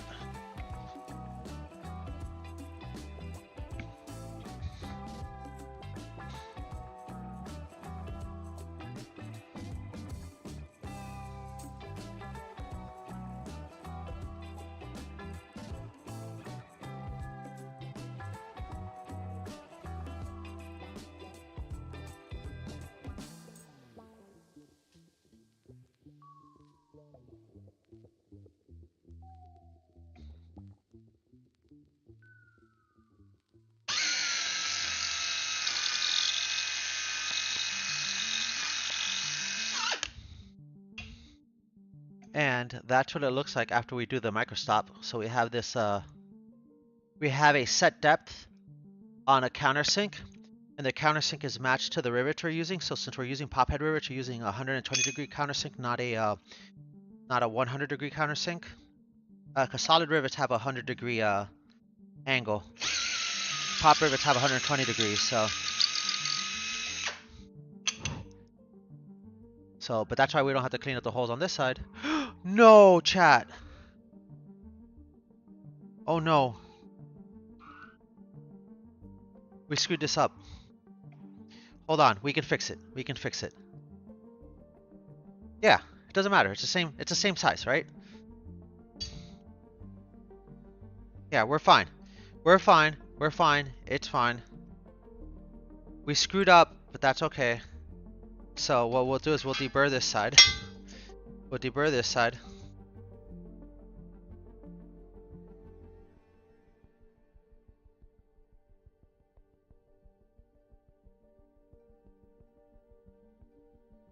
And we're not gonna talk about what just happened. I forgot to flip this part over.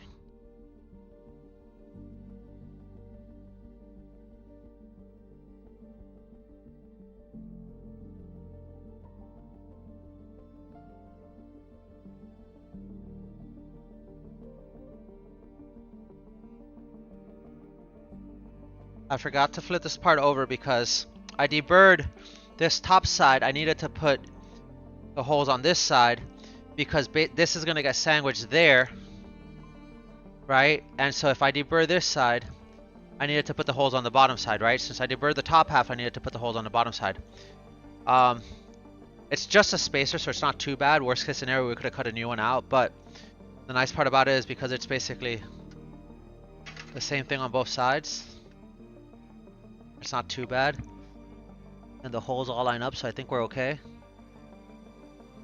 Yep. We're okay, so. Ooh, that was almost bad. We need to make sure we don't do that with any of the other parts, though.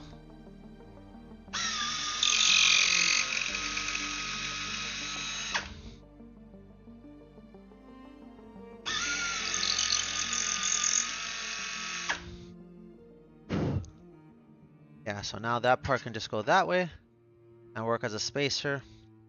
So we're good here because we're gonna dimple that top side into. We're gonna dimple that top side into here, into this gap, so that it's flush on the other side. Chat.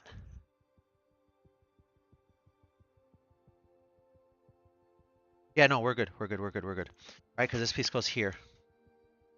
That piece is gonna go here, right? That piece is gonna go there. And then this piece is gonna go here. Right? Yeah. Oh, actually. Technically this piece goes here.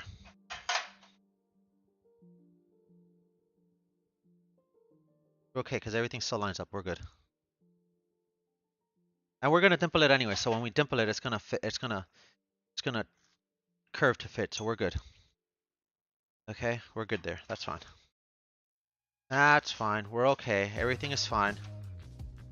We just had a scare, right? And then on this side, this piece goes like this. This piece goes like this. So we need to dimple this side, which is the side that's not deburred. Perfect.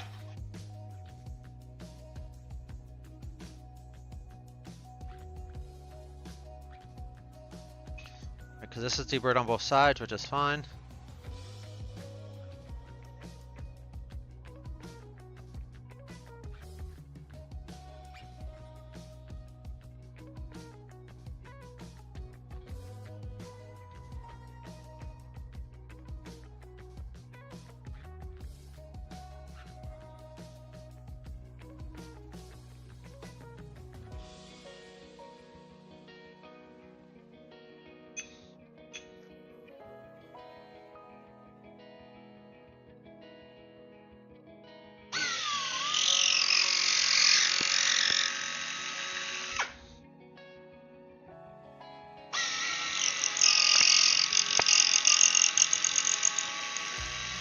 The nice part about this is this part. Once I set the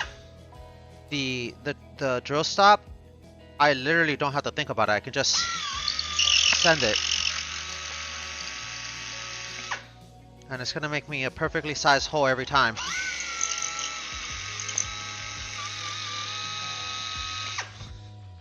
without even having to think about it. Oh.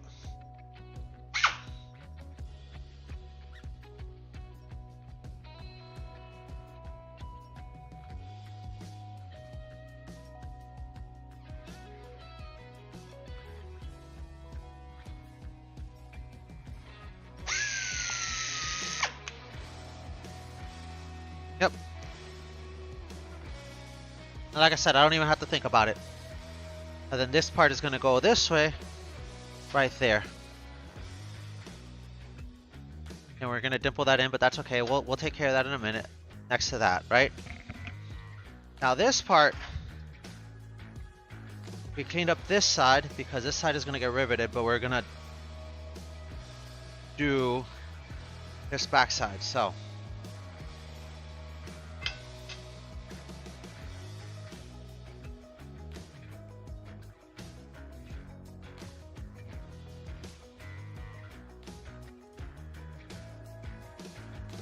oh no.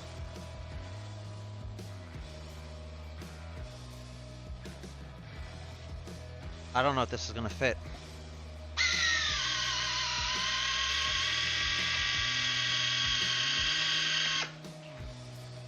Yeah, that's not gonna, oh no, that's a problem, chat.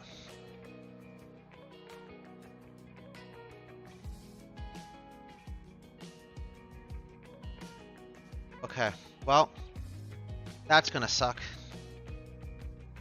We can't get any of those holes on that side. Unless we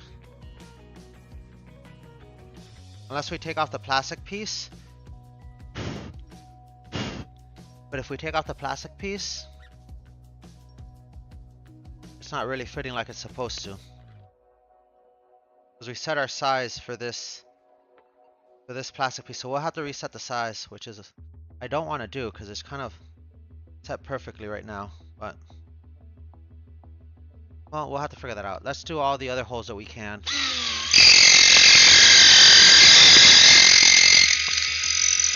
And then we'll figure out the ones that we can't do.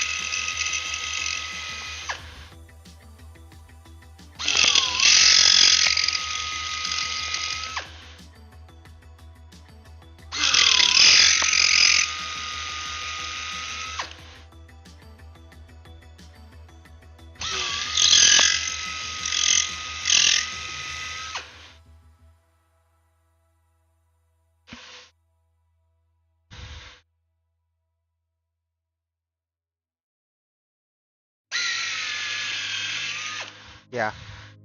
Yeah, that doesn't work, so we're gonna... That sucks. Oh well, we'll figure it out.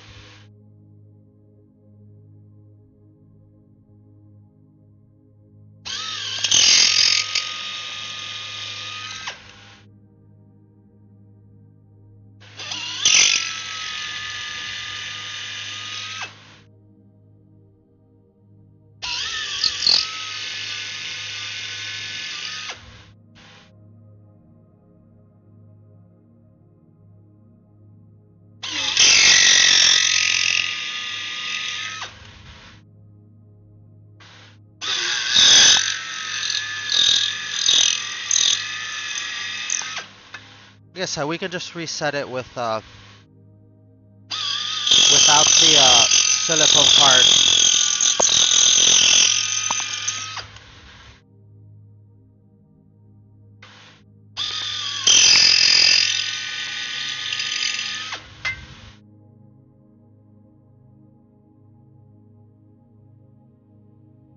We're just gonna have to do some adjustments, that's all.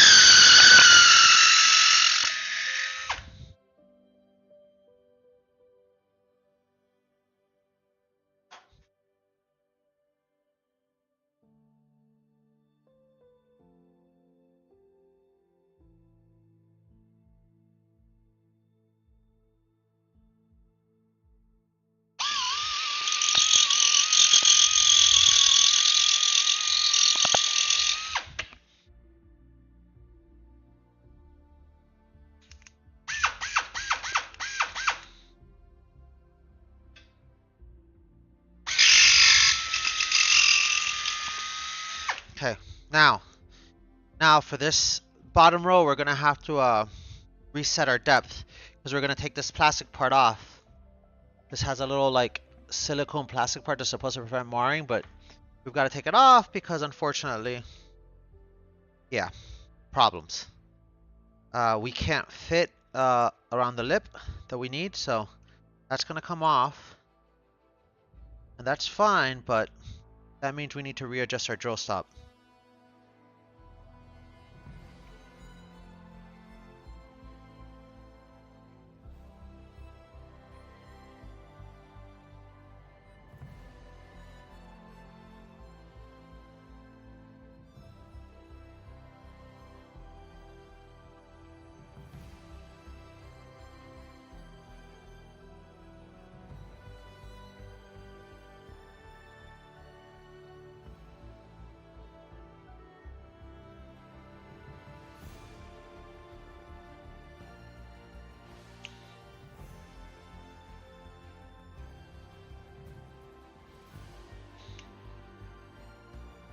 And the best way actually to do that is we have the holes that we already drilled.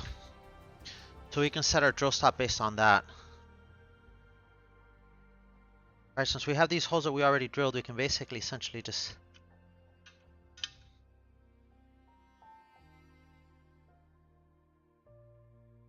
We don't want it to basically have any play.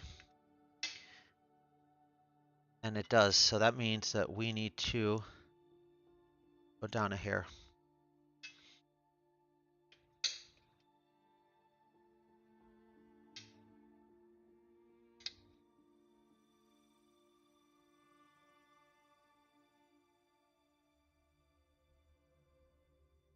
We lock this.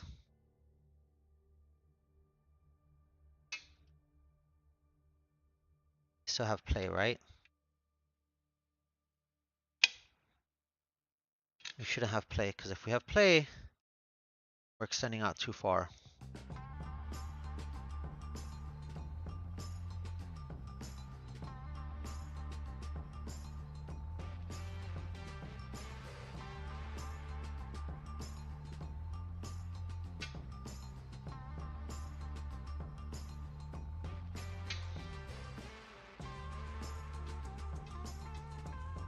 Yep, still too much.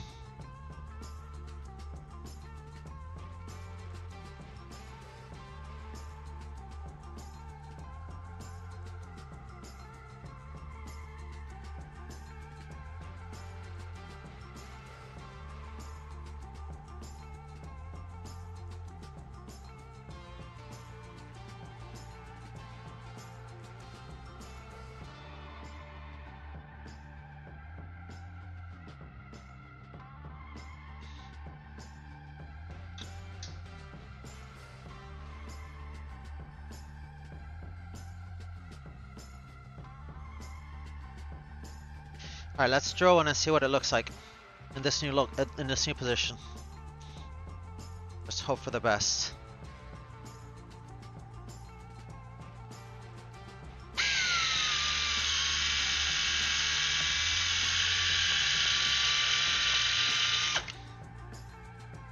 Nope.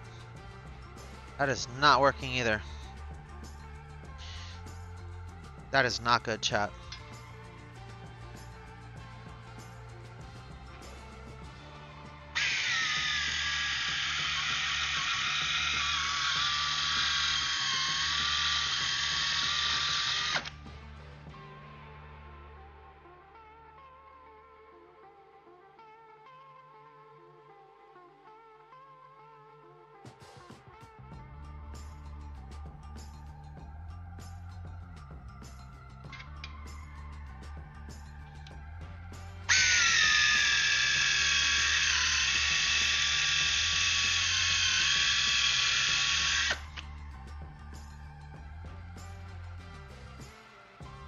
It's better, but not perfect. Okay. Well, I think we're gonna have to freehand these and hope for the best. And I don't like the idea of that, but I think that's what we're gonna have to do. We have a way of doing it where it's fine, it's just not gonna be consistent or quick.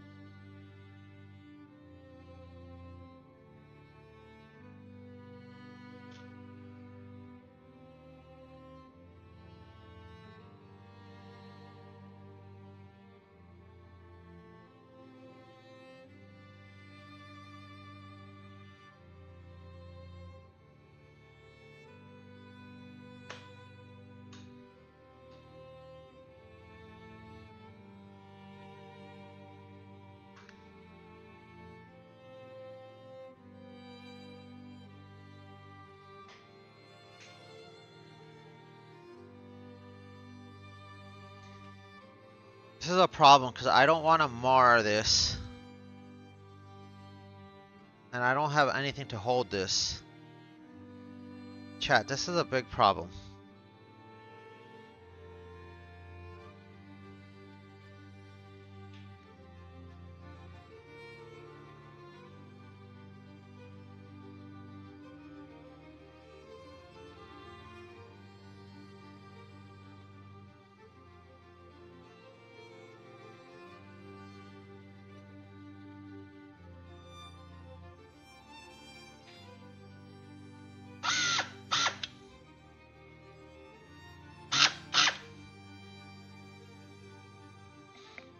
Okay.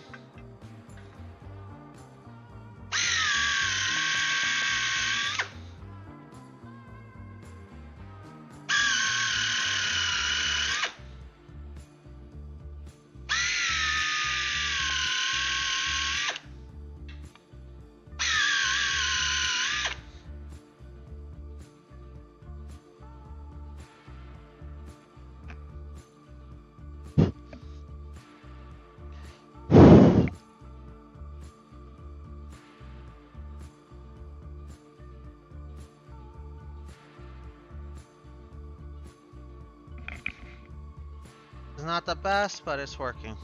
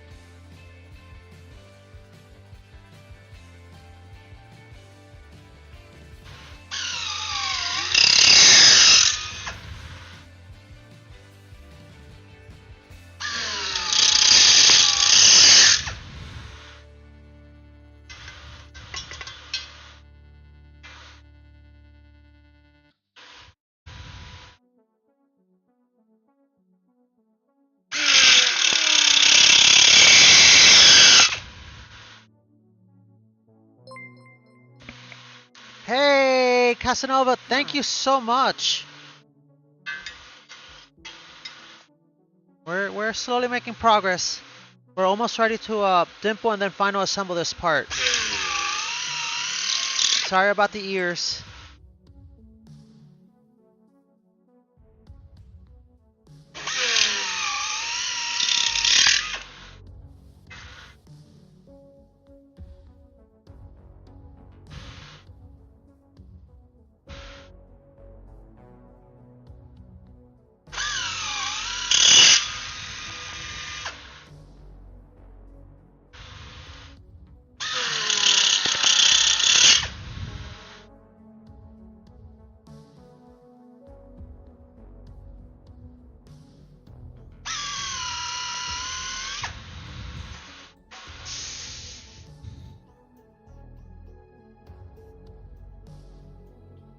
You kind of gotta dimple this, so.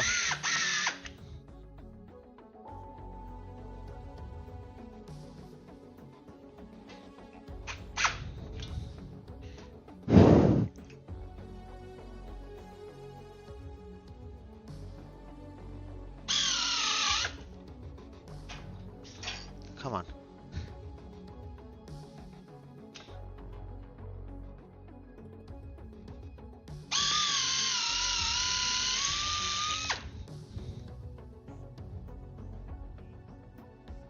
We're very much eyeballing this because we have to like run the stop drill very high because it's not consistent, which is not great, but that's why we're using the calipers. I'm just like spot checking the hole size.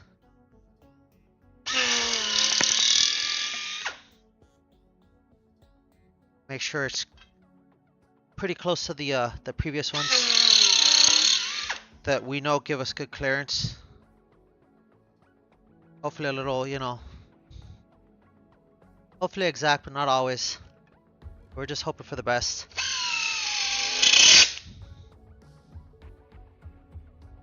Okay. Yeah, that's not how I want to do that, but unfortunately it's how I need to do it just based on the hole spacing from the edge. Oh, you're fine, don't worry. Yes, actually the whole top halves, we had our stop drill set perfectly for the right dimple size. We kind of are winging it for this bottom row because there's a little lip here. There's a little lip right down here. Here, I'll show you the lip. So what we ran into was that this little curvature here was kind of grabbing the stop drill.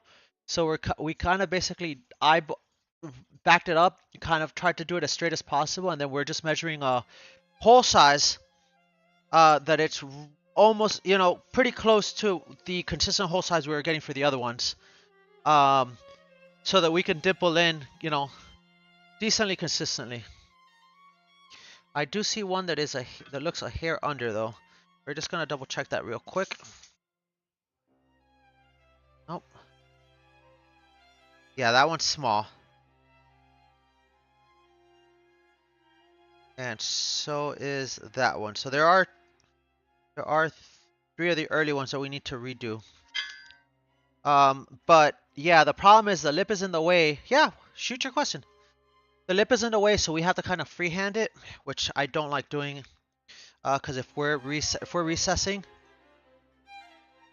I have my not this riveter, but I have another riveter that's modified where I like basically like ground down the corner of it. Unfortunately for this, that wouldn't work because this is like machined to be a certain flatness, and there's not much you can do around the width of it.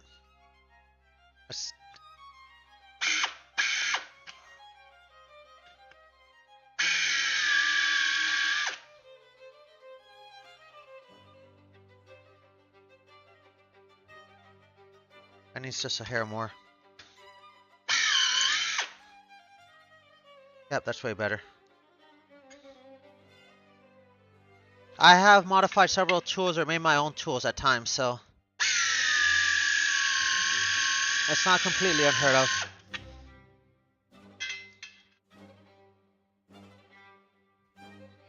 And we need this guy to be just a hair.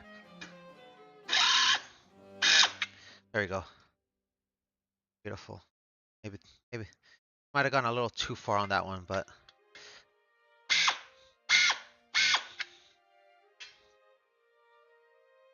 all right. That's as good as she's gonna get, chat.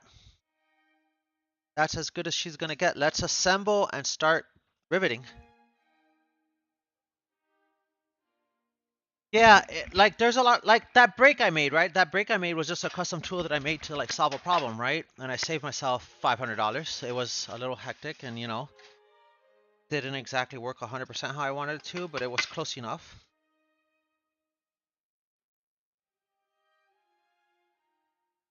Okay. Okay, we need to make sure we assemble this the right way, because we're gonna have to dimple all of this together now. So, let me take a picture of this real quick,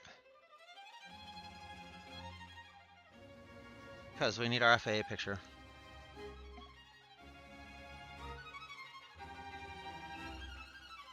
Okay.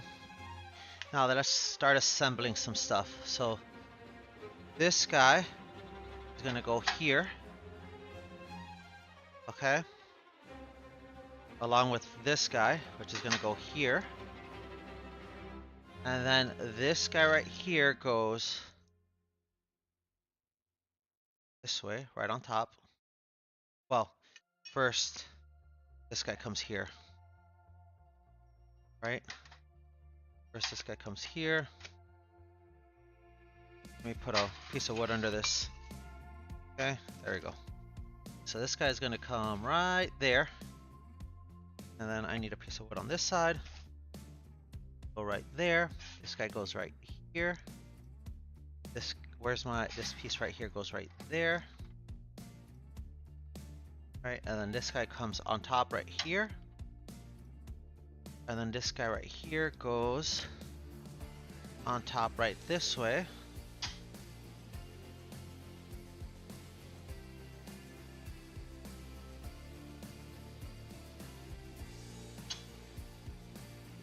Okay. And now we assemble.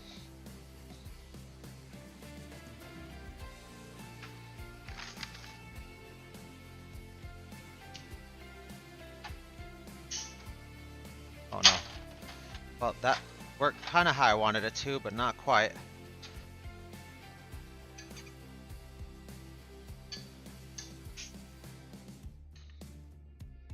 Let's try that again.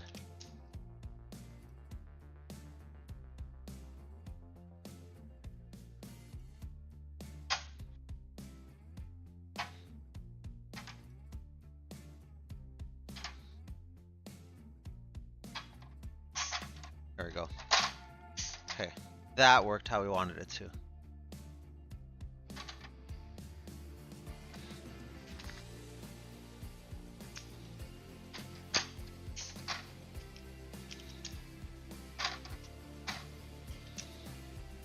Okay, cool.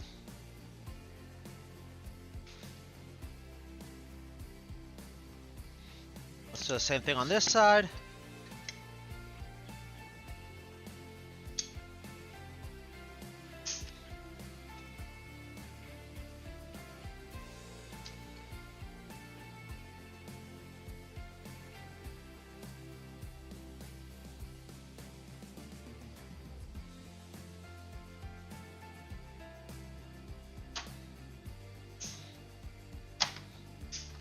Okay, there we go.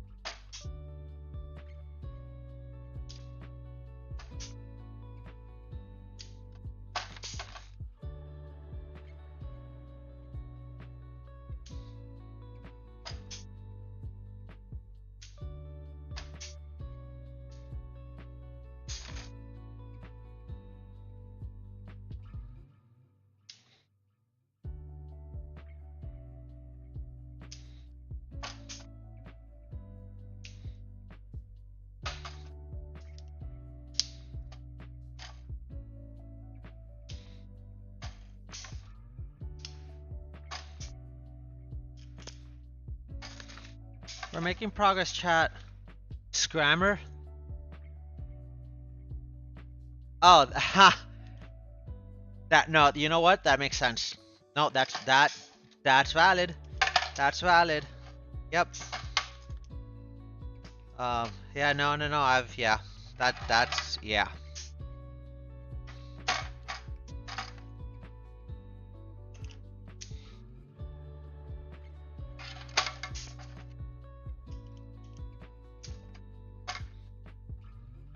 I know. That's so appropriate too for that. I just had flashbacks to like horrible things I hate sometimes.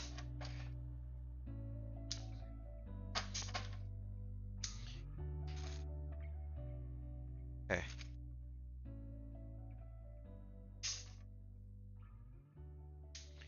Alright. Okay, so this piece is now back together. This put my microstop back together because I want to be able to reuse that at some.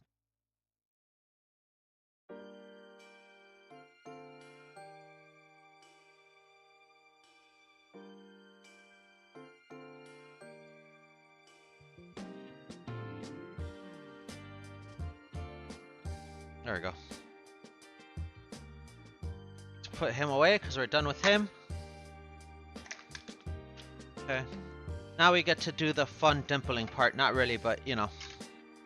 I think we're gonna start with. We'll do the end plates because those are easy. So the way we do this is we have this dimpling die with a nail, and we use a riveter to grab the nail and pull the dies together, and that's how we kind of dimple.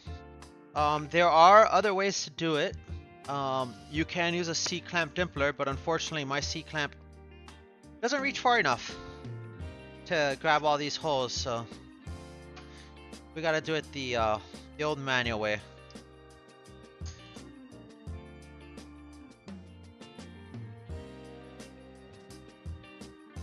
And what I'm gonna do is I'm actually gonna flip this part around.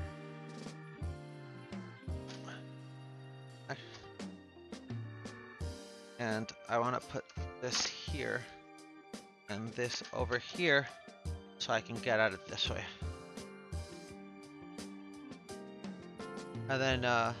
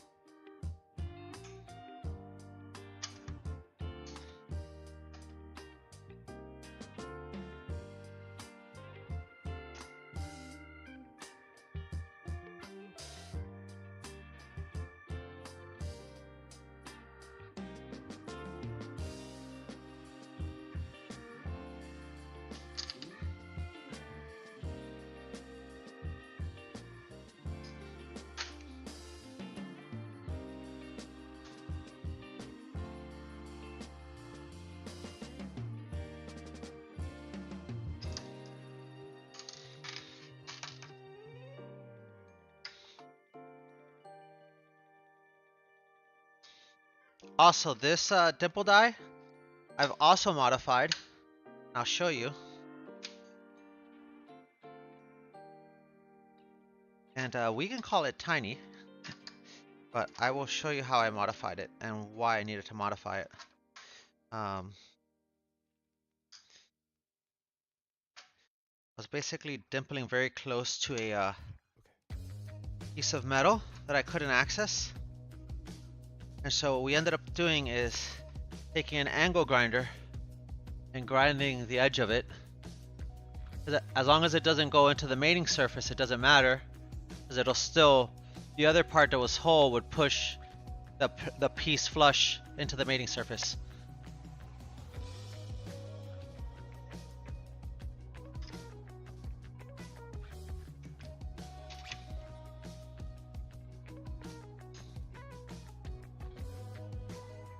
Oh, you're good. You're fine. You're fine. I just, like I said, it made me think of something, and I was like, oh no, I understand why you have that tool.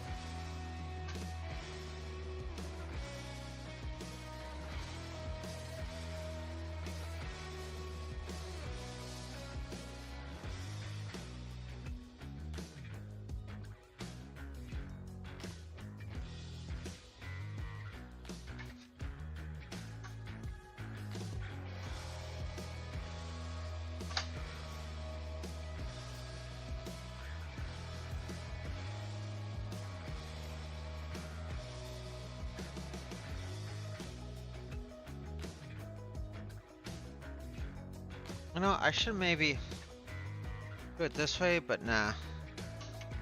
Ah!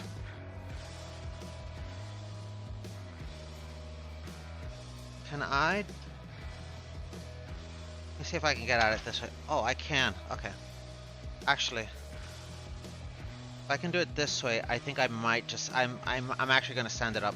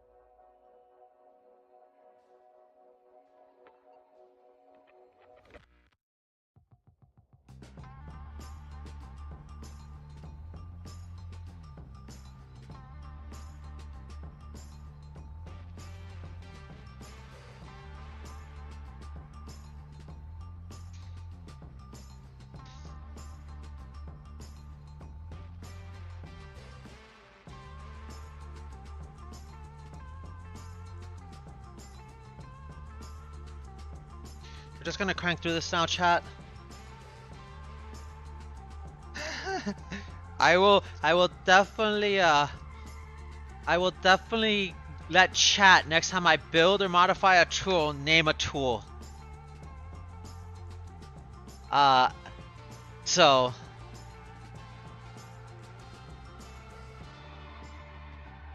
So maybe we'll do a poll, you know, with a couple different name options or something on what we need to name it. I actually like that idea. That's actually a great idea.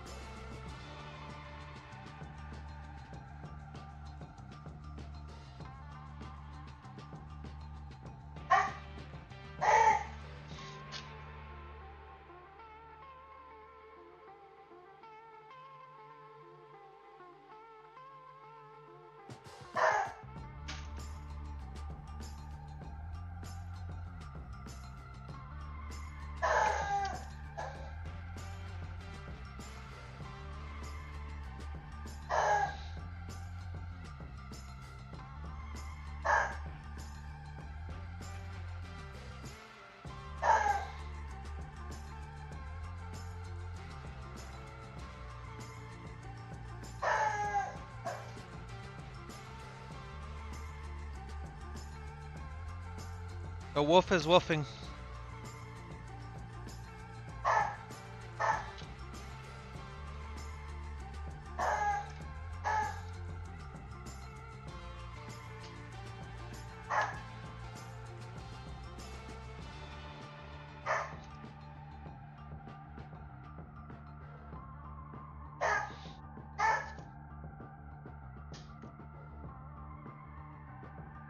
Yeah, that one had a little bit more to go.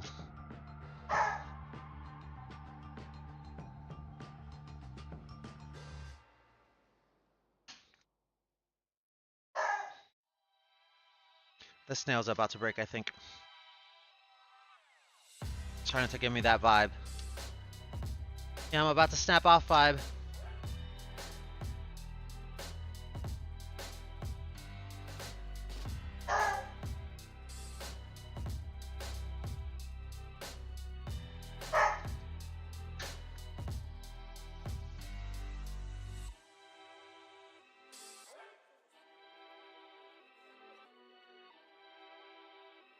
Almost done, chat. We are almost done.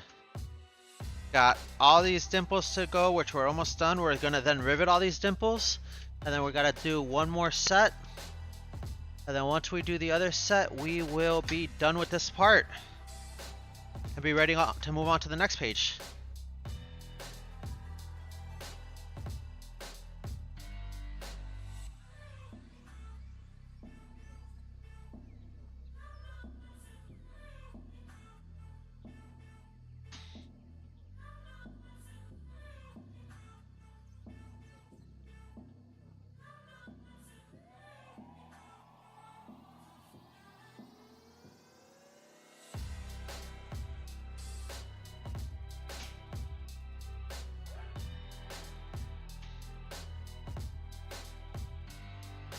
Yeah, this nail's definitely almost done.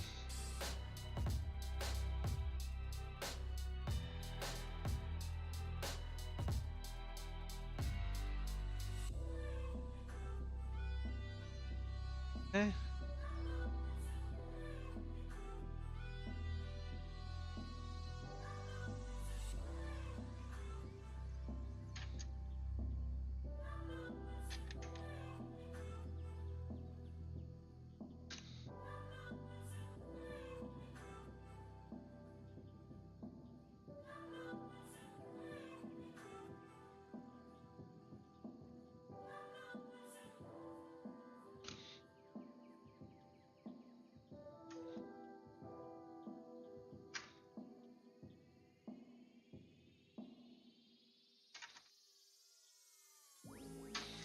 Okay, we're gonna have to do this way because only way I could get enough purchase here.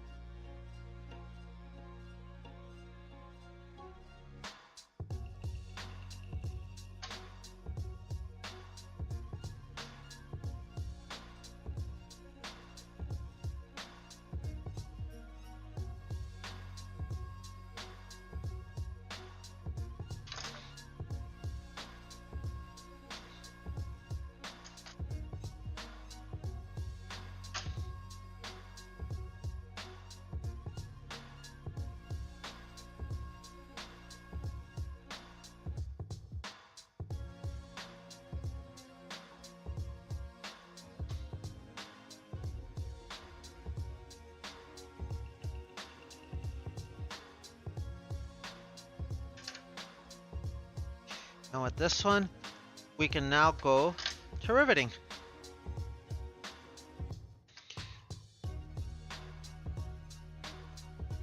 We'll flip it over, double check, but I think we're ready to go riveting.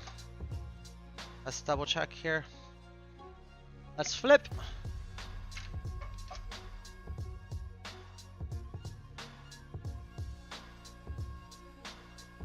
Yep, everyone's dimpled. As expected.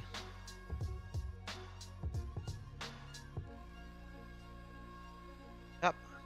So you can see what it looks like. We made these like little dimples, and if you look here, you can see some of the rivets that we put before in those dimples, and those are basically flush, so they don't.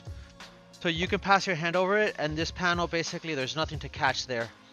And we need to do that because the wings are gonna slide in here, and basically they need the space to fit in this box so that the wings can come in and then clip into each other, and then once they clip into each other, some bolts go through here and here. So, all right, let's look at the plans now, because now it matters.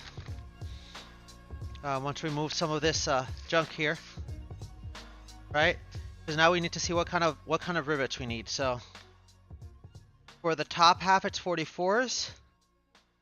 For this, it's 46s. Yeah, so let's do the 46s first, so we don't confuse them. Here you go. CCC 46.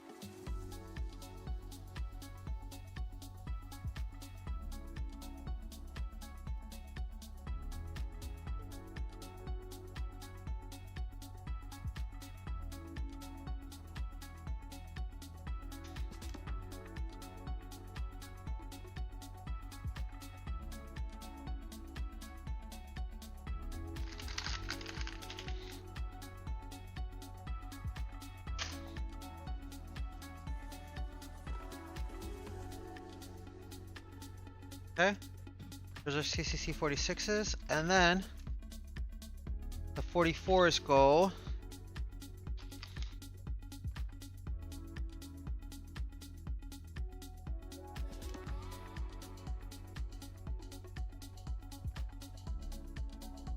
$27, $40, $54, $55, $56, $57, $58, $59, $60, $66. Okay, yeah, so the rest of these are 44s.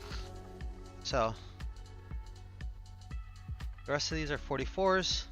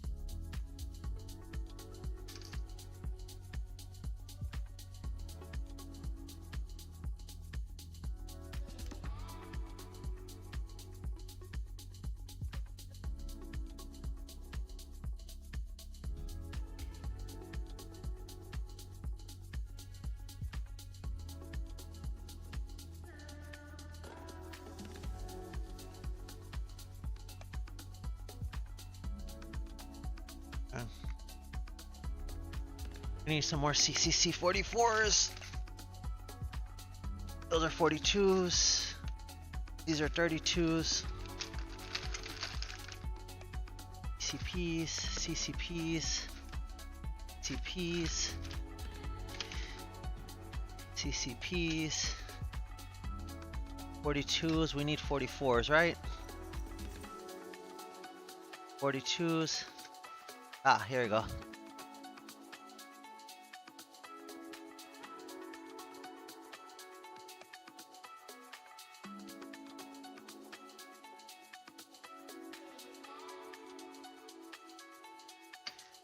These are CCC 44s. We're gonna need more though, but there's some 44s, so this will get us through until we gotta find the rest of them, but should at least hopefully finish this.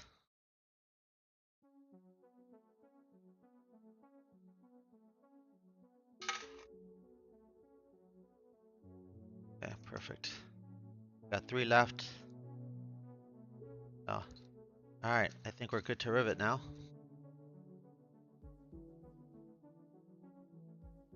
Okay. Let's get to riveting, chat.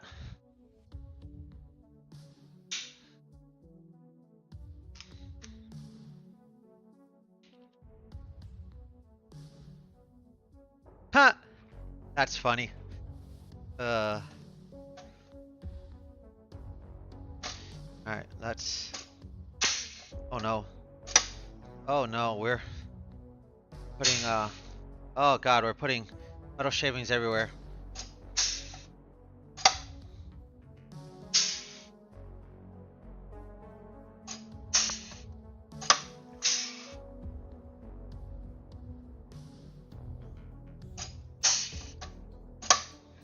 All over our computer.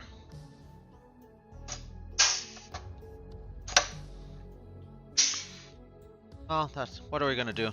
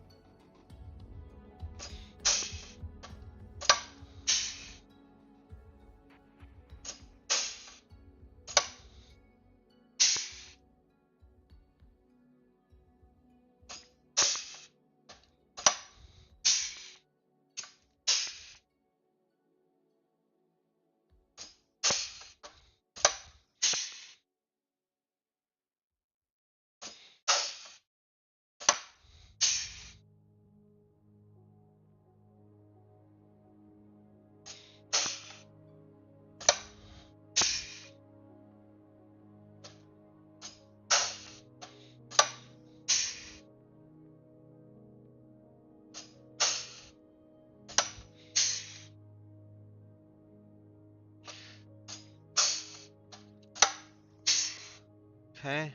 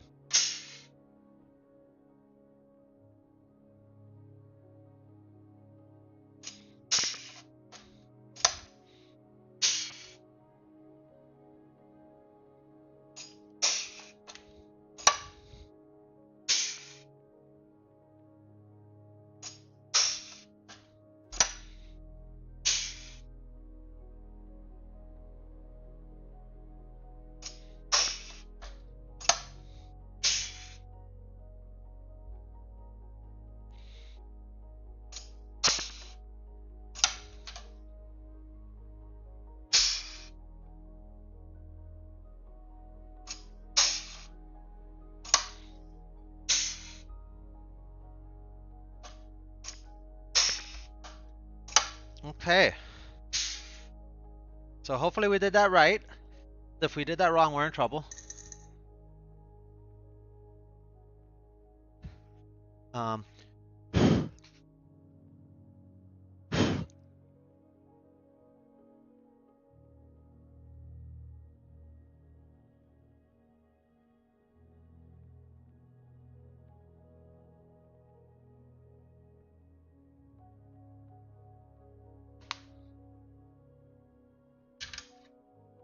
Now we can take off almost the rest of these clicos. So we'll take off these two.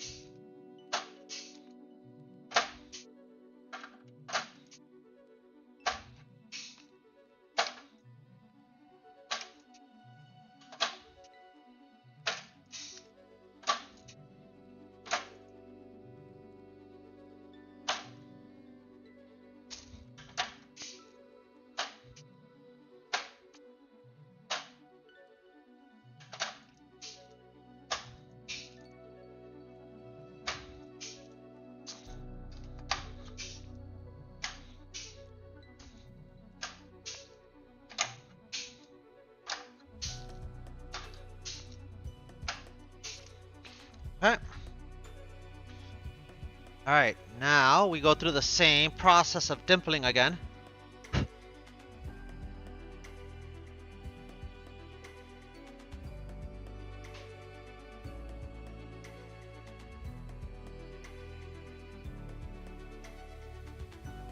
But now it should be a little bit easier because there'll be less things in our way.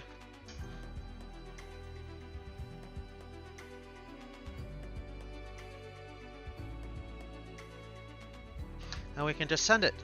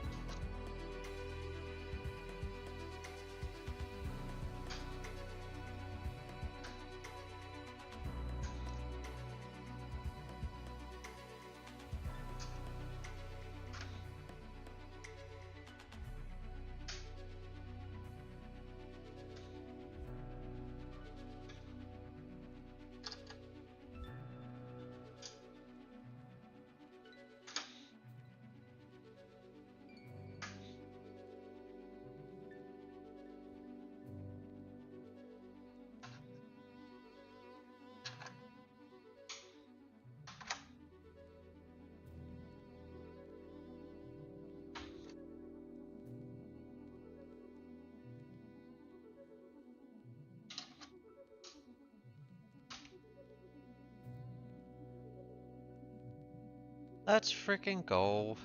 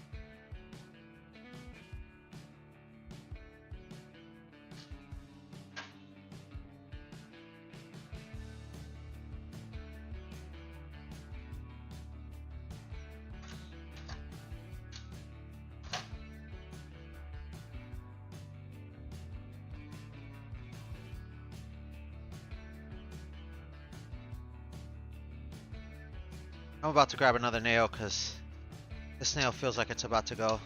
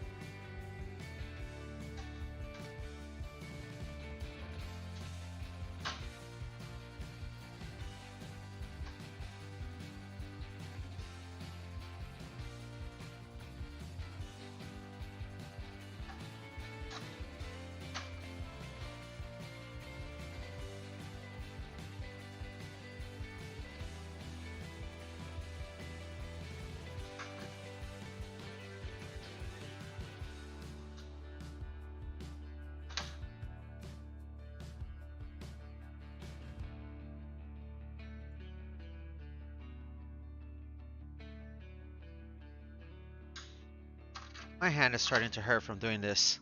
This is why I have air tools. So I don't have to do this.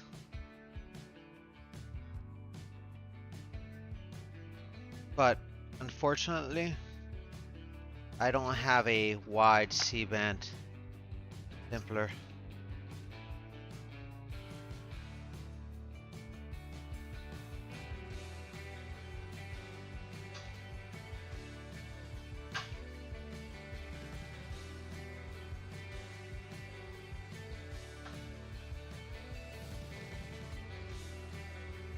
Oh yeah, that nail's 100% about to go.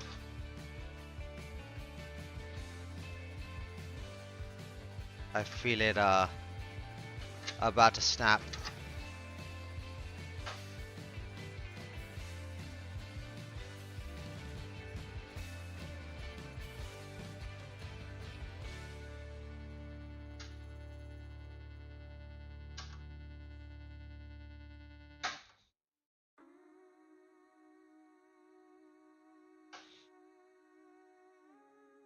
Yep, there it goes.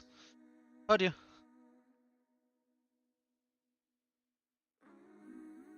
I knew it was about to snap. We'll be back. Gotta get another nail. This is why I have a whole box of these.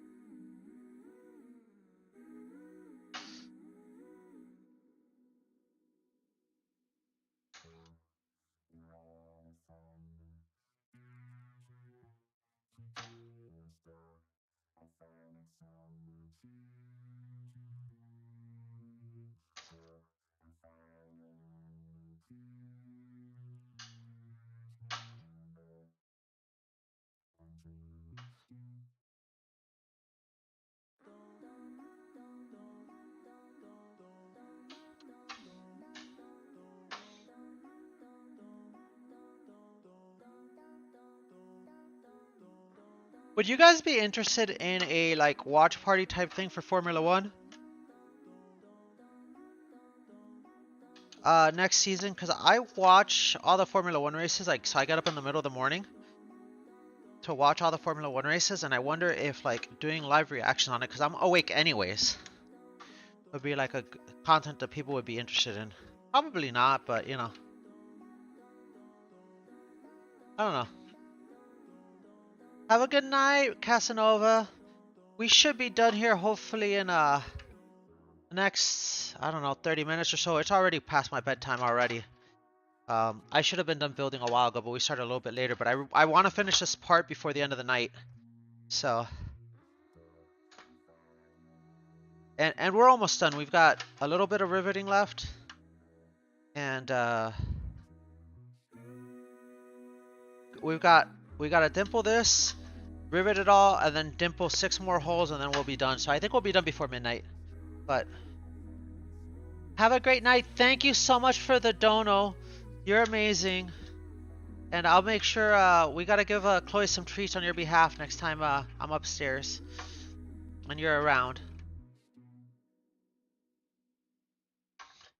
We're gonna get her thick.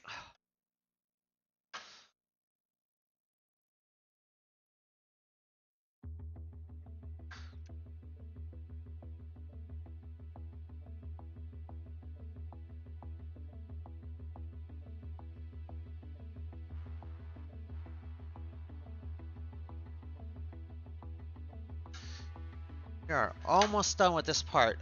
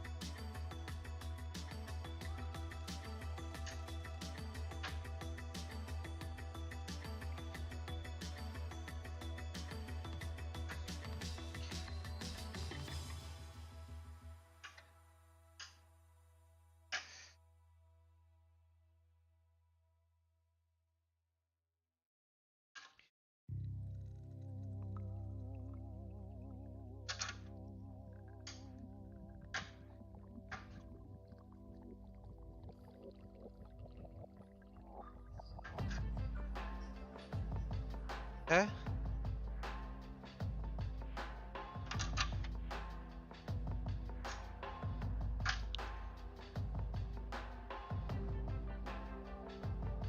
All right, let's freaking go.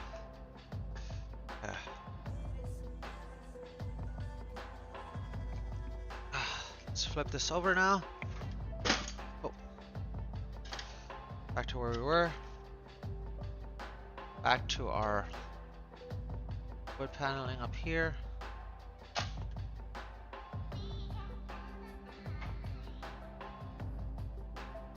Okay.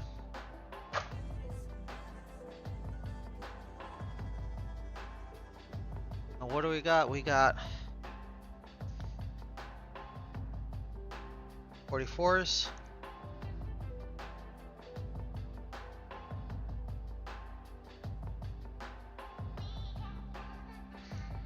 46s go.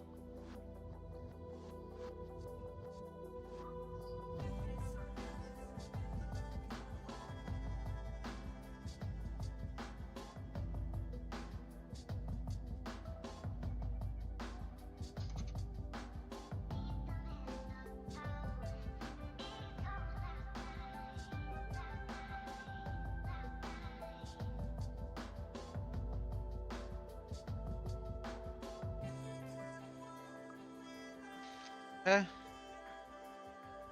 Everything else is gonna be CCC 44s that we need to find some. Hopefully we have some. That's CCPs. This is SCC. CCC 42s.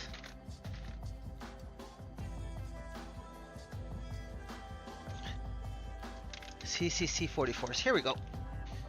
CCC 44s.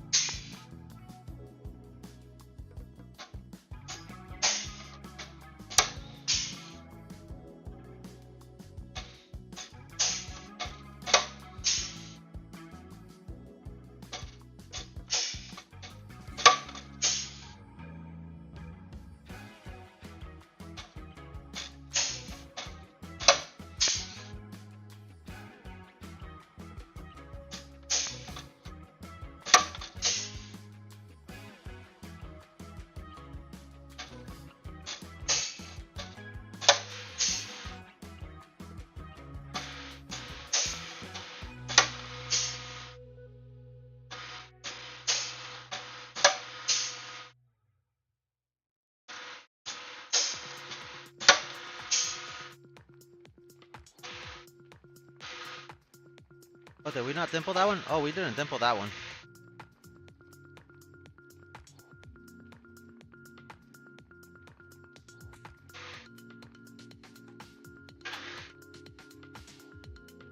Whoopsie. Didn't dimple one. I hope we didn't. I hope we just forgot to dimple it and... Oh, wait, no.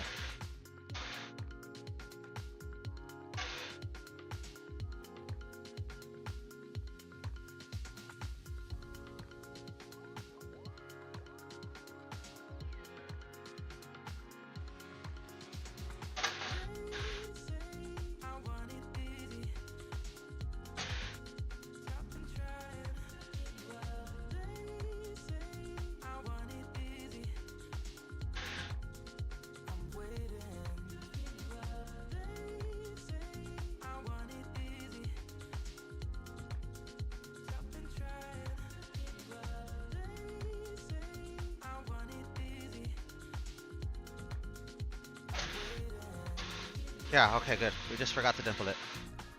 Whew.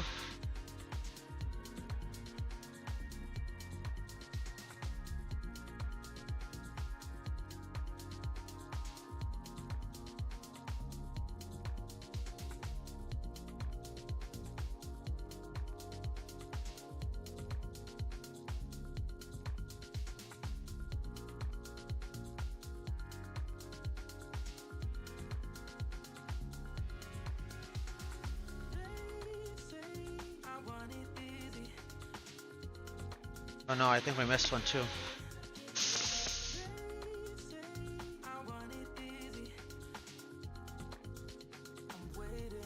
We're gonna have to deal with that quickly. I'm gonna undo that and fix that. Okay.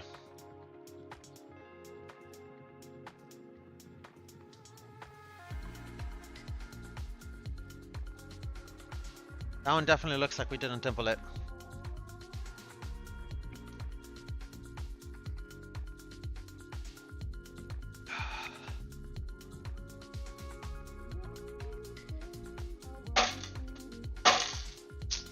God damn it.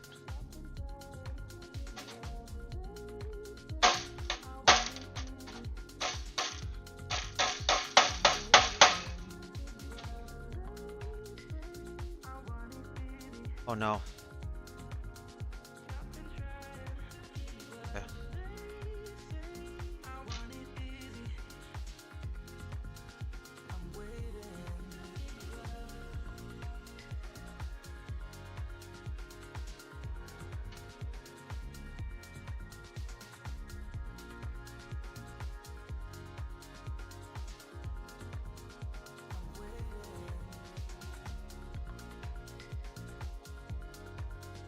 Oh, now it dimpled. Oh, oh my god, we grabbed the wrong one. Damn it, chat. That's not the one we needed. We need to be really more careful here.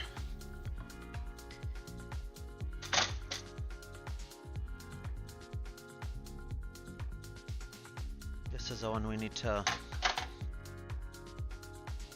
You know what, let's finish riveting everything else before we solve this.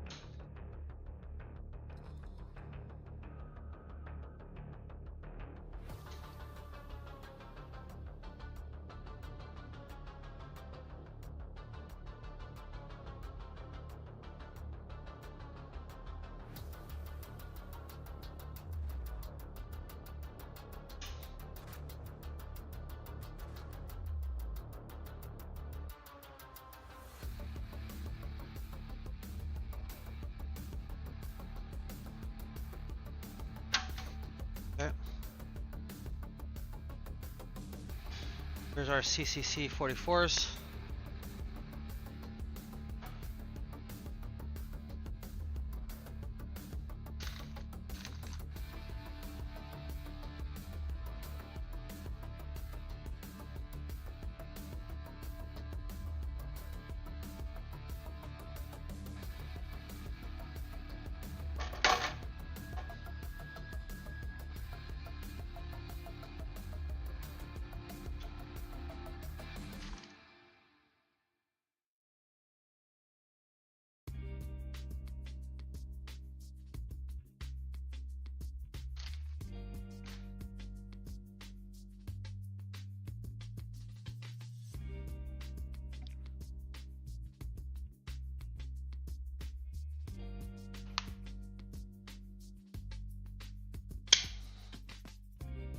We're about to be done, chat. Last 7 rivets.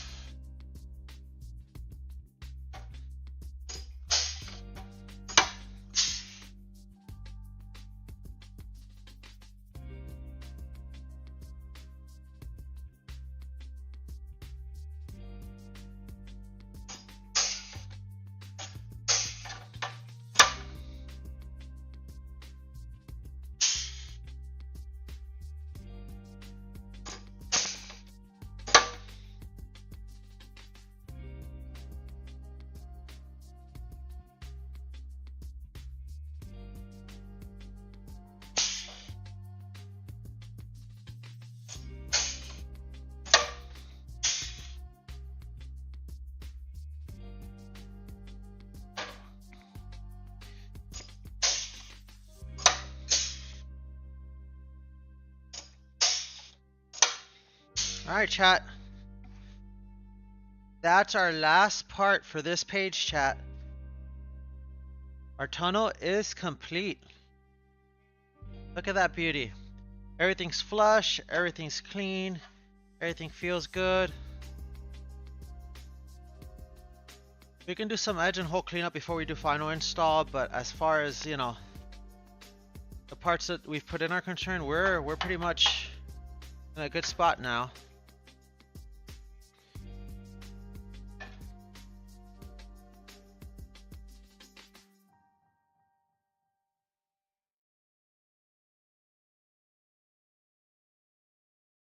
It feels like it was properly dimpled.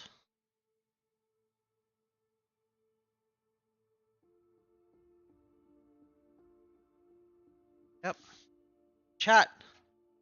It's done. Where's our Sharpie? This is now WXB F1603. Let's freaking go, chat. Let's freaking go. Our part is done. Our nice little like cake of like things put together.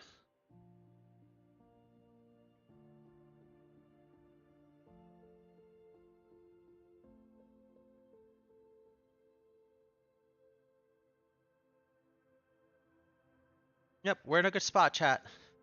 We're in a good spot. So we're gonna go ahead and put this away.